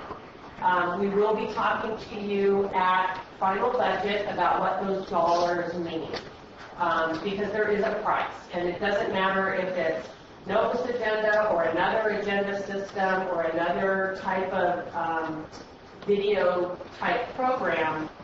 There's a cost associated with it, and it can be up to about $800 a month. I had misquoted at the last meeting. I thought it was an $800 annual price tag because we have not been given that figure in its complete with the details. And so we did have a web demo last week, and we did get that breakdown in pricing. And it does come down to about $800 a month to provide the indexing for that ease of being able to click on an item and have it. But I don't know if that's worth $800 a month. we can provide it, and it can be provided through Novus Agenda as a bulk video without that additional cost, or at least not to that additional cost extent. Or we can, right now, with the system that we have in place, we could post the video online and it can be viewed by any member of the public anytime. It won't be live streamed. Live streaming is a whole nother ball of wax and a whole bunch of other charges that we really, I don't think, even have the bandwidth to support at this time. So that's not something that we're considering as live streaming, but we are talking about having that video after the fact. And I talked with Ed from PEG TV, and we can have the video the next day. So once we have that up and set up, we would be able to have video the next day after the meeting. So if you have any questions, I would be happy to answer them. Does the board have any questions? I can get the video next day now. Excuse me? ValleySprings.com puts it on there. You're absolutely right. I don't receive it in that So does a couple of other ones. We can do that, and we can get it posted on our website the next day. On our website. So if we can refer them to valleysprings.com, does that save us money? I don't think so. The cost for putting it on our website is very, very minimal. It's very minimal. Yes. Do any members of the public have any comments they'd like to make on this item? One of the House of Gallant Taxpayer Association, one of the comments that we made. Could you speak up, please, Al? Okay. Thank you. I was louder when I was younger. Could have fooled me. Go ahead. One of the comments that we made, incidentally, Diane, you do a wonderful job on the minutes, and was in the case when the board is not in agreement on an item, if it's feasible for comments to be made on the reasons for objections of one of the supervisors. And then, so that's happening. Oh, cool.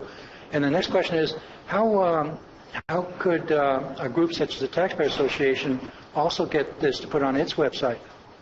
And what does it cost? So if you talk to Ed, you go down there and talk to Ed, right? I think he charges, well, I don't know what he charges, actually. $15. For each one? Oh, that'd break us. All right. Thank you. You know what, Al, I would talk with Ed. I can't speak for Ed. I don't know all the scenarios for what charges are or anything like that. So that would be what I would do, is refer you to talk to Ed more. Okay. Thank you. Thank you. Ms. Platt?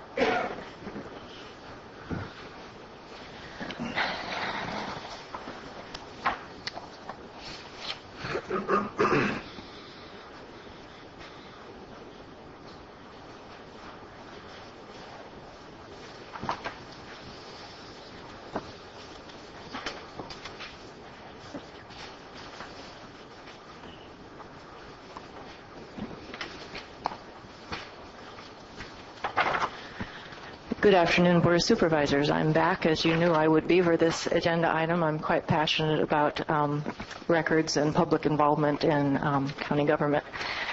I'm going to try to go fast. There's a lot of issues here, I think. I thank you for the reworking of this agenda item, but we still oppose going to action summary minutes for many reasons, and I've itemized them for you.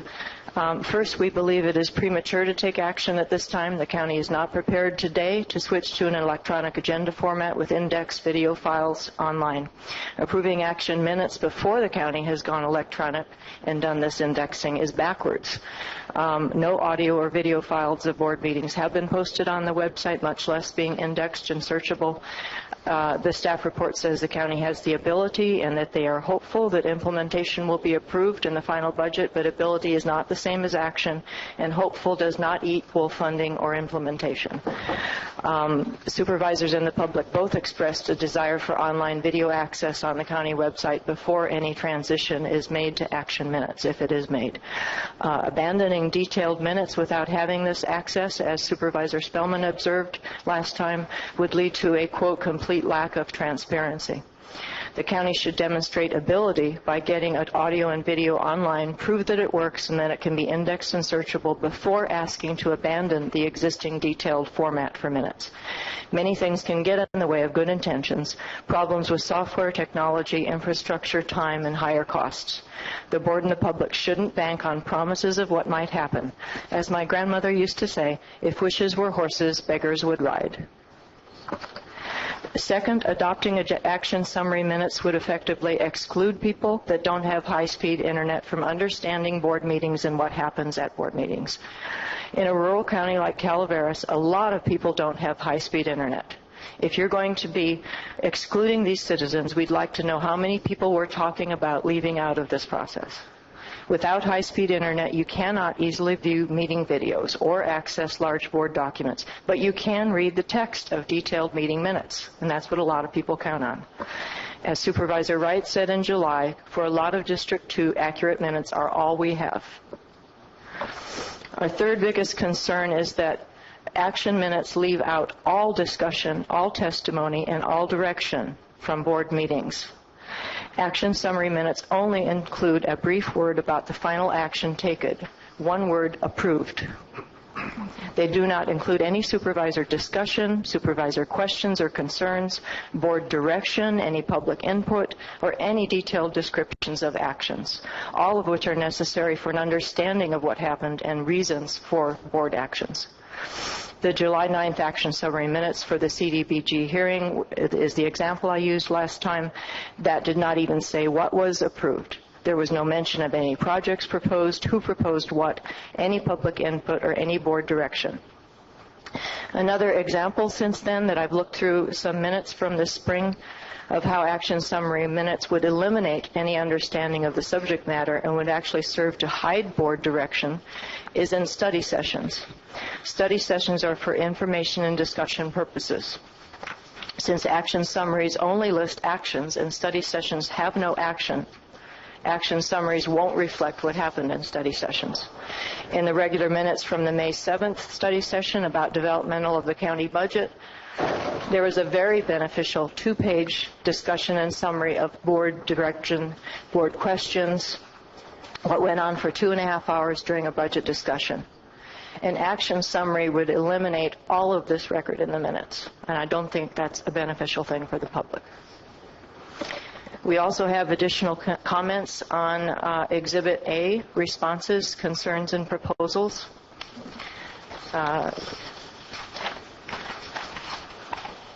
The first point is I'd just like to say that in a court of law, a transcript might be the official record of a meeting, but to the public, meeting minutes are the official record of board meetings, not a transcript, which is basically unavailable unless you go request it, and who knows how long that will be to view that. So to the public, the board minutes are the record of the meeting. And the second chart here, item, we would like to know what, quote, a summary of unique discussion means. I don't know, that's been added, so we don't know if some things will be noted and others won't. And if they could explain that, please. The third point is, why can't agenda links to staff reports be kept in final minutes? Most of the public was very supportive of having these links in the agendas and would have liked to see those continued on into the minutes so that we can still access those discussions. If all discussions and links are eliminated, an action summary will actually have less information than the original agenda for the meeting. In talking about that audio and video file names and links could be referenced, we would please ask, if you do switch to that, please commit to would be referenced, not could be referenced. And as I noted before, audio and video links are not currently on the county website, so we don't think it's appropriate to say that they are at this time. Omission of items will continue to be a problem if the agenda template alone is used to create meeting minutes. For example, the Sierra Nevada Conservancy presentation that was omitted July 9th. Actual notes from the meeting will show last-minute addendums, so actual notes from the meeting should be used for the minutes, not just the agenda format. And also, please commit to would list topics covered in public comments, not could list topics. And not just one topic. Please, if somebody is talking about multiple topics, list those also. And then the last thing I wanted to cover was the cost savings. There were some questions asked about that. And we understand and sympathize on the clerk's time, and it was wonderful that her time could be reduced to an hour. But this does not reflect the additional costs to the county that will be incurred by making this move. We've had a discussion about the cost for purchasing the software, purchase and conversion to electronic software, the annual or monthly server charges. As we just heard, we're going to run about $10,000 a year.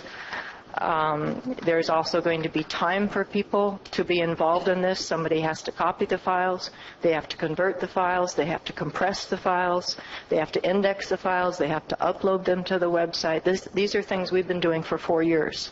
It's taken us a while to get the kinks worked out, the bugs worked out of the situation.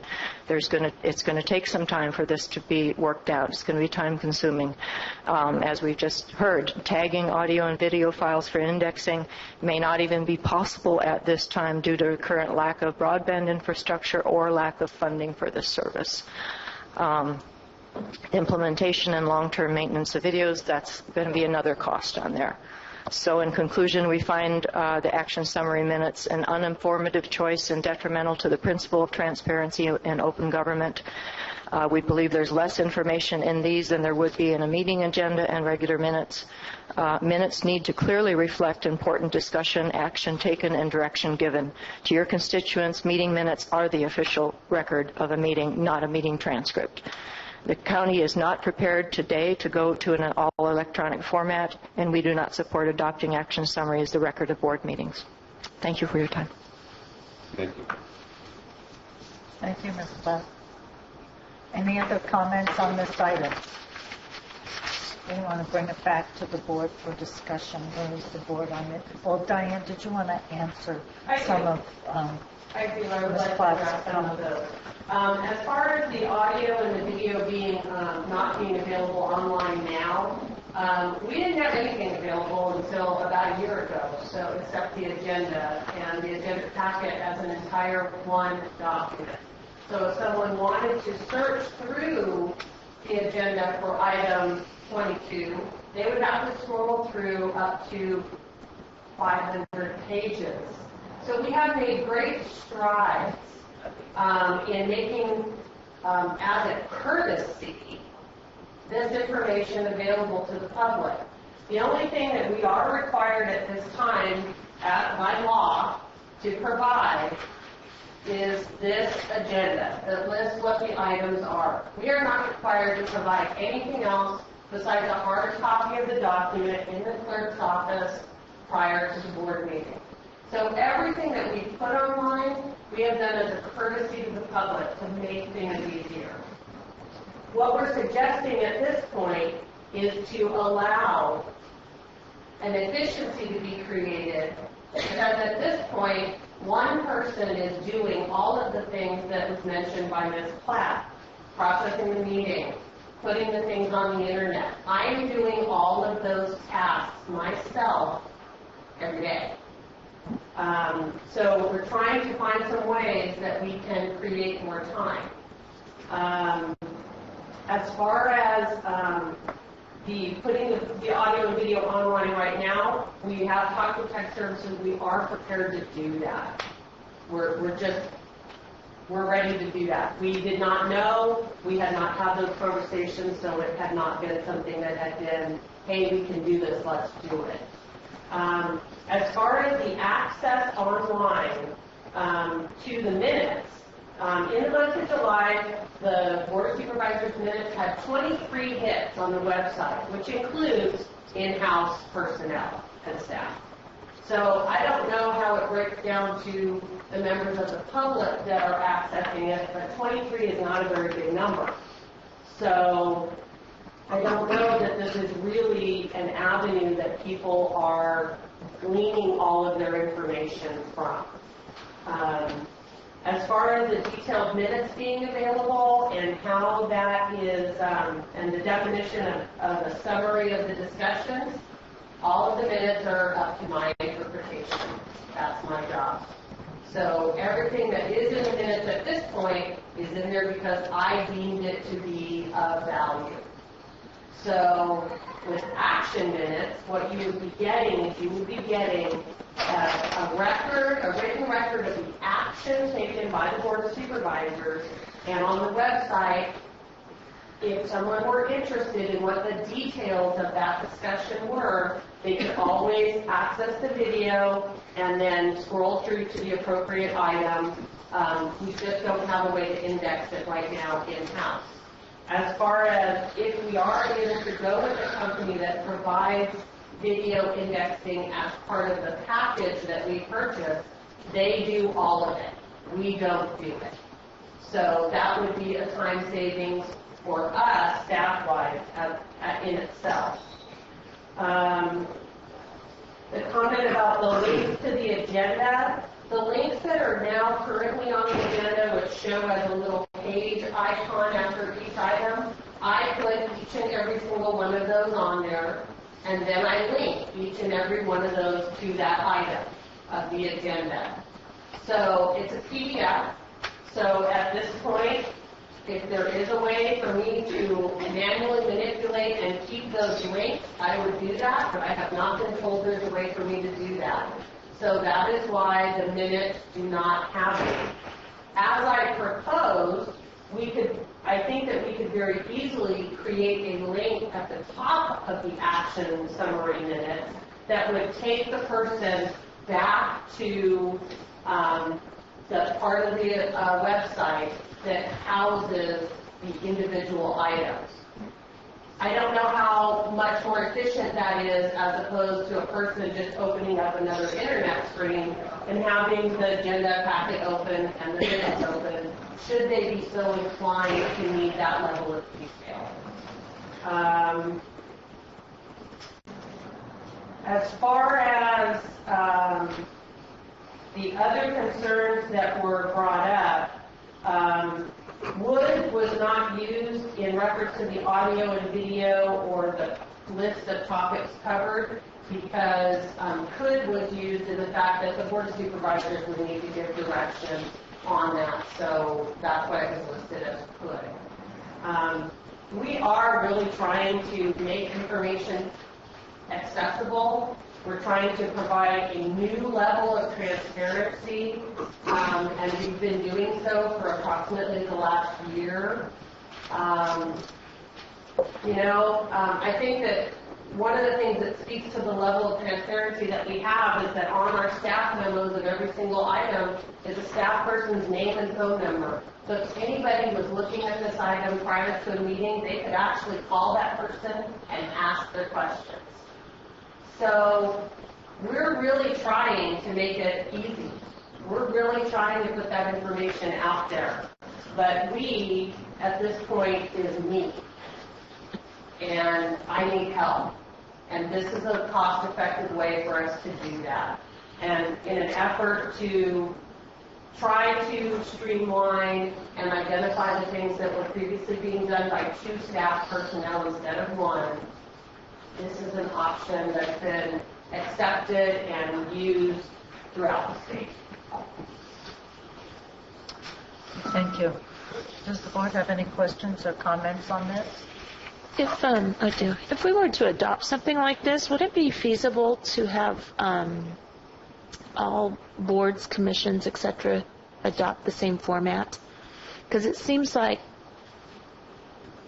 the boards I serve on, I'm sure everybody does it a little bit different across the board, and I can't speak to what's online and the accessibility there, but as I look at efficiencies throughout the various committees and commissions and stuff, it seems like if we adopted that as a board for this format that perhaps even like Planning Commission and a few others would be able to follow in that same format. Would that be acceptable or doable, or? The additional cost for video. Yeah. Not wanting videos of every committee meeting. Yeah, no, but I'm the key commissions. I know like COG gets recorded. I don't know about LAFCO, the Planning Commission. Clearly it's possible. You're looking at me, so I'm answering. Yeah, I'm sorry. Clearly it is possible. Again, as Diane has pointed out, many public agencies across the state have adopted this format for a number of reasons, both as a cost-saving measure and, again, to increase transparency is really the goal here. And clearly, it is an option. We'd have to talk to the individual commissions. There could be an additional cost if we wanted video included online. Again, many agencies do that now, but clearly it could be done. And it's still legally, it's still the reflection There's of... actually nothing in the Brown Act that requires you to take minutes. It's in the government code, and all it says is, I can actually read the language. It says, the clerk of the board shall keep and enter in the minute book of the board full, complete record of the proceedings and to record the vote of each member on every question. And this issue has made the rounds of our county listserv, and pretty much every county is moving to summary action minutes, and the opinion of council is that does meet those requirements. Thank you. That's all I have, Chris. I think you do a great job on doing the minutes, and I do appreciate you are trying to do more jobs than just one person. So I understand, but the feedback I've gotten from my constituents is that they like it how it is, and they don't want to see the full minutes go away. And it's not that every time, every meeting they're going to go look at the minutes, but when there's something that they really want to understand that's going to affect their life, it's a lot easier to go back and for them, this is what they've told me, is go back and look at the minutes in text form. It's a lot more convenient and it's a lot more thorough, and I think we should do the full minutes and hyperlinks in the videos. Is my thought, because then that would be even more transparent. So that's what I would be supporting. Cliff, do you have anything? I've gotten the same response from some constituents in my area that they like it the way it is. I understand change is hard though. And sometimes you have to make that change. So I haven't really gotten any responses about changing over to this, because usually people won't respond until you've done something like that. So, transparency is the issue. I think that the county does a really good job at being as transparent as they can. I have a question, though. Colleen said that many people that don't have computers won't be able to access this information. How do they access it? Well, like for instance, that would be my question. I could answer that as far as if you have it like I have high-speed internet at my house, and so part of District 2 does, but half of it doesn't. So I can easily go onto the Valley Springs or Capper or wherever it is and watch the video from my house without going anywhere. So it's really convenient, and but if you don't have that high-speed access, then you got to go track down the film if you want to get a better understanding of the complete happenings, or a broader understanding of the complete happenings. And that's what I think they're referring to. Well, even right now, we don't have the film. So my question is how do these folks get that information now? The minutes. They go to the minutes. I mean, at least folks. Where do they get the minutes, though? Well, the minutes, it's easy. You can go on you can go online, and you can. You're saying they can't get online? No, I'm saying high speed. If you go to dial-up, you can get to dial-up, and you can get to those minutes and download them. It's possible, but if you're without that, there's no way you're going to watch a video on dial-up. But if you really want to, you can get them on dial-up now, and believe it or not, that does happen occasionally. Well, there's a lot of dial-up out there. I know that for a fact.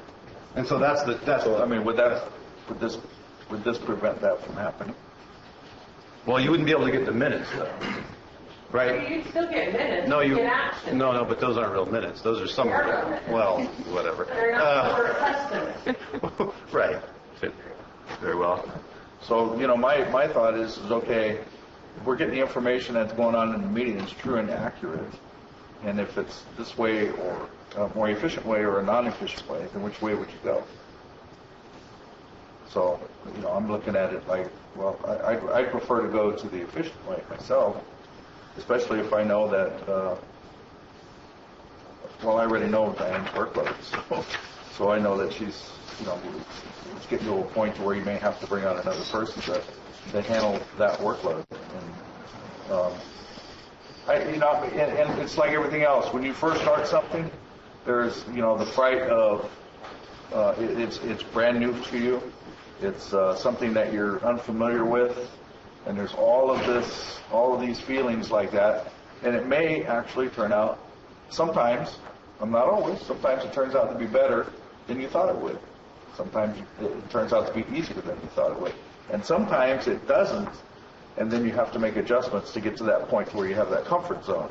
And I feel that the county is willing to do that. I mean, just by the effort that she makes on our board packet to go in there and the agenda, and you go in there and find these links. The links didn't have to be in there, but we do that so because it makes it easier for folks to find this information out. And I just don't think that they're going to throw something together that would be, half of what the public expects. I just don't feel they'll do that. Mr. Spellman, do you have anything you wanted to say? Please. Quite a bit, probably not. I'll try to not. I mean, you guys already covered, some of the concerns that I've heard from a few of my constituents. I have to be honest, there haven't been very many, very few constituents that have communicated with me about this. Although the few that have are ones that are fairly passionate about it. But the reality is, this has been before us already, and this is the second time we've had some time to digest it, think about it, get feedback, do some independent research on our own, which I have. And what I found out was a different twist on it than anybody's talking about here. All the things that have been said are absolutely relevant to me as well as my constituents. The other thing, though, that hasn't been discussed, at least not today, is the potential liability of litigation for someone to say, yeah, that meeting wasn't there. Or that Colleen was talking about, something was left out. They didn't even say that, that there was no mention in the minutes at all, or something. That was about the Conservancy doing their reports. Sierra Nevada or something. Mm-hmm. Yeah. And then there was somebody else, I think, that made a comment too. Mr. Segala, or I can't remember, somebody said they made a comment. It was fairly poignant to the conversation, but was not mentioned. And so what I found out in conducting some research on the internet, not just in our state, but even national, is that there are and have been and continue to be people who bring lawsuits against cities, water districts, counties, and what they say is that, whatever the issue is, whether it's they're fighting over water or budget or, whatever the deal is, they're saying, my comments either were not even acknowledged, they left their name out, or they didn't, or they got the name but not the whole thing, they didn't, or they say the person, the way that they interpreted it, the recorder who was taking the minutes, the way they interpreted what I was saying, took out of context or changed the context of what it was I was trying to get people to understand. So there's all those things. They either left part of it out or all of it out or changed the context. And so then you get into a situation where, people can bring suit against the municipality. In the event that happened, of course, as mentioned, the minutes are not the final say in a court of law. They will go back to the recorded video or audio and create a transcript with a stenographer, okay, in an event that it went to court. But, we don't want to see that. But the reality is, if you're not even allowing that to happen where somebody's making a judgment call, and, Diane even mentioned herself, she has to make a judgment call on what she decides to leave out and what she decides to put in. If she wrote down everything, she's not a stenographer, and it'd be a phone book, for some meetings, the amount of paper. So from a perspective of cost savings, as well as a perspective of,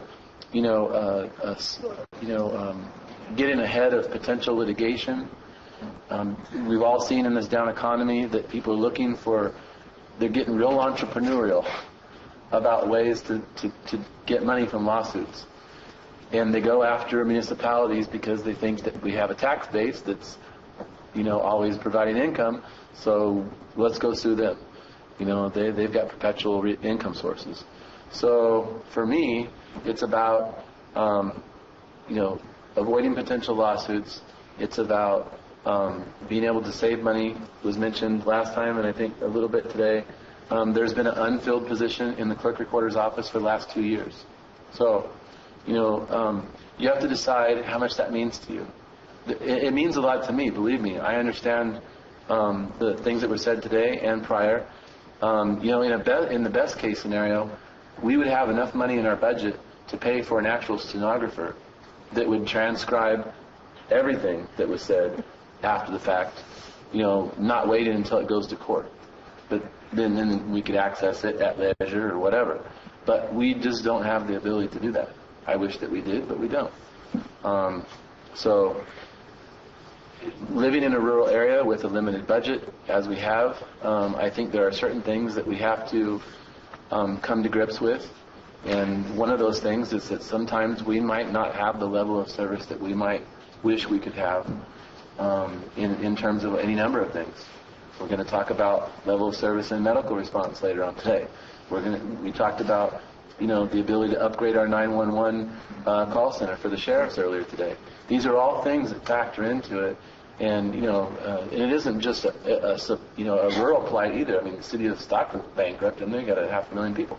Or, quarter to a third million, whatever.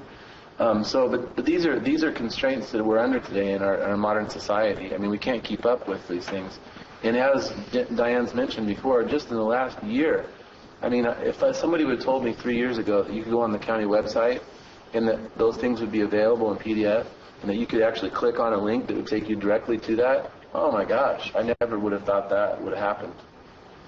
And so I'm thoroughly impressed with what they've been able to do with what we have available to us.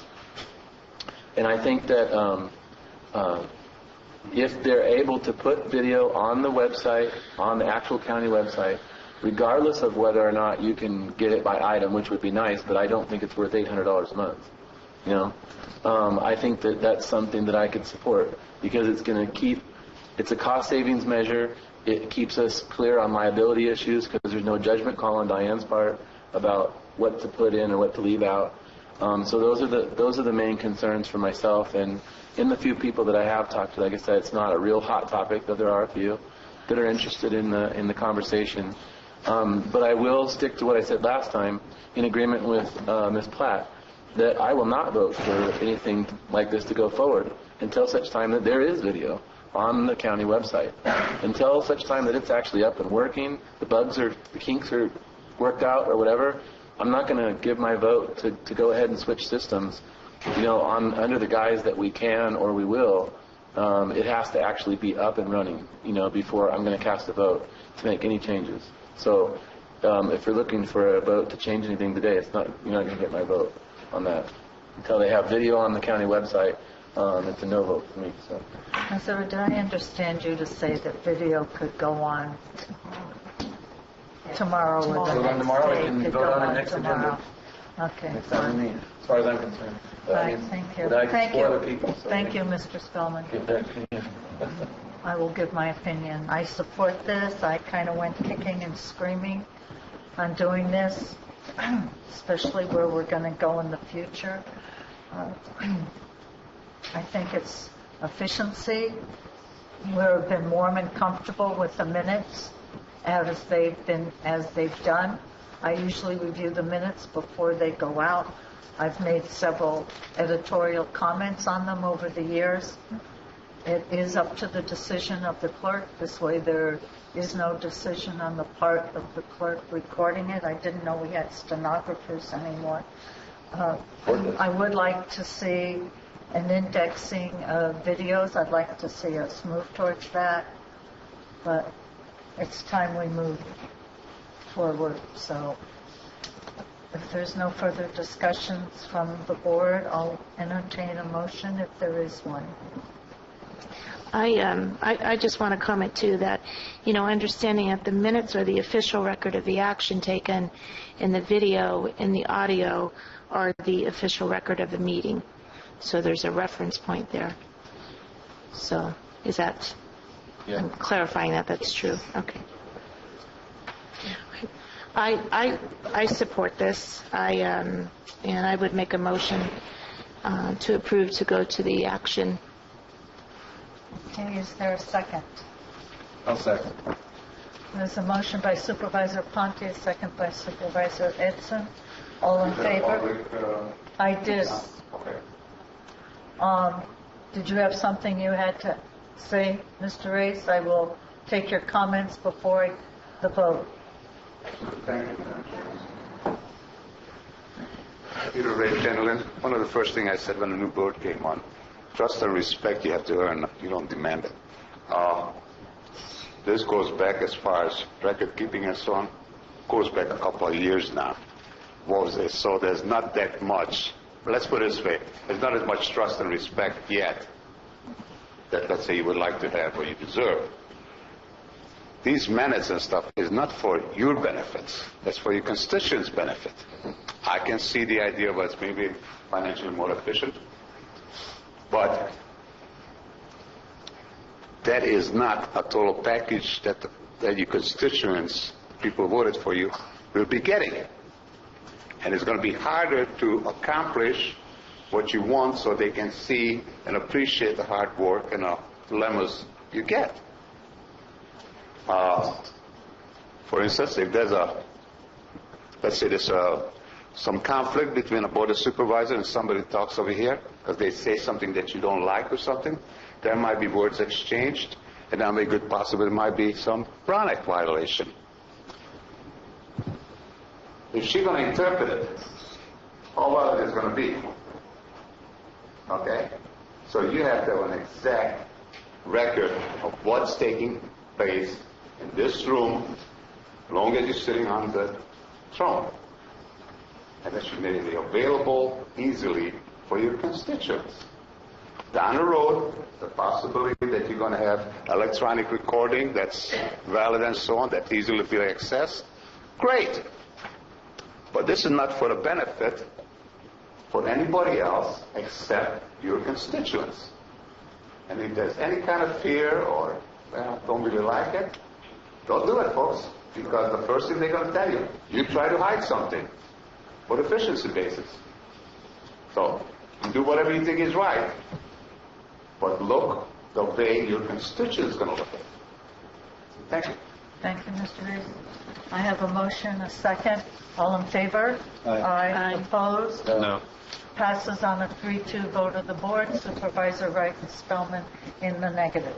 I'd like to move to item 26, a resolution to reject all bids for the Jenny Lynn Safe Routes to School. Mr. Mitchell. Jonathan Mitchell, Public Works. I'd like to present this item. The summary is that I need to make a clarification here that the plans and specifications need to be amended to remove the portions of work to the east of Baldwin Street on the plans as noted in the staff report. That will be an add alternate item on the plans and specifications, and then we anticipate going back out to bid following this board item. On just that item, Mr. Mitchell? That's correct. Or the whole thing? We will go out on for the whole package, excluding that item. The purpose for going back out is to remove that item. Okay, thank you. Mr. Spellman, did you have any comments you wanted to make on this? I just want to thank the Public Works Department for really putting their best effort forward and trying to help this to happen. Rancho Calaveras was established in 1967, and this would be the first project, to my knowledge, of this magnitude, or any magnitude for that matter, to try to increase public safety for children. And so, this has been through a lot of trials, getting to where we're at, and it's here yet again. We're real crunched for time, and they're doing their best to make sure that this project gets delivered that will provide additional safety to the school children at Jenny Lind. And I appreciate that. Any questions or comments from the board? Any questions, comments from the audience on this item? Yeah, I have an easy question. Was there an engineer's estimate prior to the bid, going out to bid? And if so, was it identified where the error was found? Pardon. Thank you, Mr. Mitchell. Did you want to? Actually, I can answer that. Wait, Mr. Reyes, did you want to let them ask their questions first? Mr. Reyes? I have a comment, folks. This project's been going, for 6-7 years? There's other deadlines come on. We're constantly being hit by public works. You got to do this today, otherwise we can't go forward with this or that. 6-7 years, there's another deadline coming up about a certain environment impact report or something's got to be finished. Otherwise, the whole thing going down the tube. Something is wrong with this whole program, folks. It takes 7 years. I brought this forward with the idea that, hey, make that street Hagen Drive safe. You're dealing with a schlocky outfit like Caltrans. Instead of moving a couple of speed signs so people can go in and out, they put no parking signs because there are people parking along Highway 26. This is so far away from what the original ideology was that you got the grant for. I would love to hear somebody going to come up and tell me that you want kids walking on Highway 26. That's a great idea. You were sold because the second phase of this whole program, you have to do it now because you're going to have the second phase of the program coming on. It's a constant emergency for this program. You don't do it now, the whole thing's going to go down. And it puts you on a spot because you're going to feel guilty if you don't do it. It's a question, who's yanking whose chain over here? Is Public Works yanking your chain, or are you going to start yanking Public Works chain? Because this is ridiculous. Something like that's been going for all these years and getting nowhere. Thank you. Any other comments or questions? Mr. Mitchell, would you like to address the questions that were asked on the engineer's estimate? Yes. To address the first question regarding the engineer's estimate, per the goal of going back out to bid at this time, which is to remove the work scoped to the east of Baldwin Street, we will have to amend the engineer's estimate to reflect that reduction in work scope. And again, the other question that was asked is the bid that came in exceeds the available funds for the project. In addition, in terms of the speed zoning on State Route 26 in that project area, we have had ongoing discussions with Caltrans regarding that. Consistent with the scope of the originally proposed project, Caltrans has agreed to reevaluate the speed zoning on State Route 26 after completion of this construction project. And also, we have a pending HSIP grant, which is a Highway Safety Improvement Grant, which is a phase 2 to this project, which would involve additional improvements near the intersection of State Route 26 and Baldwin Street, and providing additional pedestrian access through a route that is not along State Route 26 from the school to Baldwin Street. Thank you, Mr. Mitchell. I can respond back to you with that. Please address the board. Mr. Segala, you had another question. What was the engineer's estimate? What was the engineer's estimate, Mr. Mitchell? I don't have that with me at this time. Okay. But it was less than the $950,000. Again, I don't have it with me at this time. I know that the bid exceeds available funds for the project. Okay. Thank you. If you could get back to Mr. Segala on that, we'd appreciate it. I will. Thank you. You. Yes, did you have? Well, I'll try to be brief, but I don't know that I can. I think that I've made this crystal clear. I think that I've made this crystal clear in the past, but apparently Mr. Race prefers listening to the lies of his neighbor rather than his elected representative. That's not good. All right, please, Okay. gentlemen. You asked the question, I'm going to answer it. All right. Question number one from Al was there a problem with the design? No, there wasn't a problem with the design. The problem was that the school district committed to $130,000. They reduced it to $65,000, and then they reduced it to $0. So we had to scale the project back to deal with the fact that they pulled the rug out on their funding. That's why. So it wasn't a design flaw. It was the fact that the school pulled out their funding. So we had to modify it, or it needs to be modified to reflect the amount of money that they withdrew. So that's the answer to your question. Number two, Mr. Reyes asked a question about kids walking on 26, and he got rather passionate about that and claimed that somebody was yanking chains. If anybody's yanking any chains, it's the school district that's yanking chains. This project has been, this project dates back 2 supervisors before me. That's how long this thing's been lingering. I'm going to tell you right now, it's because of the absolute incompetence of our local school board. I have nothing good to say about the people that have been involved in the process. It's absolute absurdity. When I was elected and assumed office in January of 2011, I told them that I thought this was a flawed plan, that there shouldn't be any children walking on the highway, that they should have an alternate route. The school district at that time hadn't taken back all their money, and for there to be made any amendments to the plan, the school district, who was a project partner because they had money on the table, they had to come and approve of any modification.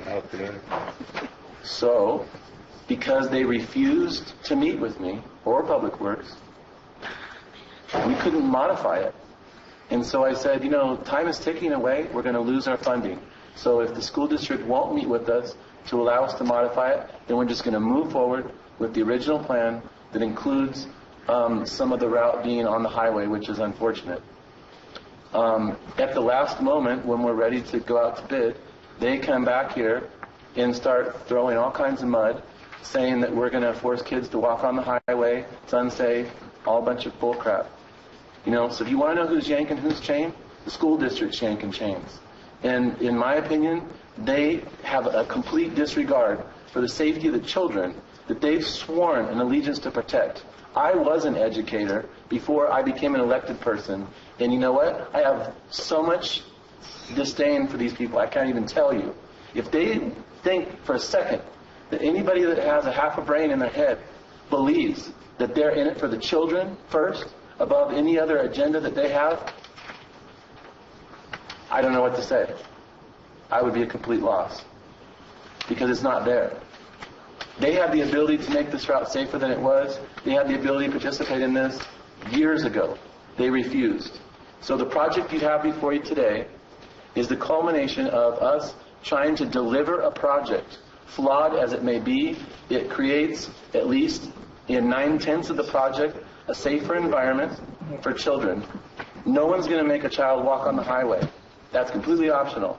If nobody ever uses that little segment that's on the highway, so be it. I wouldn't let my kids walk on it, and I'm sure most people won't. But you know what? We're beyond that. It's a project, part of the project that's a flaw as far as I'm concerned. But the school district's unwillingness to participate in a democratic process where everybody comes to the table and we're adults. Adults can disagree. We do it all the time. Anytime we meet, we don't always. We just had a 3-2 vote just now. That doesn't mean that we can't function. We're adults. We work it out. School district would not even come to the table. And then when they did, they tried to blame it on us. And so it's done. So whatever anybody has to say out there about yanking chains or whatever, the school district is the one doing it, and nobody's forcing any kids to walk on the highway, and we had to reduce the design, or the design has to be modified because the school district withdrew their funding. That is a fact. Mr. Spellman, is that a motion to reject all bids? It's a motion to accept the recommendation of staff as recorded in... Second? I'll second. Thank you. The motion by Supervisor Spellman, a second by Supervisor Edson. All in favor? Aye. Opposed? So moved. Item 27, I'd like to maybe move through these a little quicker. Mr. Mitchell, are you taking this? Jonathan Mitchell, Public Works. Item 27 is regarding the resolutions of necessity required for moving forward in the right-of-way acquisition phase for the State Route 1226 intersection improvement project. This is a standard action that's required in the right-of-way procedure manual, which the State Route 1226 project being on the state highway system is subject to the right-of-way procedure manual, which is a Caltrans and state manual for how to proceed through this type of project when right-of-way acquisition is involved. This item that's before you today is not an action to hear resolutions of necessity at this time. It's an action to request to Caltrans that should we need to hear a resolution of necessity, that it would be heard by this board and not the California Transportation Commission.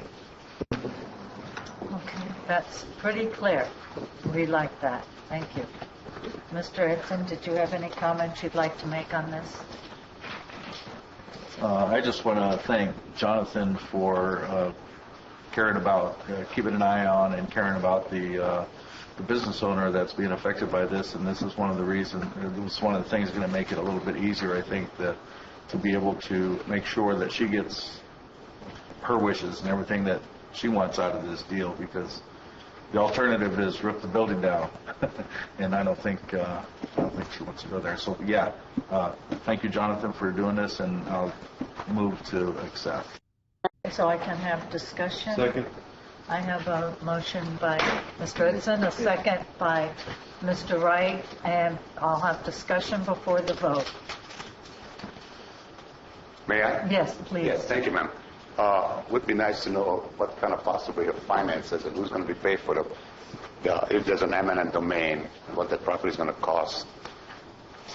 There's no map of that, any potential actual eminent domain issue about those properties that they want to take care of on Highway 26 and 12. I know one of the buildings has to come down. But is there any kind of amount or anything? There's a little over $500,000 for acquisition in this. Doesn't mean that's going to happen, but that's what's been budgeted. Okay, similar to what we did on the bypass.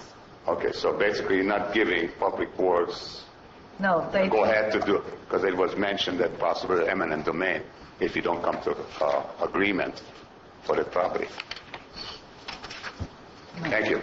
Eminent domain would be really tough to get through with me. Especially mine. Are there any other questions or comments on this board item? Is there a motion, Mr. Edson? Oh, yes, that's right, there was. Thank you. All right, and a second. I'll take the vote. Aye. Aye. Opposed? So move. Item 28, please. Authorizing Calaveras Transit to change the current service schedule to serve unmet transit needs. Well, you've been sitting here a long time. So happy to be here. Thank you. Scott Dwyer on behalf of Calaveras Transit. I'm here before you today because we're looking to amend our service schedule. And if you'll allow me, I'll give you a brief history on why we're doing that now.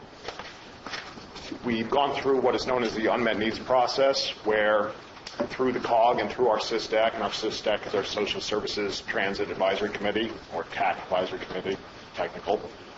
What we do in this process is we go out to the community and we ask for feedback in terms of transit needs, basically from the transit-dependent population. They return to us with a multitude of needs.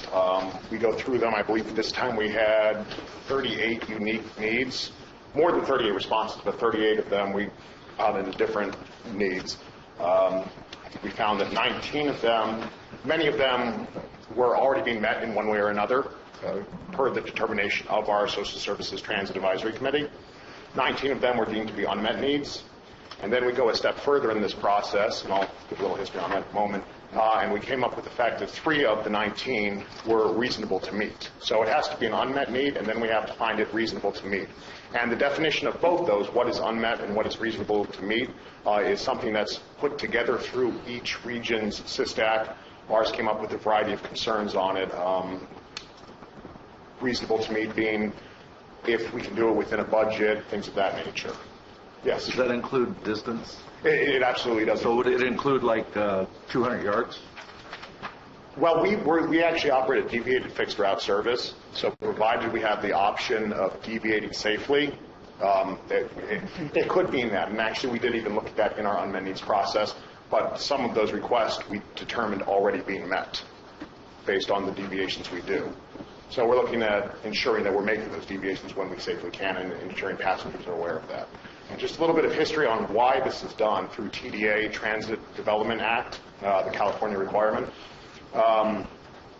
We get 2 sources of funding for transit, well, TDA funding in general, LTF and STA through the TDA through California.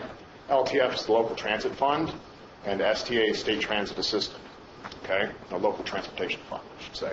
STA can only go towards transit. There's no other option for it. With the LTF funds, they can go, and there's a hierarchy of how these funds are delegated. First and foremost is administration of the Calaveras Council of Governments or the local RTPA, Regional Transit Planning Agency, which is ours, it's the COG. So they get the funds first, and then I believe it's Bike and Ped, and then a few, next Streets and Road. No, I'm sorry, Bike and Ped. TDA transit, I value saying anything not spent. Right. So we go through this process, and then what happens is once we've fulfilled our requirement to transit, anything left over at that point is left to streets and roads and other areas. What TDA requires part of this unmet needs process is we have to ensure we're meeting all the transit needs before we can take that next step with LTS funding. So that's why I'm coming before you today. We've made these schedule changes looking to fulfill these unmet needs. And at that point, then we're free to do whatever else through remaining LTF. Any questions? So, I mean, can you make small adjustments? In terms of the schedule? In terms of distance? Yes, we can. I mean, we have done that in what we're presenting here. Okay, so over on Full Station Road, they currently drop kids off at Paz parking lot. And if they just go a little bit further, they could actually drop them off where they're going at the school. We'll speak to the actual specifics of it in a moment. Cynthia will handle those. I just, well, we can talk about that now if you want. But Cynthia, would you like to address that? Full Station Road, because that's something we're also looking at right now. It's on Route 1. Mountain Oaks. Right. So I'll be working with Amber from the COG regarding that.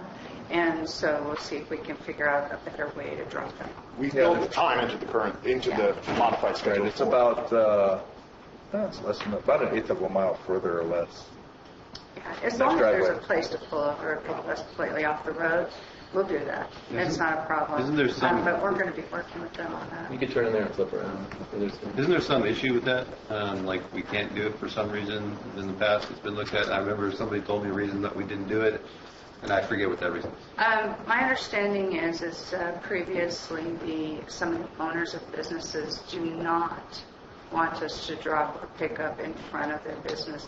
They feel that the youth element is not conducive to their business. So I take a different road.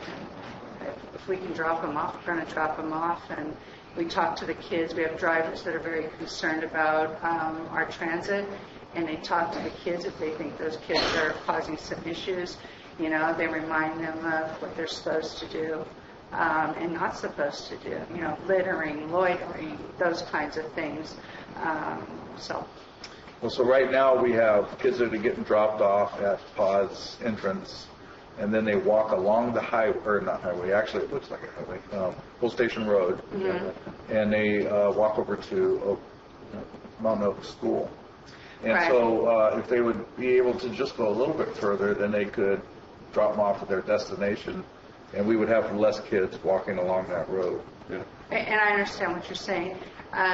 Again, Amber from the COG, Amber Collins from the COG, had contacted me and said that Mountain Oaks had contacted her, and so we're in the process of Okay, great. And to make that clear, with this schedule, we built in time. We don't anticipate needing to come back for more time to make these stops. And one of the things that's come into consideration, the new courthouse, we're stopping there as well. We don't show that yet, but when that's, I think, completed in mid-November, or the stop will be available in mid-November, we'll start making that. So that's all in this new schedule I put in front of you. Just to make clear what these 3 unmet needs were and what we're doing, we'll now be going out to Rancho Calaveras. We saw a lot of requests for that, not because of necessarily population growth, but what we were seeing was, over the years, more and more demand for transit, kind of outpacing the growth itself. So just a higher level of transit-dependent people were springing up. The second is midday service to Vista Del Lago. We were doing it in the morning and the evening, trying to get the commuters, but we were getting quite a few requests to go out there in the middle of the day, so we're going to be adding that run in as well. And the third and final one is the midday service, again, following the Vista Del Lago, but midday service between Valley Springs and San Andreas. So a lot of these are on Route 1, these changes. But we also made changes to other routes that were not part of the unmet needs changes. But what we did was, I should kind of explain this. When we began this process, we said, here's a good opportunity, since we have to make these changes, to look at the system as a whole, and instead of just tacking these on, kind of readdress what we're doing and see if we can do it a little more efficiently. And over the years, we've been making kind of minute incremental changes to our system, and before we knew it, we had something that had deviated from a kind of a very structured system into something that was just really like pothole filling, patching gaps. So we broke it down and we've reestablished it. We're still maintaining all the links with Calaveras, with Tuolumne, and we're maintaining the links in Jackson with Amador Transit. So that was important to us. And sure, there'll be problems with this schedule. I want to make that clear. It's a domino effect system. You can't make everything work. But what we saw is very important and something we structured this around. In addition to the unmet needs, we have a lot of college students who ride the system going to Columbia. So we wanted to make sure our class times linked up with our buses and things of that nature. That wasn't the preeminent factor for our schedule, but we definitely took it into consideration. We really tried to, if there were one overriding theme, which we tried to achieve here, with some success, it was having a linear scheduled timing between stops, or what I should say is, you try to have a bus arrive, if it arrived at a certain location at 40 minutes on the hour, after the hour, we tried to have it do that throughout the day to make it easier for riders to understand. Because before, you literally have to carry a schedule with you everywhere to know when a bus arrived at any location. So that was one of our concerns taking it. Yeah, thank you. Are there any comments from the public on this? Al Segala, Taxpayer Association. Questions I would have would be, what's the cost to the taxpayer for these changes? Is that known or estimated? And also, we talked about kids being dropped off. Very good questions there. I'm wondering if that could be expanded a little bit. Perhaps these buses could be used in time to take kids to and from school. And if such, there might be additional funding that would help the cost of the transportation, and which would be beneficial. That's my comments. Thank you, Mr. Segala. Raised gentlemen, I want to compliment the folks over at Public Transportation. Do you realize there is a 5th district? It's amazing. It's about time. I would love to know the names of the businesses that are objecting about people getting dropped off from their business. I would love to know it. If they can name a couple of them, I'd like to know it. Did I hear right that you have a bus going to Tuolumne County? Tuolumne County? Yes, Columbia Columbia College. How about getting a bus going into Stockton so people can do shopping there? It's closer to Stockton than to Ptolemy for me. I mean, that would be nice. There's a Costco, Walmart, Lowe's. Is this new efficiency, is that going to satisfy the state? I mean, you had a little problem before, if I recall. There was a big deal about it, that they could not generate enough funds, whatever the fare box thing. Is this supposed to be? Yes. And I sure would like to see if there's any possibility of getting the buses out. You know, there's a Jenny Lind, and if you take a look at the 5th district, that's high density compared to any other district in this county. And that would be more efficient. I believe right now you might have one bus stop. There's a whole, I thought there was a bus stop. Okay, anyway, but folks, as for one being blunt about it, I'm getting tired of being a cash cow for the rest of the county. I want some service down there. I want a library. And if you're going to put the bus stop where it can be really used, that's the 5th district, and it goes all the way to Jenny Lind. That's still part of this county. And it's not Valley Spring. That's the 5th district. Per population, per square miles, you got more people there than any other district in the county. And we're getting crap from the county. That's like a family feud, folks, putting it bluntly, okay? But there's a possibility, there's a potential customers that could make this public transportation a little bit more efficient, cost effective. So please consider it. And I would love to know what business is objecting to have people get on and off the bus. Well, I don't think we'll discuss their names in public. Well, okay. But then so is this all made up story? There's none in. Now, how can you say there's people objecting when there's nobody can be stated that they did it? So it's a bonus, phony story. You can ask after the meeting. Yeah. Thank you, Mr. Thank you, folks. Okay, the question to be addressed is, what is the cost of these increased routes over what the budget is for the transit system? What we're going to be doing is we're going to be adding approximately 18.2 vehicle service hours per week. That's going to equal out. Now, this year we're going to be starting on October 1st is the plan, so we'll have 3/4 of the fiscal year. That's going to amount to approximately $76,000 more. That money will not be a cost to taxpayer any more so. What's happening is LTF funds are a quarter percent of the sales tax through the state of California. The state takes that money and gives it back to each county based on population. It's still the taxpayer's money. Still, it's always the taxpayer's money. Okay, please. Mr. Race. Yep, absolutely. You talk. No, absolutely, it is the He taxpayer's has money. the floor. That money comes back to us from the state, and we, again, back to the unmet needs, just the importance of it, we have to use it in the way the state mandates, otherwise we don't get it. We're not, well, anyway, we have to use it in the way the state requires. It's common stipulation. The following fiscal year, 14-15, it will cost, and we'll run the full fiscal year of these hours. It'll be approximately 900 hours more in total for the full fiscal year. It will cost us a little, it's just north of $100,000 more than what we're currently doing, which would be the claim. Any questions? Thank Well, I'd just like to say thanks a lot for responding to my question, even when you were well out of the county. You answered my questions I had on. So. And if I may even elaborate on that just for a moment on Route 2 and why that was important to us. We actually originally had service up Mountain Ranch to West Point. We had 3 runs a day. The cost effectiveness of those, and I'll address that as well, caused us to scale that back. We have since been getting many, well, not many, of course, but enough requests for us to re-examine that route, knowing it's never going to be fully productive in terms of the fare box. That route will never make 10%. We acknowledge that. But what we were able to do with it, we recognized that if we didn't go, we've added that midday run back in, as I've mentioned to you. We're going up to now, we're not going all the way to West Point in the midday, we're going to Mountain Ranch. And what we think we can do, seeing where these requests are coming from, that should make that service more viable for the Route 2 riders, because they'll have a midday option as well. So are you using the buses on that, or could you use a smaller vehicle? It could be more. We're actually looking into that right now with the vehicle purchase. We're still using the buses, and There are a lot of reasons why, because they give us the flexibility to switch routes. If we had a designated vehicle for that, it wouldn't be used very frequently. Yeah, I mean, I'm up in Chris's district.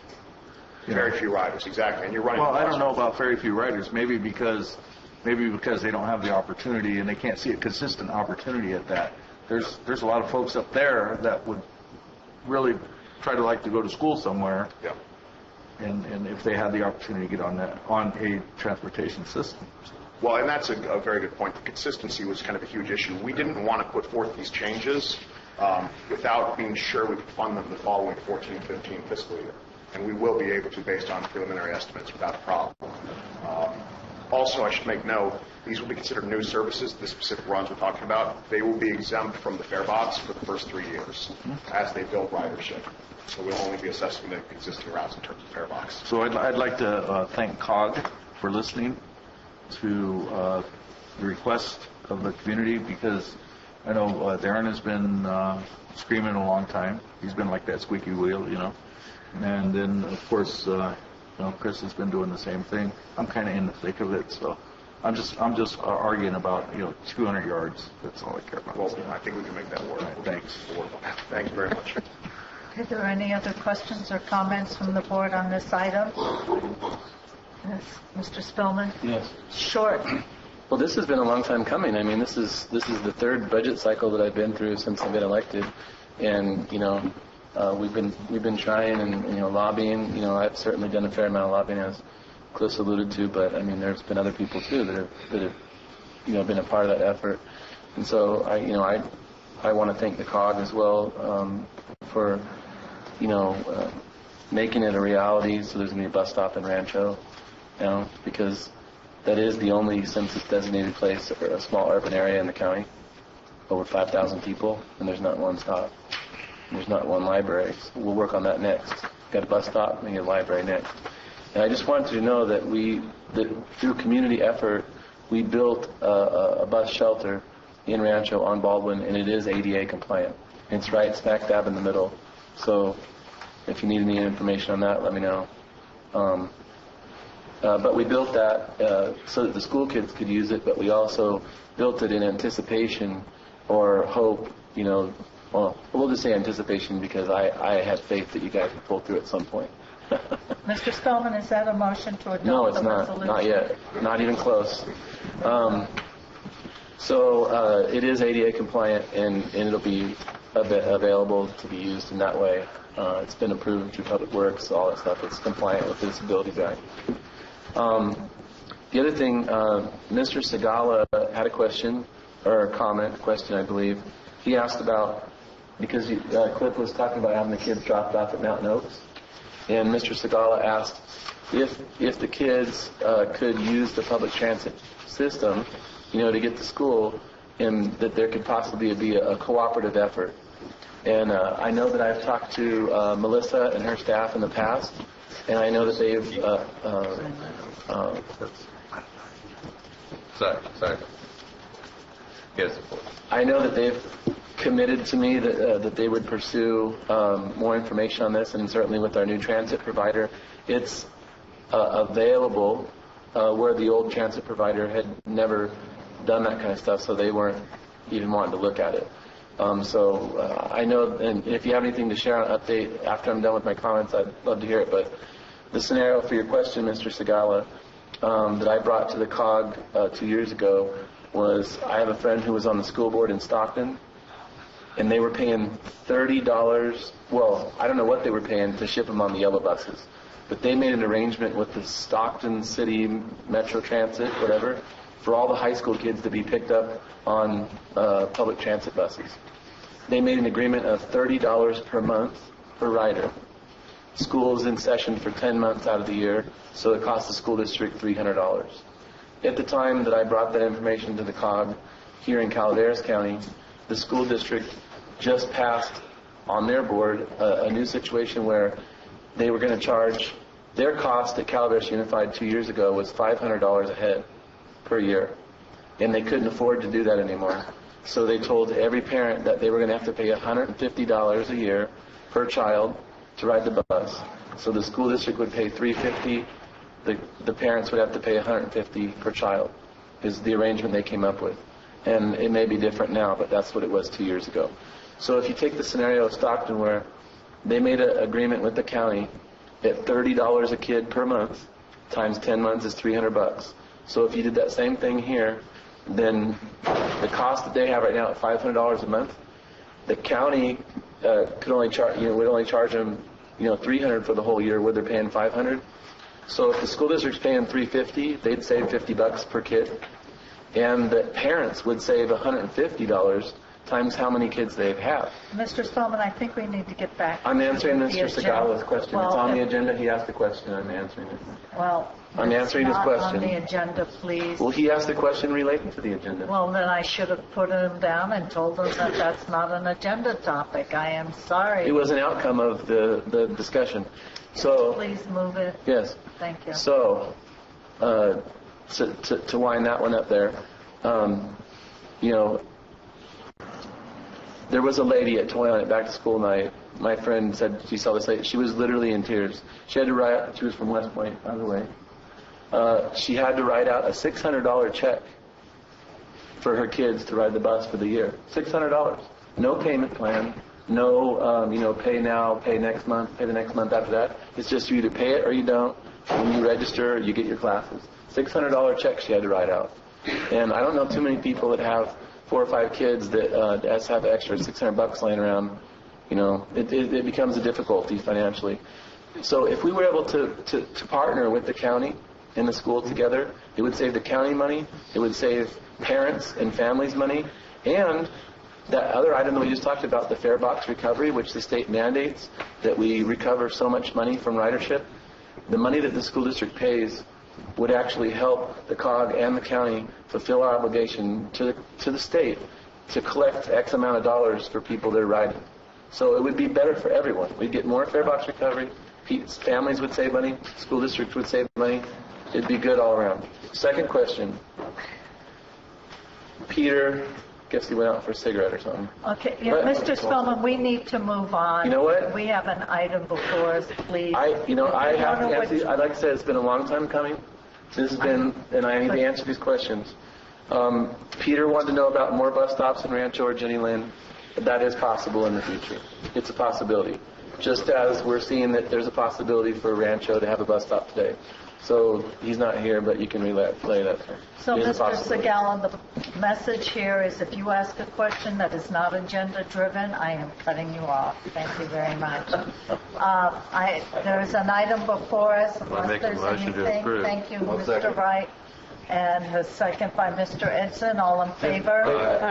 The COG might have had something to say about it. 30 seconds, that is it.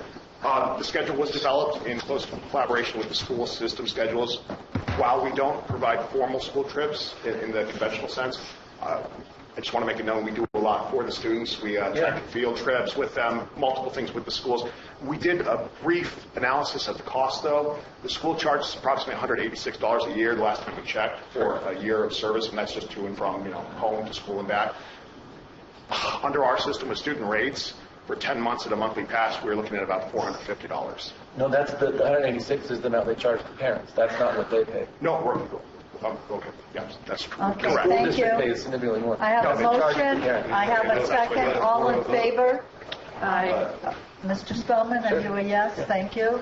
Opposed? So moved.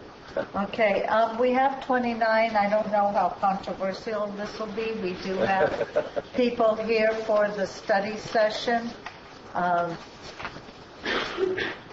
So, You can continue. what do you think?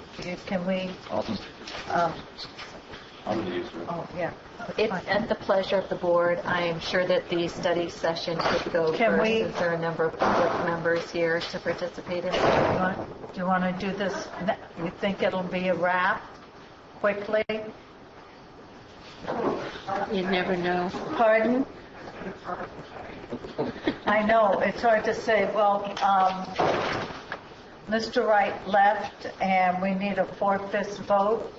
So I think we better wait till he comes back. and hope this doesn't take long. If it takes more than 10 minutes, if you don't mind, I'm going to stop it and go to the study session out of respect for those people who are here for that. Is that fine? Thank you. Good afternoon, Shirley Ryan, County Administrative Office. Rebecca Callen, Auditor Controller.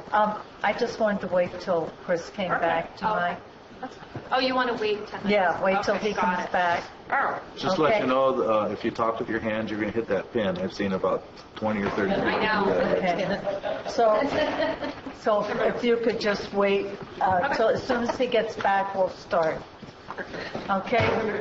Thank you. 5 minutes or 3 minute break. Sitting with you, chocolate. I feel like it's a chocolate. Sounds good. I had a good drink of water. I'm going to... Reconvene the meeting, please. Yeah. Boss lady did. Okay, I'd like to move to item 29 and hope it doesn't take a long time. We'll talk fast. Very fast. And then the board will listen fast. Shall we reintroduce Shirley Ryan, County Administrative Office? Rebecca Callen, Auditor Controller. The item that's before you today is budget adjustments that are needed in order for the Auditor's Office to close the books for fiscal year 12-13. In working, her office working, they determined during the course of closing of the books that there were certain budget units that had overexpended their general fund contributions, mainly due to unrealized revenues. And there were a number of other technical adjustments, some regarding that Rebecca will talk to in a minute. If the board approves this action as recommended, it will, when the books close for fiscal year 12-13, it will be with a cash carry of about $3 million, I wish it was $7 million, $3,782,000, which is up about it's late in the day, $513,000 over what was estimated at recommended. I know that seems like it's a lot. Actually, Rebecca's estimates were really close, given that $38 million budget. And part of what contributed to this was the department's willingness to really manage their resources and limit their spending as they got to year end, and we're looking at that. The other part of it is Rebecca was diligent, absolutely diligent, working with departments to ensure that all funds were transferred from designated funds, and we appreciate the willingness of the departments to make those, especially the Sheriff's Department, because without those transfers, the cash carry would have been significantly less. And so Rebecca's here to talk about what some of those are. Yes. So if you recall, we had originally given an estimate at recommended of $3,269,000. So I did that based on looking at the trends, based on the expenditures and the revenue receipts that we were seeing happen. And then I took a conservative approach on where we really thought we were going to land at the end of the year. And I worked very closely with departments to make sure that they were getting their invoices out, if it was charged for services externally, even if it was charges between departments. You know, if the Sheriff's Department was doing something for a non-general fund department or whatever it needed to be, so that we could ensure that we got those revenues in, and also that we got as many grant reimbursements that we possibly could. Where we ran into some issues was just the timing of those grant claims. So grants that are reimbursable, clearly we have to expend the funds first, and we don't get the monies back to us until we create a claim reimbursement, send it in, and then we're at the mercy of the granting agency. So much of the grant funds we have seen come in 13-14, but it wasn't here in 12-13. And those budgets were built on receipt of those revenues in 12-13. Because of that, that's where we're upside down on several budget units. Is that because we weren't submitting the claims timely, or the state was delayed? What I saw was, as an example, we did see some grant reimbursements for first and second quarter of 12-13, which would have been July, August, September, and then October, November, December, didn't get submitted until April of this year. That's a delay. The third and fourth quarters I would expect those, to have been submitted a little bit closer in range, and they were. So we're always going to have a timing issue, especially with fourth quarter, because it goes through June, and that's just the way that it is.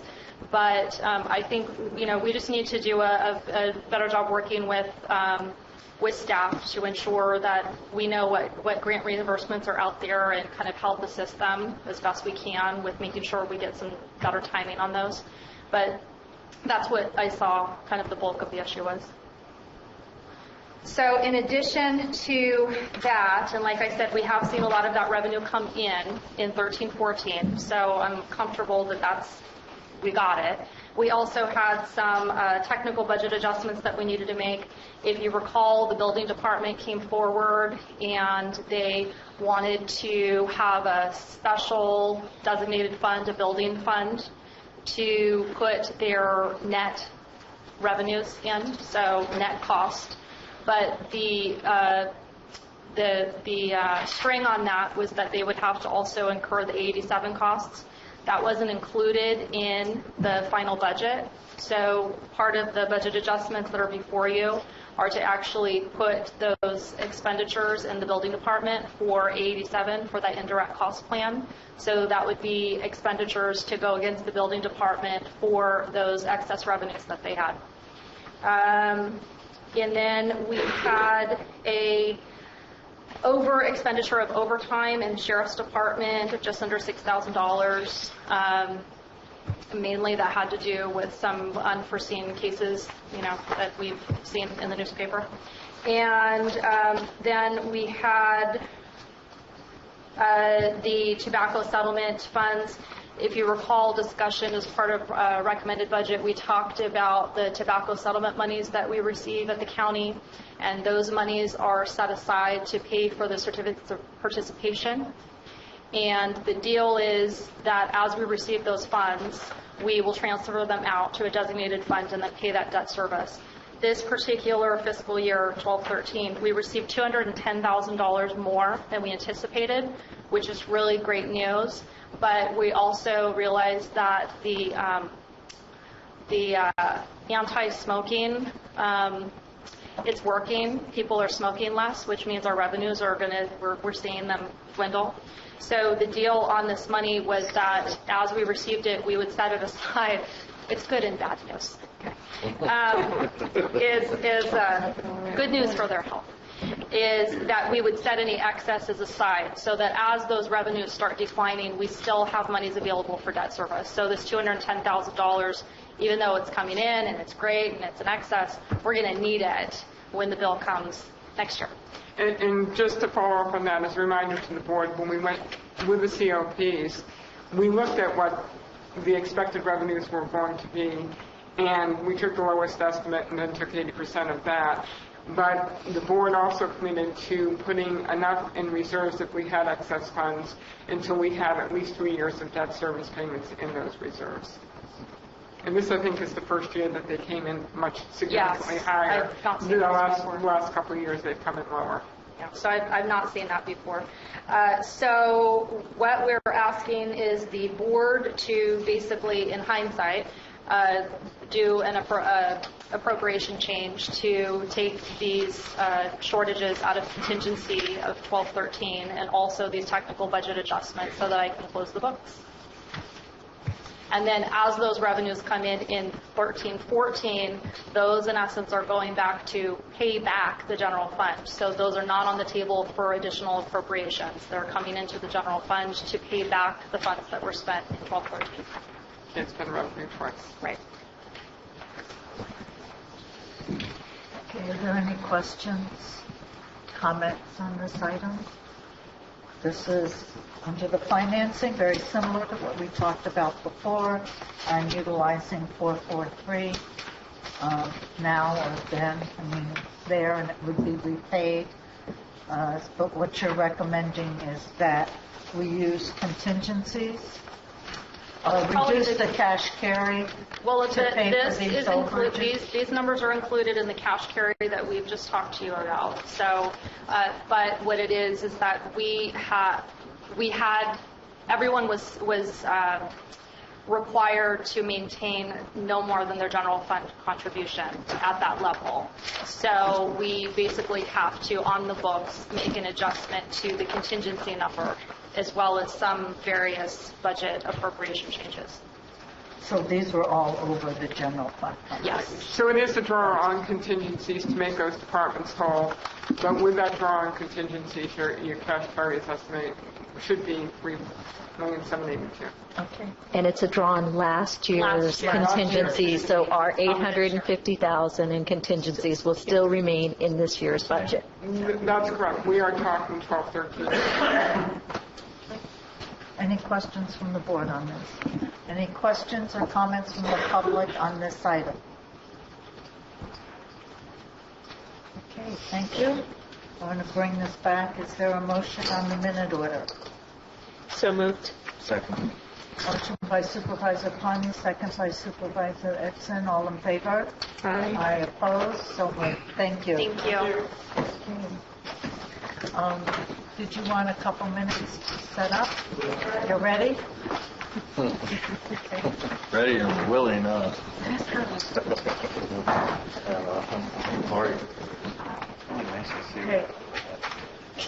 Darren, could you take this? What? Take over chair. Oh, you can sit there though. Yeah. You don't want me sitting? It makes you feel better. You can use the gap. Right, you can take over. No, my plan is, I like to do, for me to try to never use it. I think it's a good goal. My predecessor liked it so much. He took the gavel and roll it. He still has it. That's great. Yeah, no problem. Common knowledge.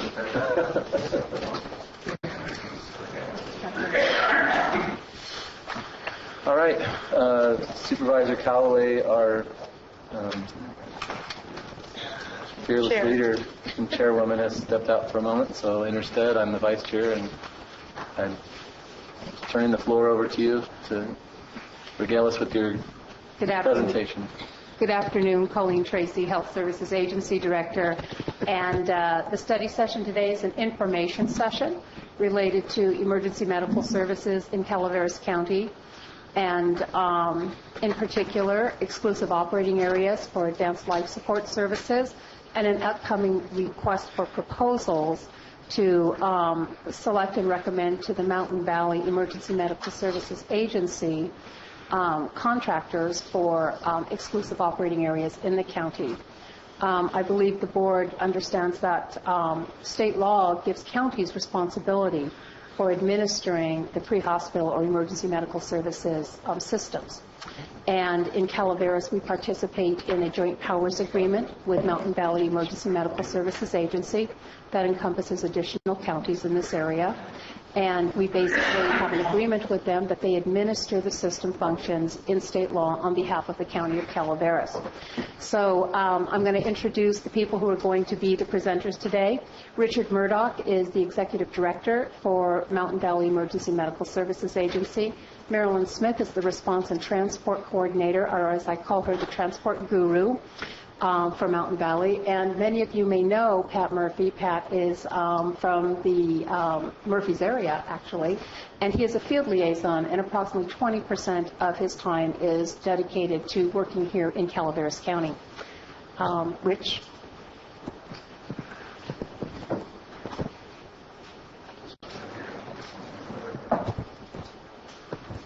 Thank you, Vice Chair, members of the board. Richard Murdoch, Executive Director with Mountain Valley EMS Agency. As Colleen Tracy mentioned, the responsibility that we have as an EMS agency is really outlined under Health and Safety Code 1797-224 with regards to developing an exclusive operating area. And according to that statute, there are really two options with regards to exclusivity for an ambulance provider. One is they can be grandfathered in if they've been providing ambulance service prior to 1981 and there has been no change in the manner and scope. And then the second piece is a request for proposal, which would be a competitive bid process. And so that is where we fall within Calaveras County. We have an RFP an RFP per state guidelines, document 141. Every 10 years, a request for proposal will be provided through the county for the ambulance provider services. And with that, I would like to turn this over to Marilyn Smith. Marilyn Smith, as Colleen Tracy mentioned, is our response and transport coordinator.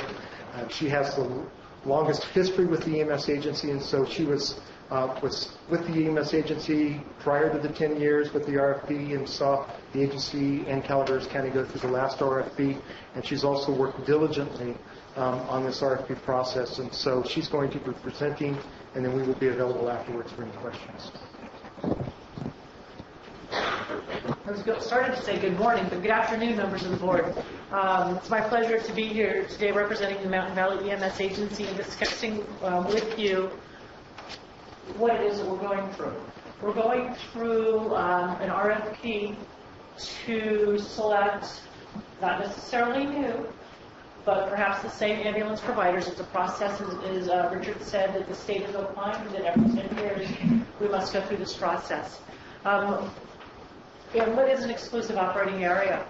As defined in Section 1797.85 of the Health and Safety Code of the State of California, an EMS area or sub-area, as defined by the Emergency Medical Services Plan, which we as the EMS agency are responsible for developing, upon the recommendation of a county, restricts operations to one or more ambulance providers of limited advanced life support or advanced life support ambulance. And so you may be able to keep those terms. Limited advanced life support is the old EMT2 process, not quite a paramedic, and advanced life support is a paramedic.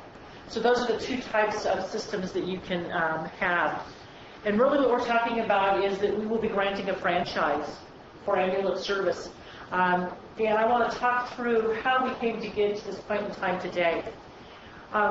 If you've been in Calaveras County for a while, you'll remember prior to July 1st, 2005, there were multiple ambulance providers in Calaveras County. It would fluctuate anywhere between 3 and 6 providers. Very difficult to coordinate. Having multiple providers led to a fluctuation in service, a different quality of service. And a lot of that quality of service was dependent on the financial constraints for providers because it's costly business to be in. And with that many ambulance providers here in the county, the revenue did not necessarily match the expenses of having 6 separate operations here in the county, and also led to some coordination challenges for system participants. So back in 2003, the Calaveras County Health Services Agency and the Mountain Valley EMS Agency put forth a proposal to the Calaveras County Board of Supervisors that addressed how do you want EMS to look like in the future here in Calaveras County. And those components that the process that the agency, along with Health Services Agency and your board, your predecessors, went through is just discussing what is an RFP, what is an EOA, are they legal, and what does it mean if we grant an EOA, looking at what the state EMS authority RFP guidelines, which you commonly call as their 141 document, what does that require, how often do we have to go through this process, looked at how long would it take us to implement all that, and then looked at some key issues for the MSOC. And this is really when the current MSOC, the Emergency Medical Services, I always get this wrong, Operations Committee, and the EMS Task Force was formed to look at these issues in representing the citizens in Calaveras County. So in 2003 and early 2004, multiple meetings were held with the Calaveras County Board of Supervisors, the EMS Task Force, and the Calaveras County MSOC Committee.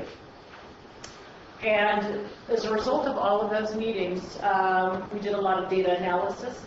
When you establish an emergency exclusive operating area, the EOA, you want to look at several things, and primarily is you want a fairly even distribution of calls. You want to look at systems that are financially viable, so that they have the call volume to offset the operational outlay to establish operations in an EOA. The outcome of looking at those establishment of 3 EOAs was this board directed County Counsel's Office to revise the Calaveras County Ambulance Ordinance, and they discussed what needed to be in those exclusive operating areas, and a determination made that it was emergency, non-emergency, and interfacility transfers. And that is key because a service needs to rely on revenue from each one of those sources in order to make their system financially viable.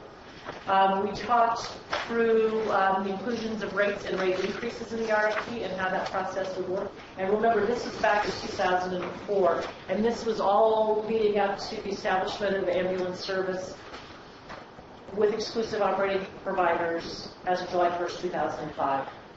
And we looked, and prior to this point in time, while the agency did collect response time data, didn't have a real good feel on how that would look when we didn't have 6 providers in the county. So the decision was made to look at response time criteria for the first year of service to help establish what that criteria would be going forward in the ambulance provider agreement. So we talked a little bit earlier about the state EOA guidelines, the 141 document. Again, every 10 years it must be completed, and because that is a lengthy process, we're about 8 years into that 10-year window. The agreement with the providers must be renewed annually, and it can be renewed without rebidding. So what happens is that it typically is a contract is written for a 5-year period, and then if at the end of that 5-year period, 2 things: if the providers meeting their contractual obligations and they have a desire to stay in service in a given county or in a given EOA, then agreements are renegotiated for a second 5-year period. And that was the process that went through here in Calaveras County, and we're just starting that next 10-year period. So what is the goal of the countywide emergency ambulance system? Definitely to provide appropriate medical care, transport of the sick and injured, working with system responders, and we'll talk a little bit about that in a moment. And bottom line is here, we're advocates for patient care. We want to look here and see what is the best for patient care for the citizens of Calaveras County. Looking at a predictable EMS response system, knowing that you have providers in an EOA, they are contractually obligated to be here to provide that service 24 hours a day, 365 days a year, 366 a leap year. And then working with the central dispatch facility, which in this county is the I'm in the wrong county, sorry, Calaveras County Sheriff's Office. So some of the benefits of having an exclusive operating area. When you develop an RFP, you have the ability to establish some standards that you want to see the provider that is going to be providing service meet. So we can demand a higher level of ambulance service, efficient coordination system response, and this really lists all of those key players, agencies that make up part of the EMS system. The Sheriff's Department through their dispatch, CAL FIRE in their dispatch of fire departments in the county, and also their roles of fire first response agency, and the fire departments and districts that provide first response on medical aid calls, coordination with the hospital and various components within the Calaveras County Administration, and then with us, the Mountain Valley EMS Agency. We talked earlier about the need to ensure that you have a financially viable provider in here. And looking through an RFP, we can look at what are some of their financial background, what is their credit history, those types of things, so that we can ensure that the most appropriate provider is selected to provide service going forward in Calaveras County. So reduction in administrative overhead. If you have, currently there are 2 ambulance providers in Calaveras County, FPAS in the Eastern Zone, and American Legion Ambulance Services, the North and South Zones. If you recall back earlier, I talked that there was up to at one point in time 6 ambulance providers. If you have 6 providers, you have 6 administrators, 6 payroll people, all those different types of things. So this has a reduction in administrative overhead and also makes the system much more cost effective. Allows us to look at some system design issues, and we're looking at what are the industry standards going forward to make this a high-performance EMS system. We want to establish response time criteria. Very important, I'm sure to all of you, is that there's going to be incumbent work personnel that are here already servicing the county. Not only do you keep citizens here employed in the county, but you also bring with them their work knowledge, their interaction with fire departments, first response agencies, the hospitals, and also knowing how to get around in Calaveras County. Very important. We're able to require some qualifications for management personnel, shoot time requirements, and shoot time is a EMS terminology, and that's from the time dispatch tells you have a call till the time you get your wheels rolling and you're actually moving toward the direction of that call. And looking at clinical sophistication of pre-hospital personnel, what kind of training standards do you as an ambulance provider require your personnel to meet? Those types of things. Other components in the system design that you look at as you're developing the RFP, a quality improvement program. As EMS evolves as an industry, in the past it's been a lot of focus on response time standards, get there quick, get there quick, get there quick. And now industry trends are looking at more to the quality improvement program process and looking at patient outcomes. What is it that you're doing for that patient that helps their survivability? So we're looking at a lot of those trends as they change in EMS. Continuing education programs, what types of education will you be providing for your employees going forward? And some of those things, for example, in continuing education, they have to look at, we require some specialized trauma training, pediatric education, and cardiac education, advanced cardiac life support. And also, through any funding, if you get any federal funding, through HIPAA, Homeland Security, those types of things, they also require that all of those personnel receive basic command training. So those are also types of things that would be covered in the continuing education program. We want to look at what types of vehicles is a potential provider going to be using, how many of them they plan to use to access their fleet, supplies and communication equipment that they'll be using. What are they going to pay their personnel and benefits? We want to make sure that the personnel here are fairly compensated and have a benefit package that is conducive for them wanting to stay here long-term as an employee.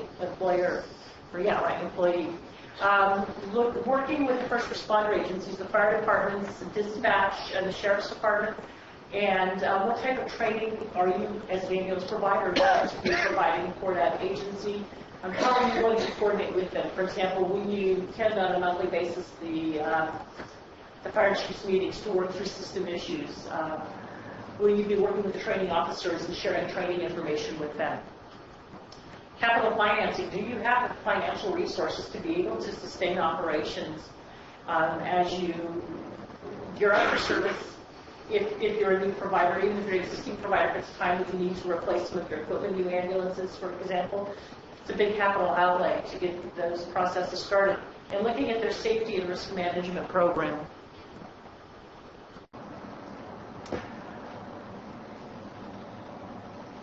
Having all that then said, all those different criteria, we're really looking to select the best provider that meets the RFP parameters. And then having an EOA, we can hold that selected provider to meet all of their contractual obligations for all calls that are run within their given area.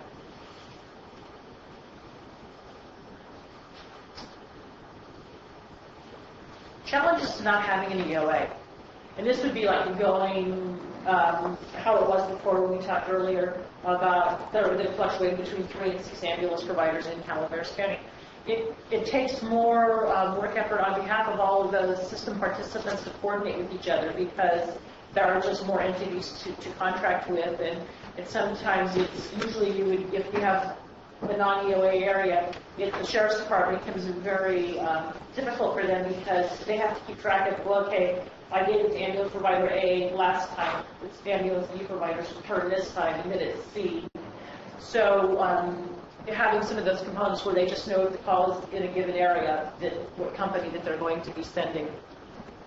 And fire departments are used to always seeing the same personnel on scene, and then you just develop a working relationship, a good rapport with each of those agencies. Having multiple ambulance providers would, again, increase administrative overhead. There's no they're going to keep incumbent pre-hospital personnel around. They could, oftentimes what they do is they hire folks part-time to come in. You have a lot of part-time people that are not familiar with the Calaveras County area. So they're coming in on a part-time basis, and they'll just come in from another system and work part-time. In EMS, part-time work is a very big part of the industry. We cannot look, if we don't have an EOA, look at the qualifications for their management personnel. We cannot quantify those issues, as along with the clinical sophistication of their pre-hospital personnel. And again, as I discussed earlier, financial stability is key, and I remember well some of the issues that we faced earlier, and I'm talking 15 years ago. It was the providers not having the financial background depth to be able to support their operations. A provider is only responsible for the calls that they run. And so, again, that's just, and particularly that happens with response time criteria. An ambulance provider has an EOA, has a standard they must meet, and that standard industry-wide is 90% of the time. Oftentimes, with non-EOAs particularly, if they're hiring part-time personnel, we see lower salaries being paid to their employees, and they have less commitment to meeting system parameters. There's no incentive for them to be here long-term and look at issues. Just coming in to sometimes gain some experience in providing ALS service. And that is the end of some information about So I think a critical element that the EOAs address is stability, and not prior to not having exclusive operating areas in the county, there was not stable, reliable, high-quality service. And that is why there was a lengthy process to develop not only the concept of exclusive operating areas for Calaveras County, but also a lot of careful analysis to establish the specific zones. This is a unique part of the medical care system generally. It is financed differently. It is 24/7, 365. You always have to be there, whether you're getting paid or not, okay? And so it takes a tremendous amount of resource commitment to be prepared. There's response, and there's being prepared to respond. And so in the awarding of a franchise, okay, a contract to be the exclusive provider of these services, with an option to contract with Mark Twain Medical Center for interfacility transfers. So you have to basically have the resources necessary, and that can be the revenue that you get for running a call and billing an insurance company and balance billing the individual. So the rates are an important part of what's looked at. The financial background, stability, creditworthiness, etc., is a critical element, because for someone to run out of money and leave degrades the ability of the county. It is a county responsibility to assure timely, rapid, and high-quality response. We tend to focus, and it's an important element of the system, on the ambulance transport, but it is a system. It is a system of pre-hospital care, and that includes Mark Twain Medical Center, Sheriff's Dispatch, as well as the on-scene responders, which encompasses first responders from fire, and the paramedic higher-level medical response. And all of this is under medical direction, okay? from the hospital and under the general direction of the medical director for Mountain Valley. So a critical part, and I think the part that the public sees most frequently, is really that ambulance transport. It is a lengthy process. In addition to developing the RFP, it has to go to the State Emergency Medical Services Agency for review and approval, the formal RFP itself. Then the Mountain Valley conducts the RFP process. It utilizes an outside panel of EMS experts who also have financing expertise, are familiar with what the financing and the costs are for emergency medical services. There's a number of ongoing requirements for providers in the contract itself. The number of miles before they have to replace a vehicle, okay? The specifics of the equipment that they must, supplies and equipment that they must carry, the certifications and training for personnel. And all of these things have to be demonstrated through the RFP process. So once the state reviews and approves the RFP, it's issued by Mountain Valley. They conduct their process, and then a recommendation is made to the Mountain Valley Board of Directors. Supervisor Ponte is the representative for Calaveras County on that agency board. A key element of these contracts also is their duration. Okay, part of the stability is because you're going to make a sizable financial investment on an initial and on an ongoing basis, is that there be a sufficient duration of the contract to allow you to either capitalize or at least extend over time your return to offset that initial investment and that ongoing investment for new equipment, etc. When Mountain Valley, through medical QI, establishes a new standards or a new service type, the providers are obligated to obtain the equipment and the training necessary to provide that service. So you're really talking about something that has an ongoing cost commitment to it.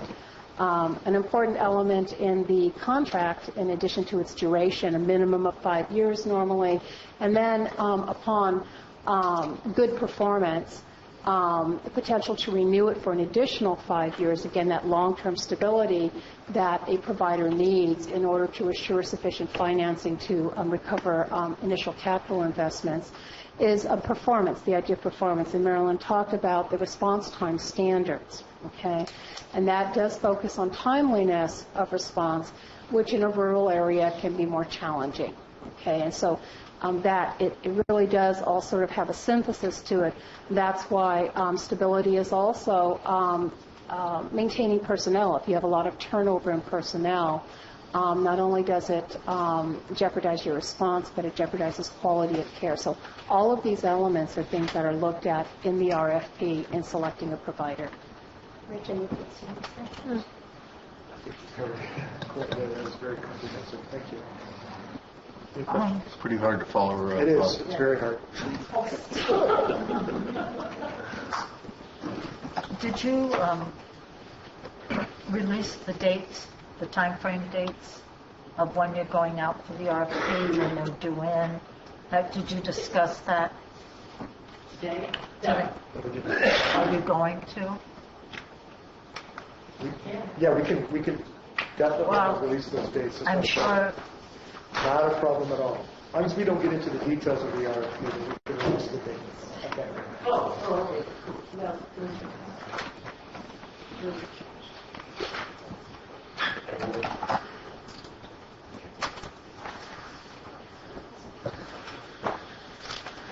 One thing that I did not add, as we've been through this process, we've worked a lot with Pauline through this and also with Ms. Elliott in reviewing the document and discussing the criteria of the RFP.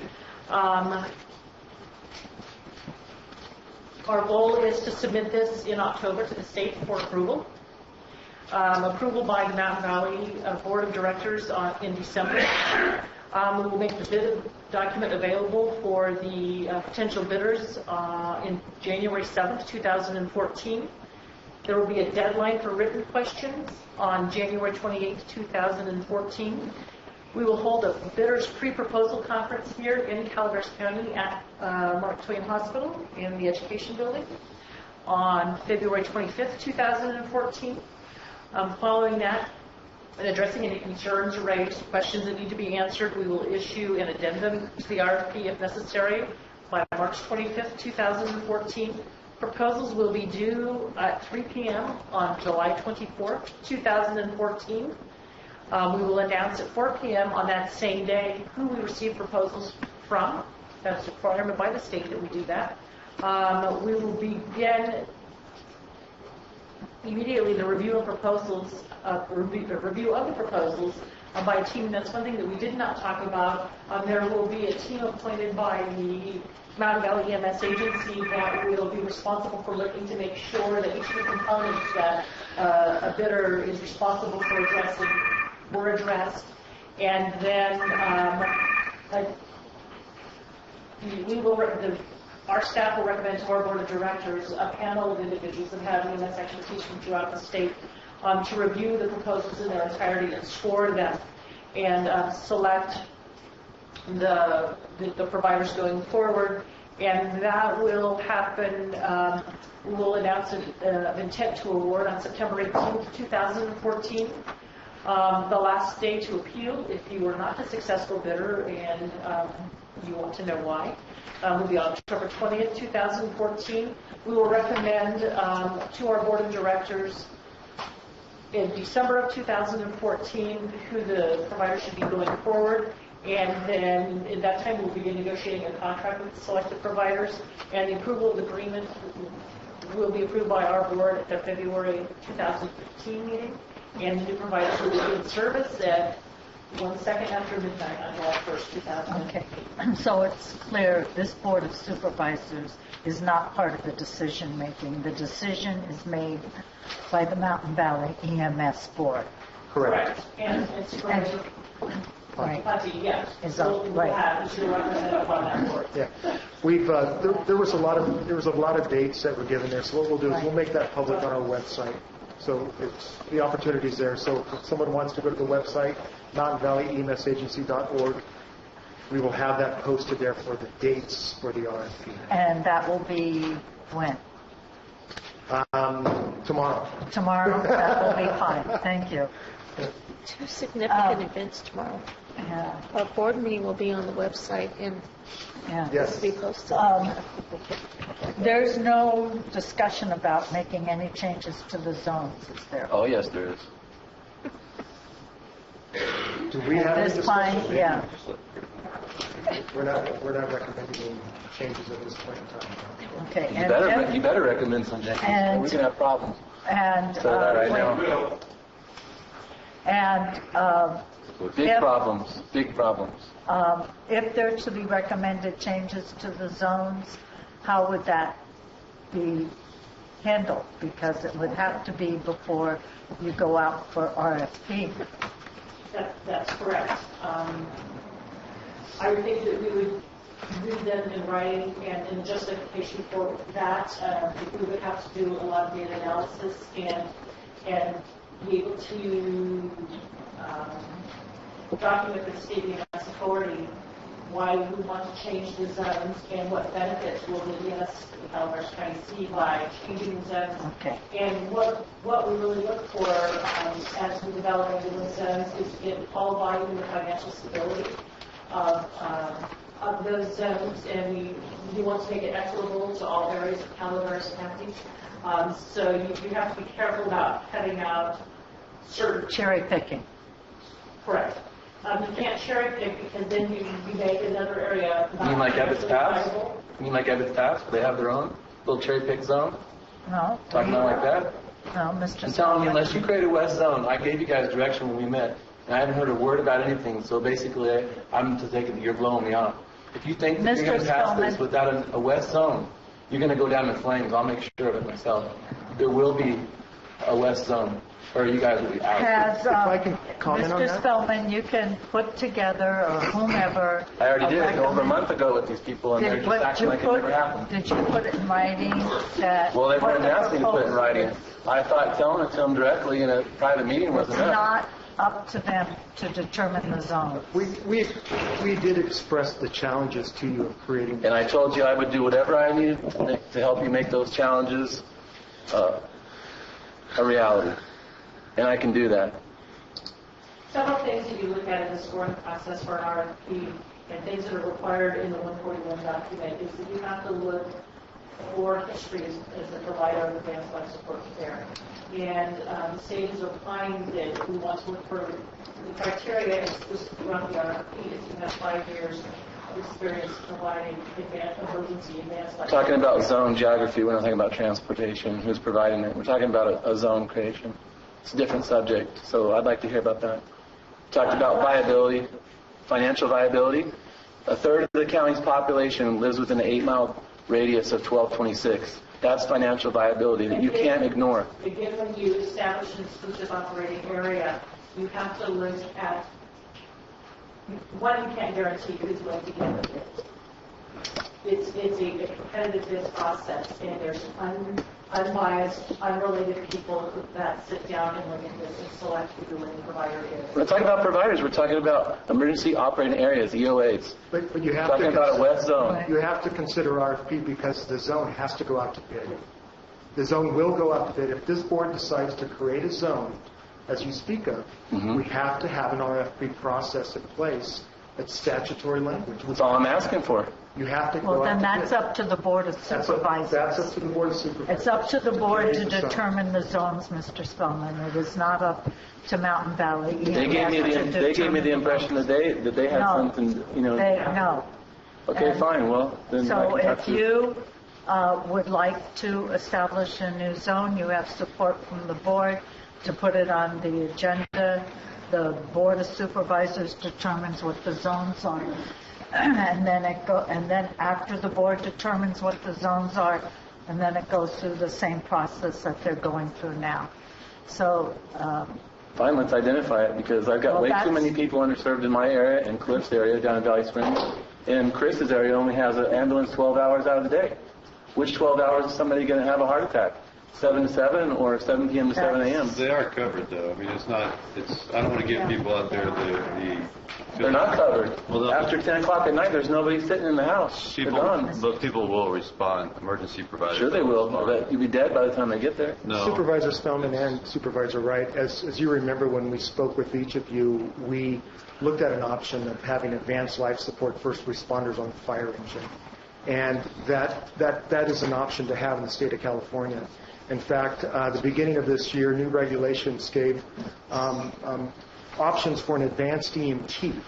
And so an advanced EMT could provide 90% of what a paramedic can provide. And so talking to both of you, looking at the concerns of your constituents, having a 24/7, 365 days of the year, having ALS provided to those constituents, the cost-effective means would be to have advanced life support, as we discussed in our meetings with the both of you. Yeah, That's a process that the EMS agency is looking. You're right. Are you going to get into the timeline on that? Correct. Well, currently our medical director, Dr. Mackey, is rewriting the field treatment protocols to include advanced EMT protocols. And so it's ultimately Dr. Mackey's responsibility as far as what either advanced EMTs or paramedics practice in the field, in the pre-hospital setting, and so he's working on those protocols now.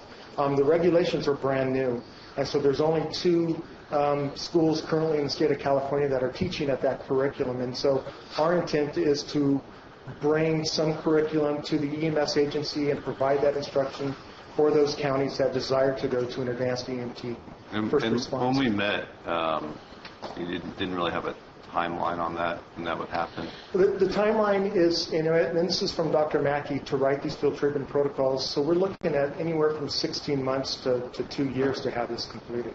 It's a lengthy process. Yeah. EMTs currently in the state of California, 120 hours is basically what they're required to go through for training.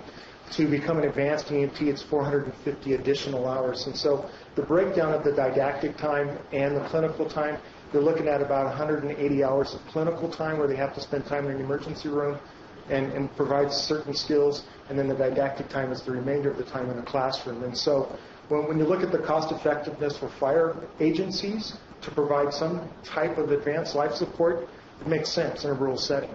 really makes a lot of sense. So we advocate that. We're moving in that direction. To transport in the fire service, that's a whole other topic of discussion. There's no fire departments in the state of California right now that are looking to transport. There are fire agencies that have transported for the past 20 years that continue to transport, but it's not the ideology of the fire service to start transporting because revenue is not in 911, it's in interfacility transfers. Brian, I'll get to you just a second. So if and there was an EMT or an advanced EMT program, they would be assigned to the fire departments, not to the ambulance providers. Correct. So if West Point or Glencoe or Jenny Lynn or whatever wants to have EMTs or AEMTs, that would then be paid for by the respective fire departments or constituency that they serve. They don't need to have an ambulance zone to have an EMT or an AEMT. So, I mean, if the issue, Mr. Spellman, is that you have EMTs or AEMTs, you can have that now. The issue is there's 45,000 people that live in this county.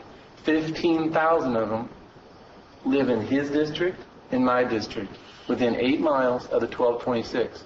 All we want is a west zone, a fourth zone being the west zone, that mirrors the boundaries of the recently approved, LAFCO-approved Calaveras Consolidated Fire District boundaries. That's all we're asking for. They're not getting in the business of transport or anything else.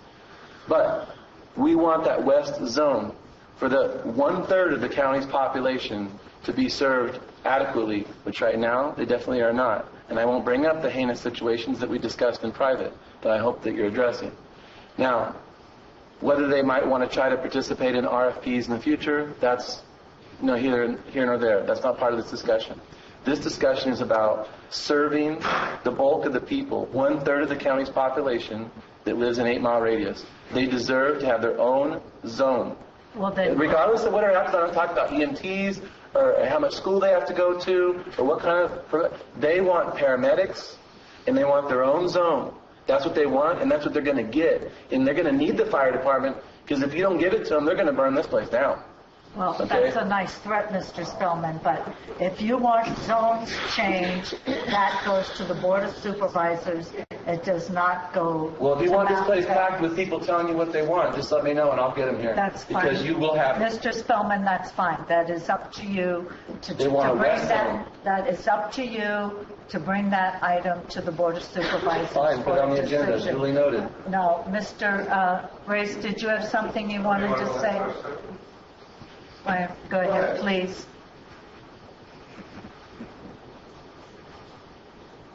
My name is Brian Dixon. I'm a resident of Dorrington. I had 35 years in the fire service, most of it in the San Francisco Bay Area.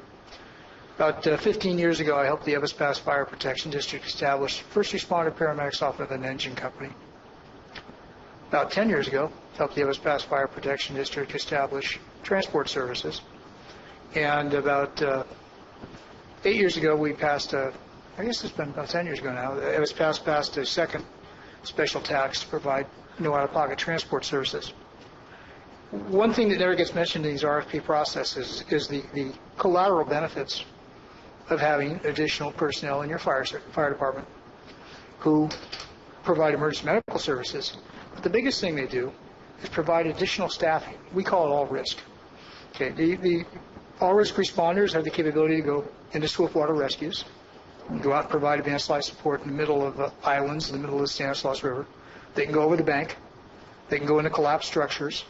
They can go into immediate danger of life and health environments and do advanced life support work that people who aren't cross-trained, dual role paramedics cannot do. But the biggest benefit is you have additional career staff on board. And this year we got lucky. It was a couple canyons over.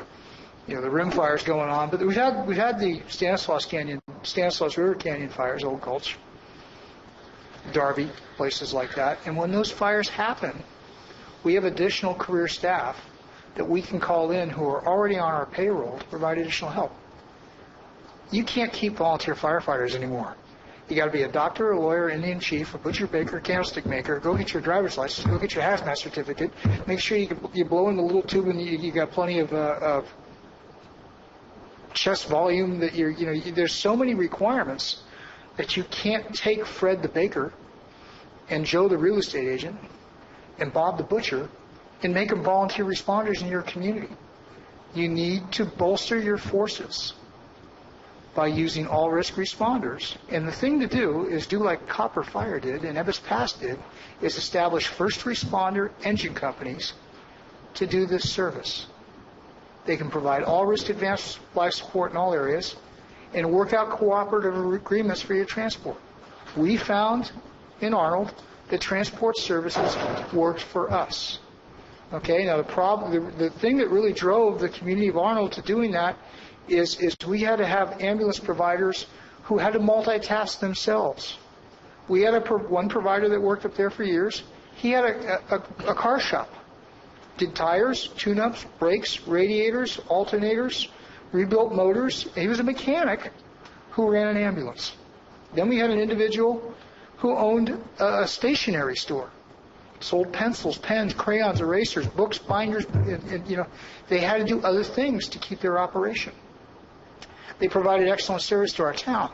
But the thing that gave them the heart and soul and the thing that kept them in business is they left the community of Arnold, went to Mark Twain, or went to that time we had the two hospitals, Tuolumne General and Sonora Hospital, and they would go to those hospitals and do long-distance interfacility transfers because it was their turn to do an interfacility.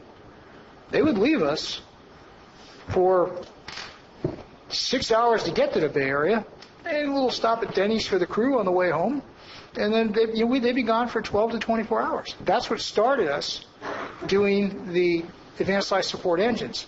Our first ambulance was just going to be staffed or brought to the scene, and if our transport provider that was they were under contract with the transport provider in our town was not around, then we would use ours and go. And then eventually the citizens in our area said, you know what, we think this is a pretty good idea, and if you're willing to put out a little extra money, and that's what they did. They shelled out extra money. It opened a second career staff fire station, helped us maintain our ISO rating. They told us it was going to lower it, but ISO came through and took real good care of us after all the fires they had in Southern California. But, there was a lot of work, and 15 years of effort to create it. We just didn't flip a switch and do it overnight. We started with advanced life support engines. We worked our way into part-time transport when needed. Then we worked our way into full-time transport. The model's out there. We're available to help anyone who really needs the help to do it. But it requires the cooperation of all components of the EMS system to make it work. And you have to, am I concerned that the bantering going on in this room is going to create a situation where, Calaveras County will go up, it has to be one bid. That would be death to our program in Ebbets Pass, a program that took us 15 years to make. Okay? We did manage to carve out an exclusive operating zone in our area. And that, I think, primarily was done. I think Supervisor Calaveras is the only one else who was around here when we were doing that. But we have two special taxes in our district, one to finance first response engine service and one that provides our citizens with no out-of-pocket transport services. And so but that came into place before we went out to bid. So anyway, things can happen, things can evolve, but please don't throw the baby out with the bathwater. It would make me very bad, very angry. Okay, any questions about our service and why we do it? Yes. What's the succession? What do you mean the succession? Our success of it? Yeah. What is the succession of your carrier? Like, for instance, you said you got a guy that works in a stationery company. Oh, no. We took over. We are the first response paramedics, and we are our own transport provider. And our ambulances are staffed with firefighter paramedics who aren't just medical transport. They're technical rescue, they're wildland fire suppression, they're structure fire suppression, they do a lot of fire prevention work. We spend a lot of time doing community education. We support all aspects of the American Heart Association's chain of survival. We use resuscitation using the Allopulse CPR device, which gives you 100% circulation mechanically instead of 20% that you get out of manual CPR. There's we're first ones to use a 12-lead program in the county. We've a lot of innovations. First ones to use CPAP. We're cutting edge, but we're cutting edge because our community is giving us additional money to invest in our community. That's right. Okay, we just didn't come to the county board of supervisors and say, give us more, give us more. It was, we went out to our community and said, if you guys want to pay more, we can do a lot more for you. And we, there was a lot of education done to our community and a lot of buy-in from our constituents who put up with it. We just didn't come here and say, you must do this. We went, how about it? Would you like us to do it? And we educated them, and they voted things in, and that's we're having a very successful outcome because I think that's a good idea to have a study session as chairman. Chairperson Callaway said. Let me update you. Hit that pen again. Yeah, I like that. Let me I have to write update down you here. on what he's saying and how that applies to us. What was your name, sir? Brian Dixon. Brian Dixon. Chief Brian Dixon. Yeah, I was the assistant chief for Evans Pass Fire for the last 6 years of my career. Okay. Until that mean guy Jerry Brown said you couldn't double dip anymore. Then I retired. Then I found out what the EMS system was all about and had my own little pacemaker installed. But that's another story. So where we're at, Brian, is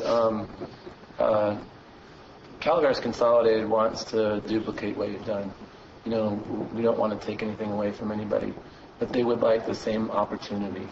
For us to be able to provide the opportunity for the 1/3 of the county's population that lives within their fire district boundaries, which was the old Jenny Lynn and Foothill combined, is first we have to have a zone. You guys have your own zone that you can bid on. We didn't then. We started out. Well, whatever happened back then is not what's applicable today. Okay. For us to be able to go out and get an assessment like you guys did, we have to have a distinct zone. That's not Let's make it clear, it's a tax. Yeah. Whatever, tax, assessment, whatever. For us to be able to accomplish that, we can't compete. They want to do eventually, they'd like to do ambulance service like you guys do, eventually. Not right now, but eventually. And right now the zone goes from Wallace all the way to West Point. No one's going to vote for an assessment to tax themselves who live in Valley Springs to provide ambulance service in West Point. We need that zone that's just their boundaries so that we can go out and get the tax assessment, whatever you want. Does that make sense? Yeah, but that's what they did. They did the tax within the Evans Pass Fire District, not their zone. Yeah. They went to their When we, in 1998, we were the first fire agency in Mountain Valley's 5 counties to provide advanced life support off of our engine companies. Mm-hmm. And Marilyn was there. I was a part-time consultant for Evans Pass Fire District. My real job is I was an engine company paramedic. That's where you started. In East Palo Alto. That's where you started, okay? But yeah, we started, and we put advanced life support equipment and paramedics on our engines, and it was publicly financed. I mean by, I think it was $39 a household. I could get you the exact figures. Mm-hmm. And so we put our paramedics on our engines. We didn't it didn't require an exclusive operating zone. And then it evolved to our transport services because our transport service providers were having a difficult time stationing resources in our area because of there wasn't enough calls. I want to make it clear to everybody here that I understand everything that you've said. Okay. And I'm not trying to be... No, I understand. I'm trying to help you. I know, I can see that. I'm helping you along. I can see that. Okay, I need to get this out here, though. Yeah. The thing that nobody's grasping the concept of, and these people obviously are not going to admit to, is that during the time frame when you evolved, evolution was available to you. But we're talking about a 10-year RFP. If they don't create that zone now, so say we get assessments to put paramedics or EMT2s on fire engines right now. Well, by the time we can save up money, we can't assess, say we do EMT2s next year, and then, we've got paramedics on the engines within 5 years. okay? But then the RFP is a 10-year process. Chairperson Callaway, Wait, can I finish, please? Can I finish, please? Let him finish. Please. I mean, seriously, this is a very important thing. This gentleman's taken the time to try to explain to me twice. He's trying to help me understand, but what he doesn't understand is something I know which is different. Okay? That it's a 10-year process. We can't evolve. Calaveras Consolidated cannot evolve as you did. The laws that are currently in place do not allow for that. So, even if we built up, like you say, the first time that they could go out for an assessment to do ambulance service would be 10 years from next year. Because it's a 10-year time frame for the RFP. No matter what they say, I've already researched it. Yeah, you can do a reopener maybe at 5 years, but the fact of the matter is we're never going to be able to get the assessment for ambulance service until such time that we have a defined zone that mirrors the Calco Fire District boundaries. That's the crux of this. And so right now, Calco can't get in, they can't even meet the qualifications financially to even get in the game for ambulance service. But if we create the zone now, we'd create a better level of service for 1/3 of the county's population within a new zone. And then it would allow for them to build up, as you're saying, under the new requirements so that they could actually compete and be successful, hinging on whether or not the voters approved, shelling out, as you say. So I understand what you guys did, and that's fabulous. And people where I live, they look at what you've got, and they want that. They don't want to take it away from you. They just want, and there's plenty of people. I believe there's enough people, there's a mass of people there that would vote for it. But we can't even compete in a situation where we'd have to provide ambulance service from Wallace to West Point. It just won't work. And so all we're asking is that a new zone be created in the West that is encompassing what was the footprint genuine fire, which is now Calco. That's all we're asking. And I don't think it's too much to ask, based on the fact that 15,000 of the 45,000 people in this county live in that 8-mile circle. And I'm not that decision maker. Yeah. I just thought... I'm just like, it's just what we want. That's all we want. Just thought I'd try to help you out. I know. You could get advanced life support engine companies like Copperopolis and us have done. I know. Anyway, Yeah. If I may provide clarification, Come or go. We're really talking an apple and an orange. An EOA, an ambulance response zone, establishes who that transport provider is in that given area. It's a geographic area that's served. Let her talk, Mr. Spellman. Okay. What you're talking about is, and what has passed is, and what Copper Fire did, is within the boundaries of their fire district. I'm not talking about Copper Fire. I'm talking about creating a new I'm zone. talking about, you don't need a response zone. You have a fire district. It is the voters of the fire district that have to pass an assessment, a special tax, whatever. He understands that. I understand this. It has to be the fire district boundaries. If you want to provide advanced life support care, they could put that together now, fill out an application, and give that to us. They could start providing that service in 30 days. Yeah, well, you know what? They want to get to a situation where they don't have your ambulances calling off helicopters for 2-year-olds that have snake bites. That's what they want. You want to know what they want? That's what they want. They don't want your ambulances calling off the helicopter for a 2-year-old with a rattlesnake bite. That's what they want. They want control over their own emergency medical services. Is that too much to ask? For 1/3 of the population? I think I could get a mass vote for that. I think I could fill this room 10 times over, too, with people. If you guys aren't willing to accommodate us. Their decision. It is our decision to create the zone. But they're saying things that would lead you to believe that what I'm saying is irrelevant, and it is not. Well, and if anybody doesn't get that picture, then trust me, we'll see what happens. Well, you can threaten and do what you want. I'm not threatening. My Mr. response is directly related to the people that I represent. Copperopolis has an ENT system, and they are in an ambulance zone. Ebbets Passes just happens to be their own because they've worked their way into it. But if Calaveras Consolidated Calaveras wants to start the process within their fire district, they can do that. Starts with a zone. No, it does not start with the zone, but that's up. Well, then if it doesn't really matter, then give us our damn zone and we'll figure out. No, it's up to the Board of Supervisors. It is not up to them. Well, I hope the Board of Supervisors realizes my passion. That's fine. And that they realize that there's going to be a lot of people up here that are really unhappy unless they get their zone. That's fine. Then you just bring that to the board Maybe we will and bring there's it. decision Believe to me on do that. it. Okay, fine. Is there anything else? Peter has a comment. Chief, is there anything else you want to say? Thank you, Chief. Thank you, Chief Dixon. I appreciate your help. Peter, gentlemen, it was very nice for the board and LAFCO and everybody to approve that between Gentleman and Foothill Fire District, combine the two, nice under the screen, no vote, nothing. Good.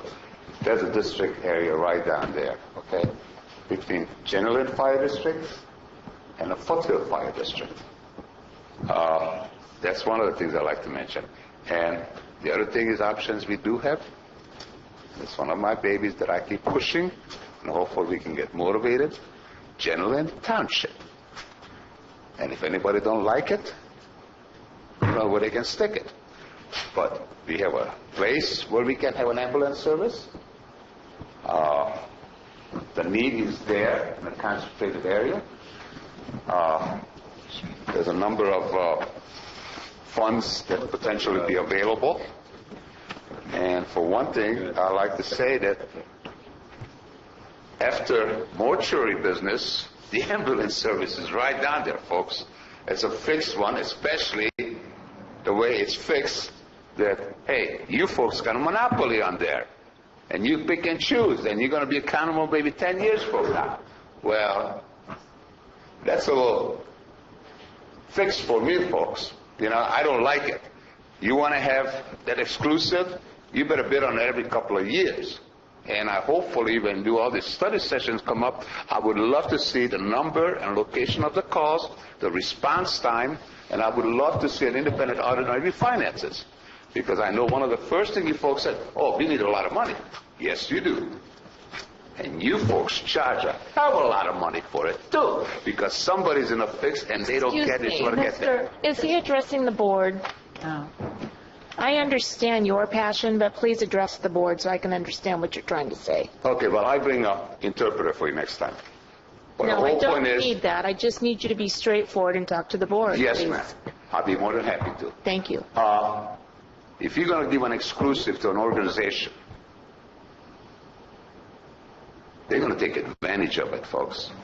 Let's have a competition out there. And I got the impression these folks, well, they're very happy with what the situation is right now.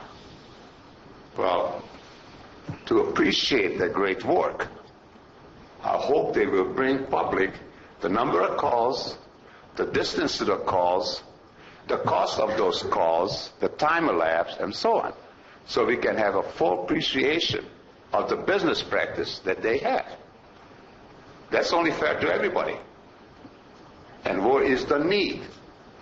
I cannot see a business practice in Timbuktu because they're not going to get as many calls.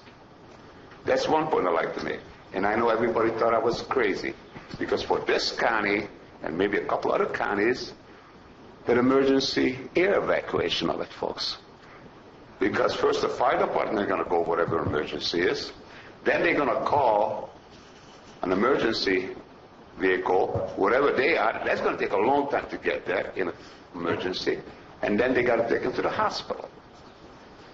Now, at least, maybe it's totally crazy, can't afford it.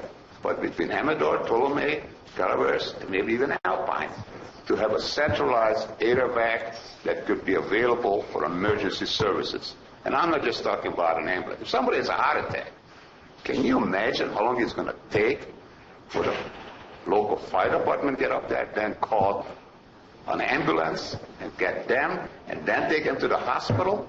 The time element involved, plus right now the cost, it's taking place, how much it costs to the person. Most people have an insurance, so who cares? But a lot of times they don't have the insurance. Just the ambulance ride can take you to bankruptcy. I know you're going to think it's crazy, but we could use an area ambulance evacuation. And And that can be used for more than just medical evacuation. We talk about 3, maybe 4 counties. Look into it, folks.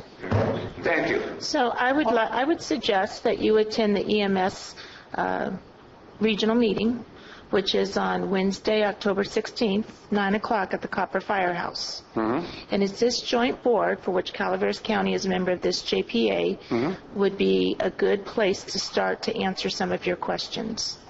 Well, I'm concerned about my district right now, the 5th district. That would be a part of it. Okay? And that's what I will, and if this organization's going to come and want an exclusive monopoly of certain areas, It's not them. but they're going to, but the board makes up those districts. The board. Their board. The EMS board. You have nothing to do with it? No. The EMS, the valleys of which Supervisor Ponte sits on, Ms. Tracy sits on. I'm assuming you still sit, you don't? Oh, well. You will for another month. She sat on the board. This Board of Supervisors does not approve the 5-year contracts for the ambulance providers. My ignorance then. You have no control over this, what we're talking about here, right now? I am the representative on the board. Okay, but the rest of the board got no say-so. Okay, so it's totally irrelevant. So it's a private, more or less semi-public organization. It's a joint powers agreement. Okay, thank you. Public. Involving... And all those questions you asked, that information's available. I believe they talked about it. That's all part of the request for proposal that ambulance providers have to provide. So actually, each district, let's say political district I'm talking about, they have a choice to be in it or out of it, right? Fire district. No. Fire district. Well, fire district. Because generally the fire district, it doesn't go to Copperopolis. Well, I'm not sure what actually, you're saying. I think we could withdraw from the GPA, but then Yes. there's other JPA, but there's other state requirements that then we would have to fulfill. That's more burdensome on us as a county, providing fewer services than going with these guys. And I agree with you, sir, and I appreciate the trouble you have to go through. And just for that reason, I really would like to see General Township. So you don't have all the problems that for I all agree, these you should people secede problems. from the county. That's Thank a you. good idea. Yeah. Are there any other questions or comments from the board on this topic? No? Okay. Is there... Thank you. We have no concluding remarks. No. Okay. I'm fine. This was a study session. Okay. Thank you. Thank you. All Thank right, you. Thank you. I'd like to take a 2-minute recess and let them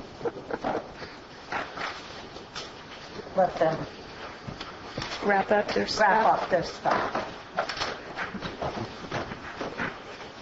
You folks going to get overtime?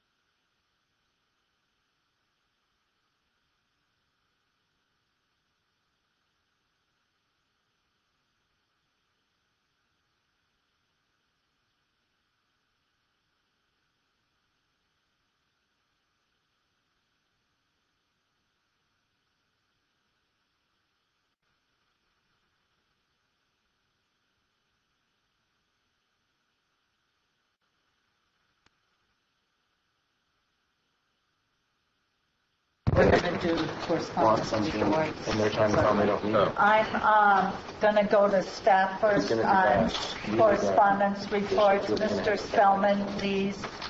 Good afternoon, Tom Garcia, Department of Public Works. Want to give the board an update on the county's interaction with Cal Recycle. As you recall, about a year ago, staff was notified by Cal Recycle that they were proposing a compliance order based on the county's integrated waste diversion programs. That the concern was that the county was not meeting its 50% state mandated diversion goals. Staff attended the public hearing on the matter, successfully presented materials to Cal Recycle, which had them defer the compliance order while they gathered more information. The compliance order was for the years of 2007, 8, and 9. Staff was notified earlier this year that Cal Recycle was continuing to propose to issue a compliance order. We met with Cal Recycle staff earlier this month and addressed their concerns item by item in preparation for another public hearing which would discuss the compliance order. On August 20th, there was a public hearing. This was on the agenda. They took the matter under advisement. Their staff presented their reports. County staff presented the additional information. Mary Pitto and Larry Sweetser from RCRC also presented information on behalf of the county. The conclusion of the meeting, Cal Recycle took the matter under advisement. They did not issue an order at that time. On Monday, we received a compliance order from Cal Recycle based on, and that's where we're having difficulties. We're not quite sure what it's based on. The county, in the reporting period, the target goal set by Cal Recycle is 4 pounds per day per person of waste generated, not diversion waste. The county started in 2007 at, I believe, 5.9 pounds, and in 2008 we were at 4.7, and 2009 we were at 4.1, 4.0 being the goal. Obviously, we're making great progress in attaining that goal. So for the reporting period, it doesn't appear that that the county was not meeting the diversion goals, as we were at 4.1 instead of 4.0, and we were on the right trend. The next thing they take into account is a good faith effort for our programs. Well, the county had implemented numerous recycling programs that accounted for this reduction in the waste per person. The Cal Recycle is supposed to take into account a good faith effort. Did the county put into place these diversion programs? The county did. We can't require people to recycle. We can't legislate recycling. You will recycle. It's the law. In rural counties, it's a good faith effort. That's the standard that's always been applied. This compliance order is very troubling on several fronts. The first of which is that they seem to have re-engineered what a good faith effort means. We don't know where they are going with what they will consider a good faith effort now. They took pictures of recyclable materials mixed in with garbage, but our programs are still in place. We implemented a commercial recycling program based on the state's mandate. That's up to the hauler to implement. So we're troubled about where Cal Recycle is going with their current requirements. The bigger concern is where they will go now that the state is going to a 75% mandatory recycle rate. We're at 50% right now. 2012 numbers for the county are at 4.0. We have attained our goal, yet we have a compliance order. So what this means to the county is that we will work with Cal Recycle to develop a local implementation plan. And that's pretty much a plan of everything we're doing for recyclables, all the programs we have in place. That plan has to be adopted by Cal Recycle staff. We do quarterly reports to Cal Recycle on the progress of implementing the plan. If they feel that the county has not adequately implemented the plan or has not made a good faith effort, they can seek to impose administrative civil penalties of $10,000 a day. This is a big wake-up call to our concerns about where Cal Recycle staff is going. Again, our implementation plan, we believe we have it in place. We've attained the goals of 4.0, and we'll be working with Cal Recycle to find out where they want us to go with this. Again, small rural counties, very difficult to implement these programs. We've been hugely successful. But apparently, the bar has been raised, and that causes us some concern.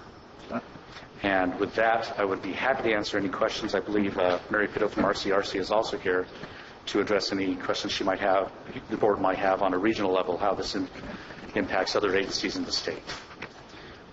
Yeah, Mr. Exton.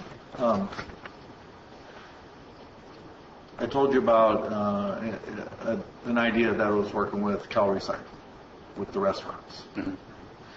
I'll give you an example. Most restaurants like mine have a 40-gallon bucket in their kitchen to catch trash, and then they bag it up and they throw it in the trash. So Dave has come over quite a few times, and we got a couple of containers that he brought in as a, for us to try out, just to kind of train our staff, and we have done that, and we've switched the containers from the large, I guess it's the large garbage container, and then you have your smaller garbage container, which is recycle. Yeah. Mm-hmm.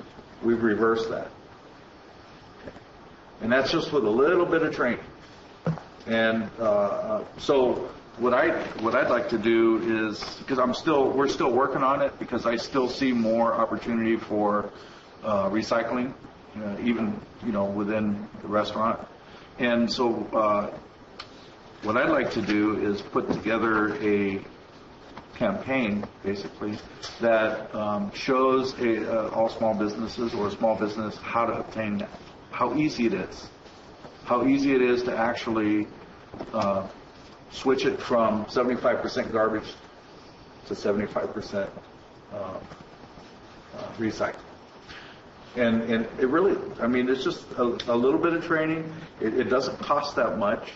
And one of the things was containers. Well, how much are the containers? Well, the containers in a restaurant, I don't know how much they are yet because Dave hasn't told me. But if he can offer them however he wants it, at a reduced cost or whatever, I'm sure they aren't that much. But what I'd like to do is I don't want to use my place. I want to use like Susie's up in Arnold, and maybe the one place in Angels, one place in Valley Springs, and one place in the areas or over in Virginia Land area, since they're a separate part of the county. And and so if we can show, have the press cover this and show how easy it is and manage that, then we can implement that probably a lot easier. It would be easier to come in and say, here's your recycling package, it works. Here's how to do it. It's not that bad. It's really easy, just a little bit of retraining, and now we are compliant. That would at least take care of the businesses. But what that would do also is, get some press, get in the paper, and then, the folks can see how the businesses are doing it, and I'm pretty sure that you're going to get a lot of people latch on to that. And those are great suggestions. The county does have a commercial recycling program, which the hauler is lead on, and the county is assisting the hauler in going out and doing these programs. As you recall, we have a new hauler in the county as of He's pretty aggressive towards that, too. Mm-hmm. He's been great to work with. Very much so. Cal Waste. And but if you're gonna truly be successful, you got to get the buy-in of not only your businesses, but the folks in the county. I got to tell you, before I talked to Dave with California Recycling, I didn't even think of it. Didn't even think of it. Mm-hmm. And you can put all the placards up you want, and you can put all the stuff you want around to remind me, but this was a hands-on thing, and it made sense. And the folks that work in my place took it on, and now they're starting to like it because guess what? They found out they don't have to lift that 40-pound container of garbage and recycle anymore.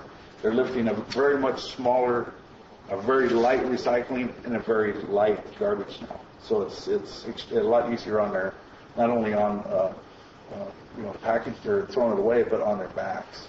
So One of the other items that we brought up to Cal Recycle, which is unique in this county, is that we have a parcel fee rather than a gate fee, and we do not have a mandatory curbside service, which for this county has resulted, and the location of our very conveniently located transfer stations, we have an 80% self-haul and 20% curbside. That's But huge. even the curbside, like at my house, I have a big brown container and a little blue bucket. When the little blue bucket gets full, the big brown container gets fuller. Right? So if I had a little brown container and a big blue bucket, then it would work opposite. So. And the hauler is aggressively looking, or yes, he is. I know he is. He tells me. Okay. So that is, but that's. I'm telling you that I know we're making our quota. That our goal was 4.0, whatever it is. I'm just saying that we can get there so much easier, and maybe much easier than you think, if we implement these programs. And there'll be, if you're able to get some press on it and get it out there, that's going to help you with the people that you got to go talk to.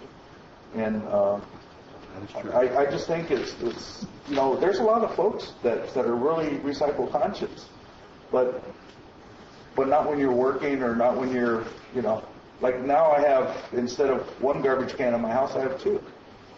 One's recycled, one's garbage. So you just got to get people aware, and I think that. So, question. Yeah. So, as a result of the meeting, the group went back. We have a letter now as a result of that meeting. We received a letter on Monday. But it's confusing as to what we will we get need more to do. information when we sit down with Cal Recycle and go over their local implementation plan and what they want to see that's different than what we've already done. So it's not real clear right so now. So what you said right there is really good, Tom. What they see is different than what it was. Mm-hmm. If we worked aggressively from this point until the next time you have to go see them, they would see that that we are acting as a sense of emergency, or a sense of urgency, I should say, and that we are responding before they even tell us to respond. And that's something to keep in mind. The reporting period that they're looking at was 2007 through 2009. We've implemented numerous programs since 2009. We're one of the first counties to implement carpet recycling, and we're first in the state as far as the amount of carpets per capita that we've recycled. We're an aggressive program, so I'm certain that the programs we put in place since 2009 So that probably helped you a lot. I'm not saying that you guys haven't done a great job doing that. I'm just saying that we can do a better job. We can take it a step further. We could take it a step further. I'm not saying that you didn't do everything that you think that you could have. I think you did a great job. But I'm letting you know, as a business owner, I didn't know about it. Okay. And that it's going to be, I think, fairly easy to take that big step forward. Okay. Anything else on that? My concern was their assumption that we can just raise the fee. And I know you and County Council are working on the permutations regarding that, but... And how would raising the fee help? What's happened in the past is that the existing parcel fee is broken up into two components. One is the landfill component, $140. The other was established, I believe, in '96, was the diversion component. That's $10.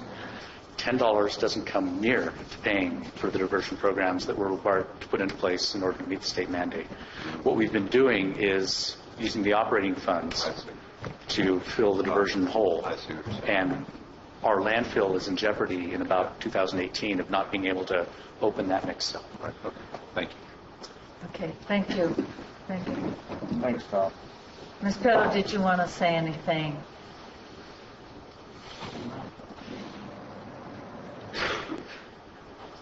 Good afternoon, and thank you for letting me address the board.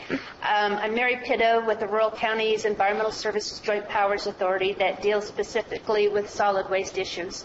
And basically, I wanted to give you a little perspective of what you can expect in the future. And that is, what the process is, you will have to adopt a local implementation plan by the end of this year, December 31st. We would expect a lot of what will be in that plan are the things that the county has done and already implemented since 2009, but also the ESJPA will be helping, working with the county and Cal Recycle to identify whatever else. But to let you know, over the last 18 years, there have been nearly 100 compliance orders. And out of that, only 8 have received penalties. In the last 7 years, there have been 11 compliance orders, and 1 has received a penalty. In order to receive a penalty, you have to just basically blow them off. And what you need to ensure is that when you develop your local implementation plan, that you expect that you can implement everything in there. You don't want anything in there that you have any doubts, because as long as you implement those plans, you should then get out of the compliance order. The concern that Mr. Garcia mentioned, though, is they seem to be raising the bar for the good faith effort. It stems from the adoption or enactment of AB 341, which is the law that in 2011 raised the diversion, the statewide goal to 75%. It's not a local requirement. However, it is a statewide goal. And because of that, they're not only looking at your numbers, but they're looking at the programs, and they're looking at what's happening overall statewide. So they will be pushing more and more, not for the numbers, but your programs, so they can see a statewide increase.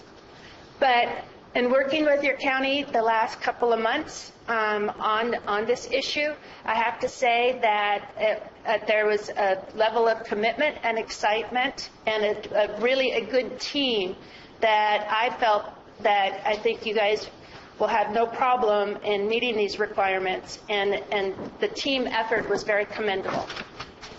Thank you. Thank you, Ms. Pitta. Ms. Matthew, Can we you have receive anything you this? wanted to say?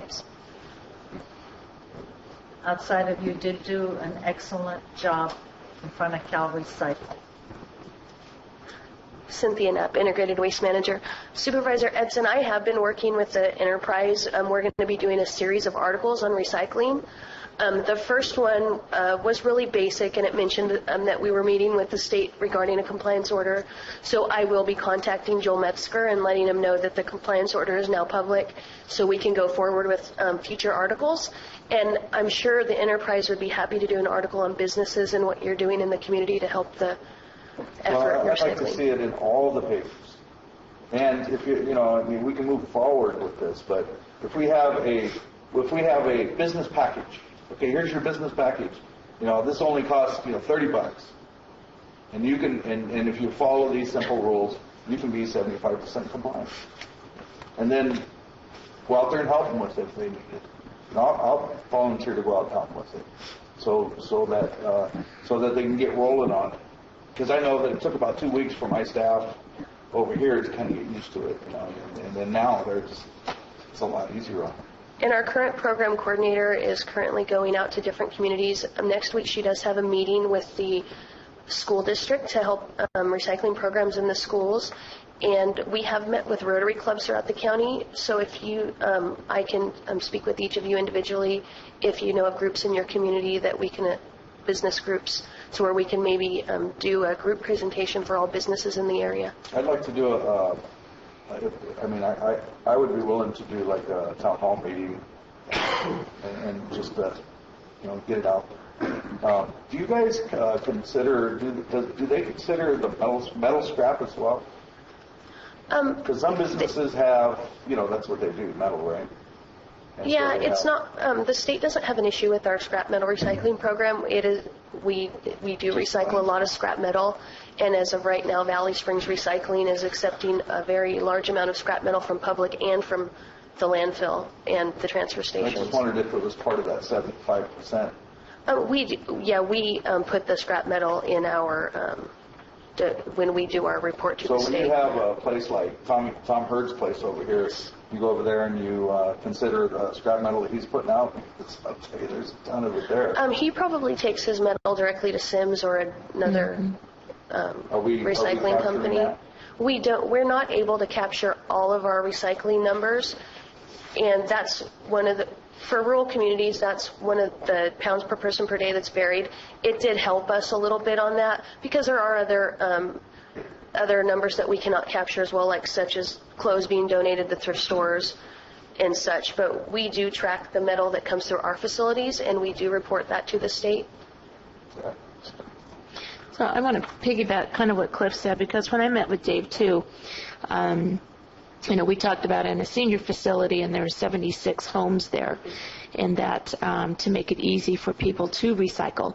Like Cliff said, when you have the brown garbage can or the blue one, he got a little excited and is going to try to find a way to where there's possibly a container of sorts that's small in size for apartment use, so that folks can participate in that regards. We recycle at our facility, but it's on a little larger scale. It's harder for the individual to recycle within their home and carry it forward. So it was a very nice meeting with him. It really opened my eyes more to the various levels of service that he could provide.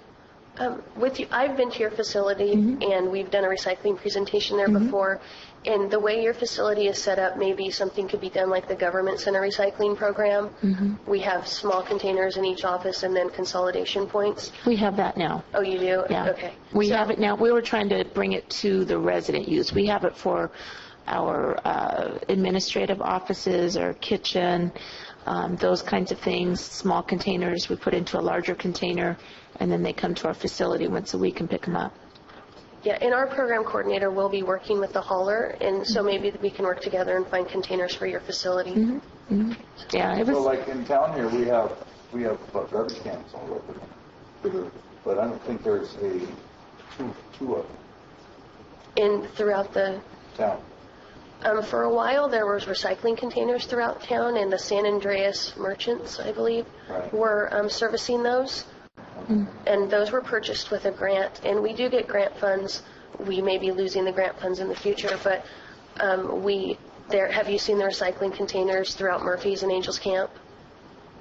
So we can offer those. I mean, I'm not sure who services those. Whatever you guys think that you need to make sure that we are on that road, please don't hesitate to call.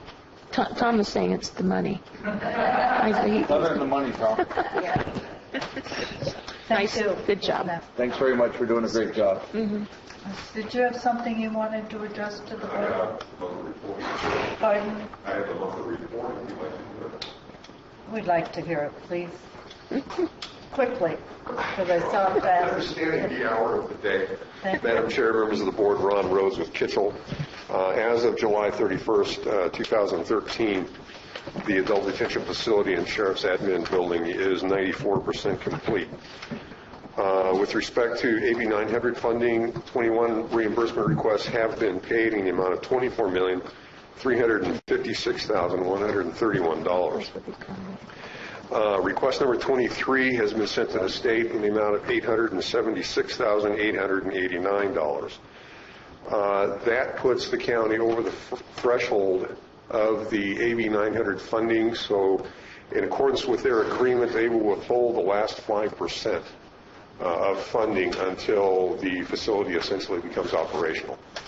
And so they will pay $38,034 of that, and they will begin to withhold $1,319,380 until the project is complete.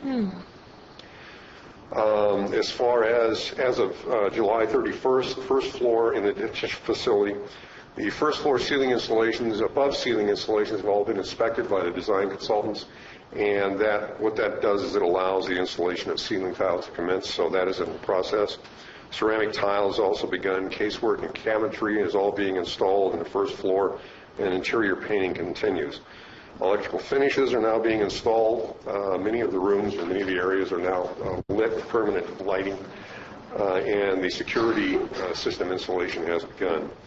On the second floor, the concrete talking slabs were completed, and the hoisting of the air handlers up into the HVAC mezzanine was completed, and the HVAC ductwork that supplies all of the cooling and heating into that facility is being installed along with fire protection systems and the mechanical and electrical rough-in. In the Sheriff's Office, the mechanical, electrical, and rough-in continues on all floors, and the jibboard installation and seam taping also continues on the first and second floor. The contractor did begin site grading and the placement of aggregate base, and all of that is in process. The retaining wall near the Sheriff's Office was filled, and the grades were set in preparation for curb and gutter, the installation of that. The financial status, the current change orders approved total $2,039,237, 4.98% of the contract value. The current contract amount stands at $42,966,237. The amount earned to date by the contractor is $40,384,398, or 93.99%. The remaining balance is $2.5 million, almost 2.6.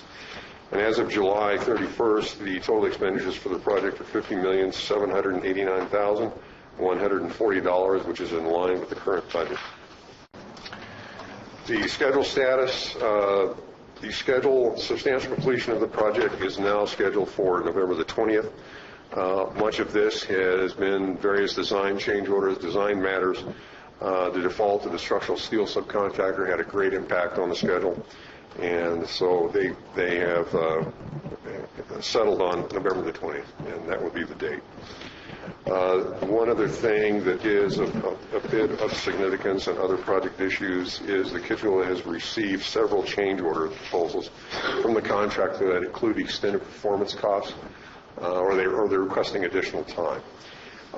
We are in the process of reviewing those, and we will decide if they have merit or not, and advise you accordingly, or advise the CAO accordingly. Thank you. Are there any questions? Yeah. Is all the vehicles parked up and down Jeff Tuttle Drive related to the project? They actually relate to both projects, the court and yours. What is happening on both sites is they're doing site work, and so that eliminates all of the site parking. And what their paving is scheduled here in this week, I believe, if that still holds for us, and then some of those vehicles will be back on site. Good thing I didn't walk up there and nose around today. a lot of vehicle traffic. Yeah, it's a bit of a congested problem, I think. Thank you. Thank you. I'd like to move to the board. Mr. Spellman, if you have any energy left, would you like to give us your schedule? I'd just like to say I'm going to be attending LAFCO. I'm also going to be meeting with the Chief Enforcement Officer for the Fair Political Practices Commission on Thursday about a local issue here in town, soon to be resolved. I would also say that in light of, in my closing comments, in light of what happened today, it's obvious to me that they would like to have an exclusive deal for the whole county. They begrudgingly allow Ebbets Pass to do their own. And if they had one in my area, then that would really put them out of whack financially to be able to provide the services, so they really don't want to do that. But if anybody believes for 1 second that Ebbets Pass can have their own special zone with the least amount of people in the county it populates, and the greatest amount of people in the county that are packed into one-third of an 8-mile thing, if they think that that's going to fly for a second, it's not going to happen. So those are my closing comments. All right, thank you. Mr. Edson?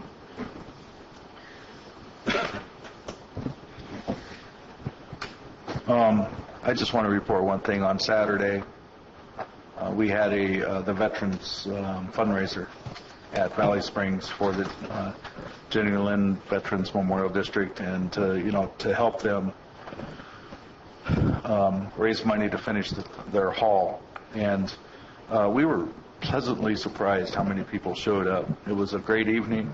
We had a live country band, and there was we had a chicken and tri-tip dinner, and 198 people showed up. So it was outside. Did you line dance? I didn't. I was running too much to dance. I was running back and forth, doing all kinds of stuff.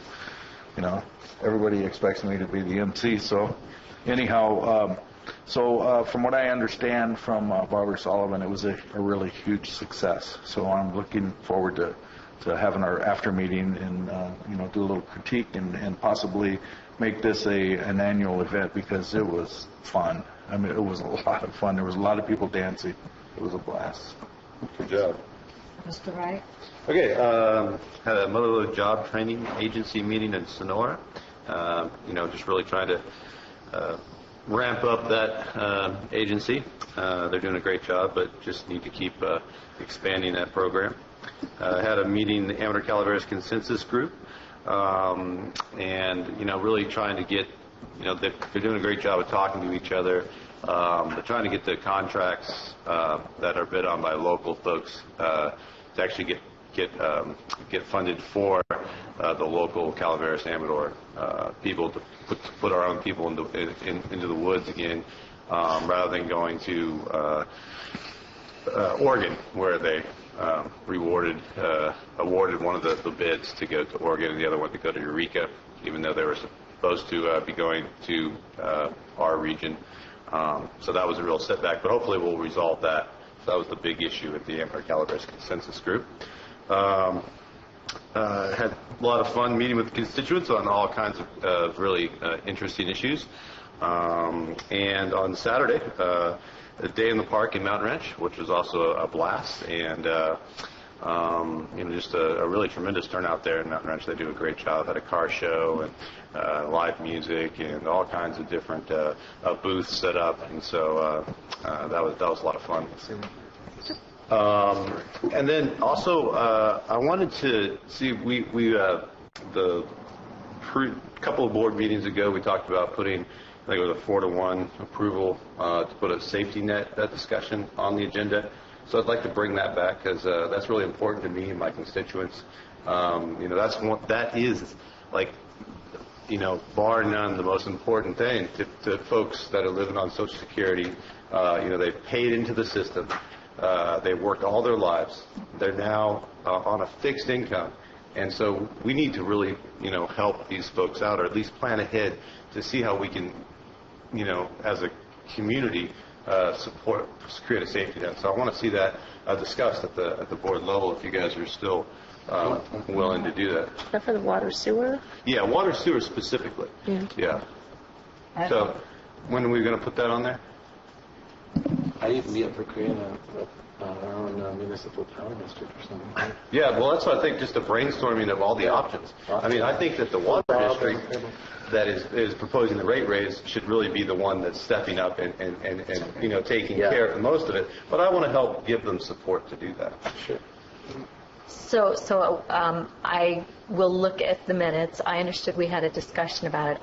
I didn't recall that we took a vote on it, but I will look at the minutes. Yeah. And we can add it to what is a very, very long list of board priorities. And at some point in time, we're going to have a session where we sort through what the priorities are, because it's growing. It's growing, and I'm feeling challenged to get back to the many things that you have all asked individually. So I think at some point in time we need to have a session where the board gels and talks about what the board's priorities are. Right, and it was, I think everybody agreed, besides Marita, that we should have a board agenda and a kind of a workshop discussion on it. That was my understanding. And I agree. I mean, I talked to Lori. It's a number. We all have our interests, and then collectively we all have. And I talked to her. What was a priority to me was a workshop for all of us to come together and help prioritize as to what direction and where our priorities are. Because I think we have a number of them, and they're all valid. But we can only do so much with their resources. And like you say, prioritize. So we can have all these workshops, as long as it's like, okay, we're going to do that one in January. Okay, we're doing it in January. That's, and if it's we have to go out a whole year, well, we have to go out a whole year. Right. It's add priority and planning. And we're going to have to adapt to changes, but, to have a list, a calendar item, then we know when it's coming up. Sure. Good idea. Guess on that one, I talked to Mr. Dean Saturday. I said why I couldn't support it. I asked him if he had approached his board about doing something. He said no. and then he wants to come and wants our board to do something, and I think if his board does something, it pushes pressure on the other utilities to that get something done quickly, not waiting a year or 6 months for it to come before the board. Yeah, I mean, preferably, I wish they would have addressed that as they did the rate hike. Yeah, But they haven't. But I don't have any control over that. So what I do have control over is trying to, encourage you guys to put it on the agenda for a workshop. That's about. I'm still no. Sure, but out of these meetings, we could come up with a direction that maybe one of us could go over there and speak at their board meeting. Yeah, I've been talking to Bob. Yeah, but But he's Bob's not my rep, so. But he's not talking to his board. His board is not addressing Right, and we can talk about that at our workshop. So let's meet as a board prioritizer. We've made CCWD the water agency. We give it, we could also take it away. No, we can't. The voters. Well, the voters. We can start We can put it on the ballot. We can put it on the ballot, exactly. Oh, you go. I'm not going to do that. I don't encourage that, though. I don't encourage that either. I mean, that's like, don't make me pull. Do you have anything else? That was all. So we'll put it on the priority list workshop discussion. Yes, All right. and we'll find a time to do that workshop soon. This one? December 25th is my date. Oh, that's a good one. Maybe we could do it at one of the next night sessions. Yeah, that'd be a good one. Yeah. That'd be good. That'd be a good one for a night session, along with the fire district. Okay, just Okay, a couple. He's got the floor. This Saturday, as announced earlier, is Angels Camp's 165th birthday party from 11 to 4 with all sorts of festivities in downtown Angels Camp, for which myself or a designee will be reading the proclamation. In addition, on that day, I'll be attending the Poker Flat Annual Homeowner Association meeting and have an opportunity to discuss several of their projects that they've been working on, including the turnout lane there on O'Byrne's Ferry Road. This Thursday, I'll be meeting with my counterpart, Mr. Rotifer from Tuolumne County, if the fire doesn't keep him from not meeting, but we're doing a joint meeting with Tridam and taking a tour of Lake Tulloch and hearing some of their concerns and issues and see what we can do to work better together. We have in Copperopolis, the town square is hosting a number of Saturday night music concerts. Reminds me much like the music and the concert series, where they're at no charge, and it's a good community event. I attended the first 5 board meeting on Chris's behalf, and lots of good services that are being provided to 0 to 5 years of age, and also they have fingers into other kinds of programs. And one of the things I was most impressed about is the dentistry program that's available in the mobile dentistry, and trying to get, more of the mobile dentistry out there, but also a dentist in Calaveras County that will accept Medi-Cal, for which we don't have.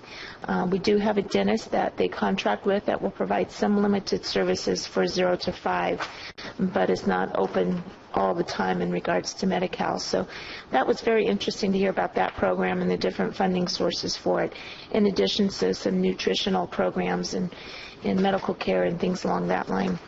Attended an EMS meeting in Copperopolis at the firehouse. That particular meeting, we reviewed the budget. They did very well on their audit and their annual audit. And also we discussed, Mr. Stone had approached me here from the county about that mid-level kind of EMS quasi-paramedic. I don't know quite what to call it. But anyway, it was something that was discussed a little bit today, and I asked more about it. And EMS is pursuing it with their medical director to come up with the criteria to be able to teach the class. As always, kind of disappointing to hear it's going to take 18 months to 2 years. I understand that. But anyway, I was happy to see that it was kind of moving in that direction, because I think for our rural counties, that's a key component to the first responder program. Was interviewed with CCTV with Mr. Metzger. I'm afraid to tune in and see what I look like there. met with Mary Pitto with RCRC. Very interesting to learn more about that particular association. And what I really liked about it was the focus on rural county and the rural county issues, which kind of hit home to me with some of the projects that RCRC is working on, and hope to attend their at least one day of their annual meeting in Tahoe. Met with I'm going to mess up his name, but I think it's Mr. Ross, representing McClintock's office, and heard an overview about particular projects and just an overview of what Mr. McClintock is working on, and just how basically set up a relationship for future, hopefully future help. Attended the Farm Bureau meeting that was held at Bryce Station. Very well attended, despite the probably 15 different activities going on that night. So it was a nice event. And if you did hear, or if you do hear, I sold myself to the Farm Bureau. I put myself on the auction block, dinner for 6 with Supervisor Ponte, and it sold for $700. So it's like, challenge you guys to do that. I don't think I'm going to get 500. No, I only did 100. We have in the districts just Bret Harte, Mark Twain school districts starting up, so that's always nice when we can get back into that routine of school. And I'm trying to get the student body president of Bret Harte High School to engage in some of our Board of Supervisor activities in their government class. So I will be a public speaker in October and hope to I don't know, my kind of overall goal is a mentoring program of sorts. Because of all the various budget cuts, their leadership program has been eliminated, where it used to be a year-long leadership group, and it's been reduced to something is there, but it's not what it used to be. So I've offered my support to kind of keep that going in some capacity. And Fish and Game Commission tomorrow evening. We get a chance to look at bylaws and projects, and Lori and Shirley are going to attend to be able to talk a little bit about the kind of the financing the budget of Fish and Game, and hopefully from there develop some projects. And then on a personal note, I just once again admire our community, and it makes me so proud to live here, to work here, and to represent people here that are helping on the rim fire. You know, it affects us in many different ways as our neighboring community, but seeing the fire personnel, the volunteers, you know, Marty said it best today, and to know that our local fairgrounds has reached out to help people as well, for those who can't handle the smoke, although smoke seems to follow, so it is here. But anyway, to see our fairgrounds reach out and to assist people, as well as just a number of organizations, both businesses and personal folks and things like that. So, you know, it just makes me very proud to live here in Calaveras County. Yeah, yeah, there's just all sorts of great outreach. So that concludes for me.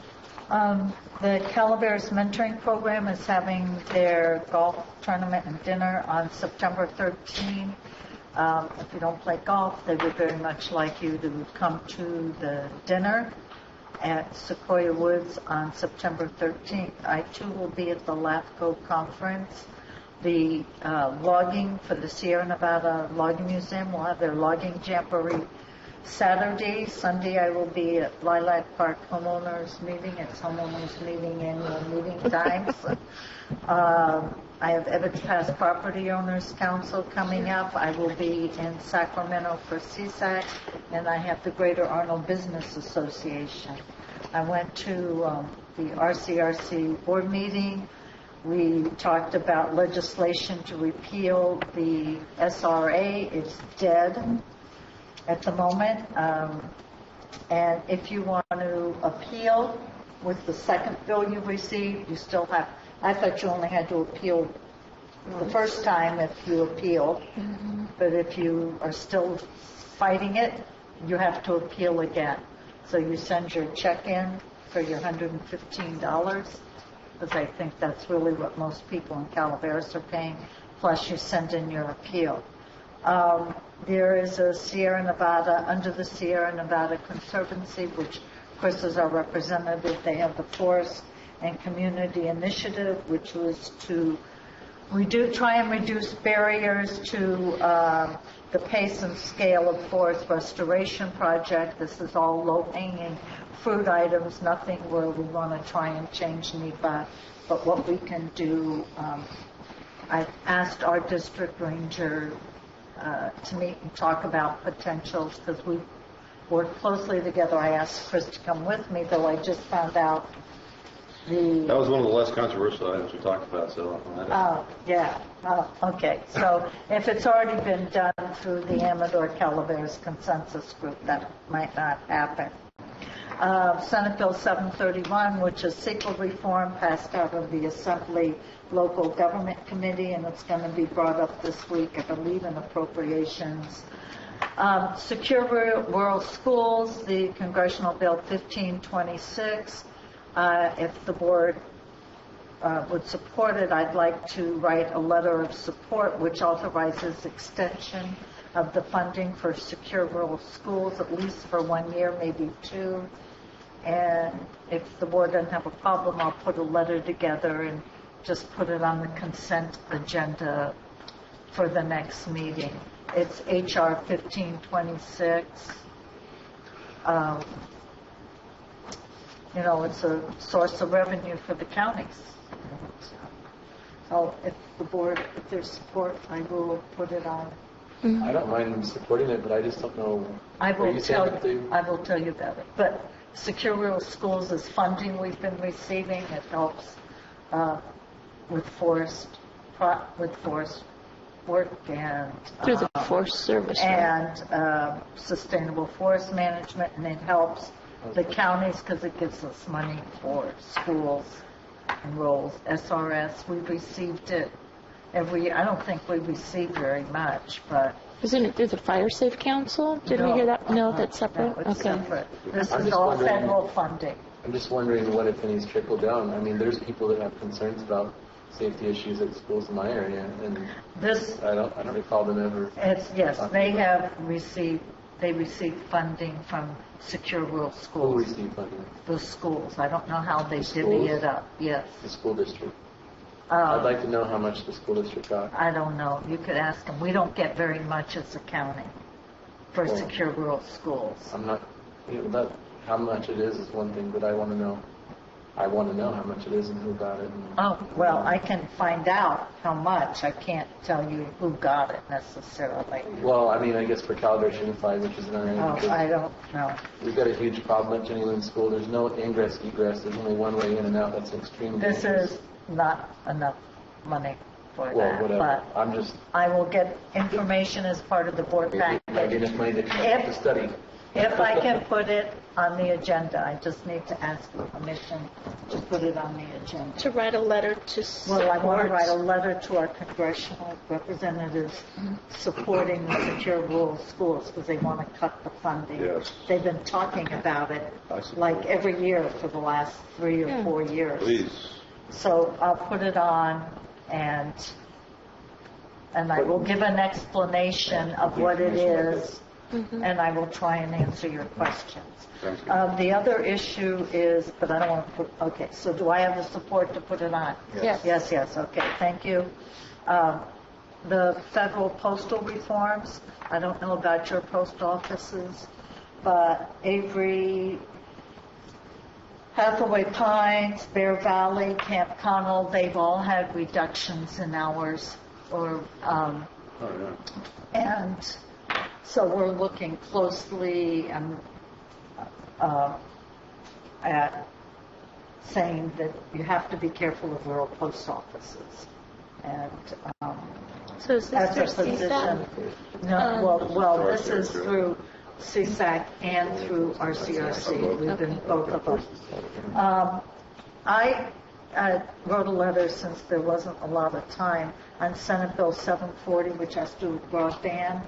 I wrote a letter. I made calls to Assemblymember Bigelow and Kirsten Olson because this board has, and I did it based on this board has consistently supported funding for broadband. We are not going to economically develop without broadband. And to Howard Stolman's credit, he's been very active in trying to get money for the middle mile. once you get the middle mile, then the other becomes the kinds of things Chris talked about, that we're not all on dial-up. And the reason I called Assemblywoman Olson is that Assembly Member Bigelow might have to recuse himself from voting on Senate Bill 74. I always find it very skewed. It's a Senate bill, but you have to call your assembly members, and it's an assembly bill, and you have to call your state senators. But anyway, Because it starts in one house and finishes in the other. I know it does, but it's just always bizarre when we go to lobby that you're always lobbying different from what it is. And what it is it's continuing the surcharge that goes into the broadband fund, that goes into possible grants, which we're not getting enough of.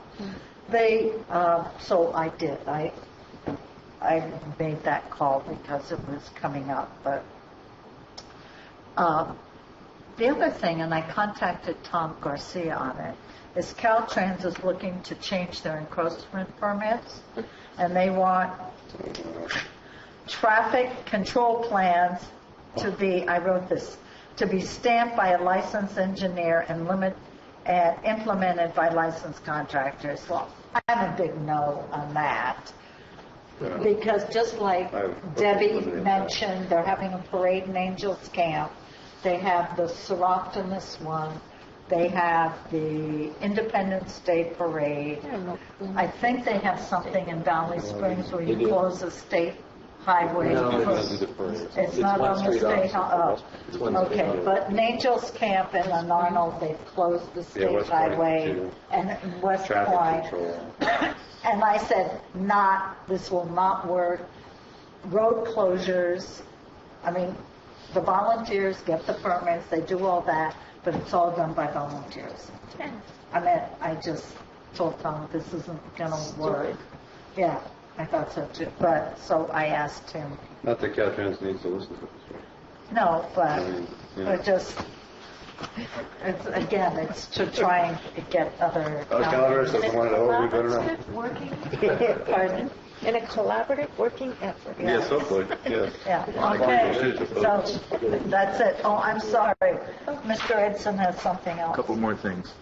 I sent a letter to Delta College in April about getting classes here. The letter was two-part. One, that we need a campus here. Second part was, until then, we should at least get some classes here.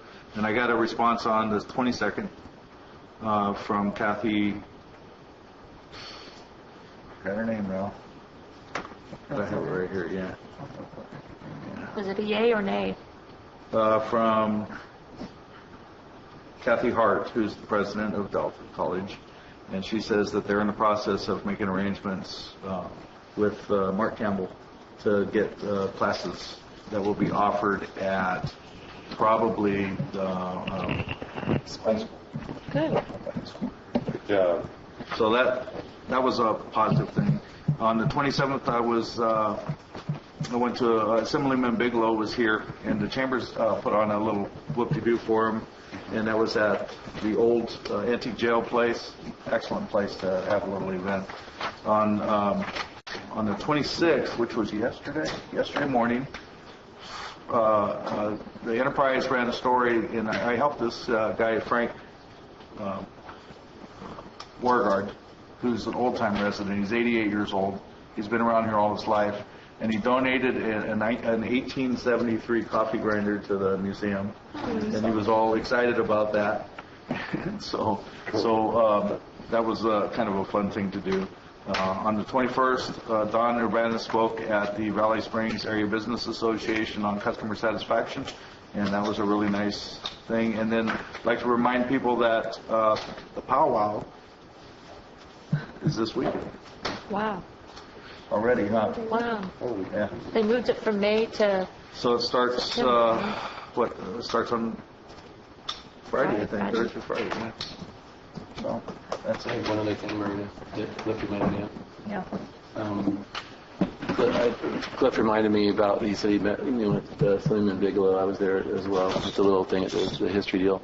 One of the things they did was to make sure to thank him for his support for Senate Bill 804, which is in the Assembly currently, going through different processes to make its way to the floor for a floor vote. But Assemblyman Bigelow voted with the rest of his constituents for a 9-0 approval of SB 804 out of the Natural Resources Committee. They did make a few comments and suggestions for changes, which are being taken into consideration. But I wanted to thank Assemblyman Bigelow for that, because that is the waste to energy conversion bill that I've been talking about for a while. And if that goes through, which it seems like it will, that would help us immensely if we ever hope to do waste to energy conversion. Thanks. Thank you. Yes, Ms. Norton. Very quickly, in the interest of time, we talked earlier, so I believe we have a confirmed date for the Planning Commission appeal that's going to be coming to you. I believe it is set for 11 o'clock on the 12th. Okay, thank you. And you should be receiving confirmation of that via email if you haven't already. The week's going to look like Tuesday. At what time on Tuesday then? So we will be starting budget hearings. Diane, help me. I believe it's at 8. And that'll be here. Yep, the time. Closed session. What's that, 11 o'clock? 8 o'clock. On Tuesday, 8 o'clock. They close On the If 10th. there is closed session, that would be at 8 o'clock, and then the meeting and budget hearings will follow that. And we'll conclude very likely that day. We've asked you to hold the 10th through the 13th, but very likely going to conclude on the 10th. Okay. So then on the... So there's nothing on Wednesday, you don't think, unless Not things at go this point in time. really strange. If there's any possibility to have that meeting on Wednesday, I'd like you to at least know that I'd like you to take that in consideration, because I already have a previous engagement that's very important at 11 o'clock on Thursday the 12th with people that are flying in from out of state. So,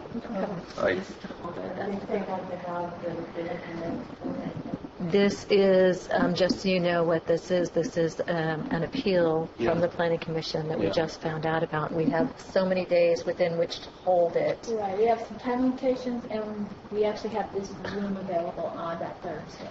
So. I thought you said it was at 1 o'clock. We moved it to accommodate. I was trying to get it moved up, but if we, whatever, I mean, as long as it doesn't go too late, I'm okay. And we will have to check, because I believe it was publicly noticed today, which I believe was the deadline. So it's at what time? 11 o'clock on the 12th. Okay. 11? And not at 1? 11 Are we o'clock. doing at 11? Thursday. Oh. Were we going to have closed session prior? Yes. So we got to be here at what time? 10? 11. No, the closed session will start at 11. Okay. Cool. We better confirm and make sure, because again, they had to publicly notice it. So let us send you an email if you have not already received it, just to make sure we're all clear. If you just when that email, just send us the week schedule, that way I'll have it. I can hit it. So you think that nothing on the 13th, because I had it to save those 4 days. So, Correct. We asked the board to reserve the entire week, but again, since most of the decisions were made in recommended budget, all we're planning to bring back to you for the final budget is technical adjustments and very high priority issues that departments submitted that they'd like you to reconsider, and there are very few of those. Okay. Thank you. Thanks. Okay, so on the 12th, we're saying 11 a.m. We'll confirm with the email with the actual notice. Great. Got it. Okay, When would- council, you have nothing. Will we get the staff report on Friday, is that, or should I just go back and review the staff report from the Planning Commission? Was it mine? Okay. I mean, is there going to be additional information, do you think? You mean instead of just the planning commission staff report? Yeah. Yes. Oh, yes. Okay. All right. We need to address what's in the appeal. Okay. Okay, Ms. Everett, do you have anything? You played your wild card earlier, right? Okay, thank you. This meeting is adjourned. No. No? I never got that. Oh.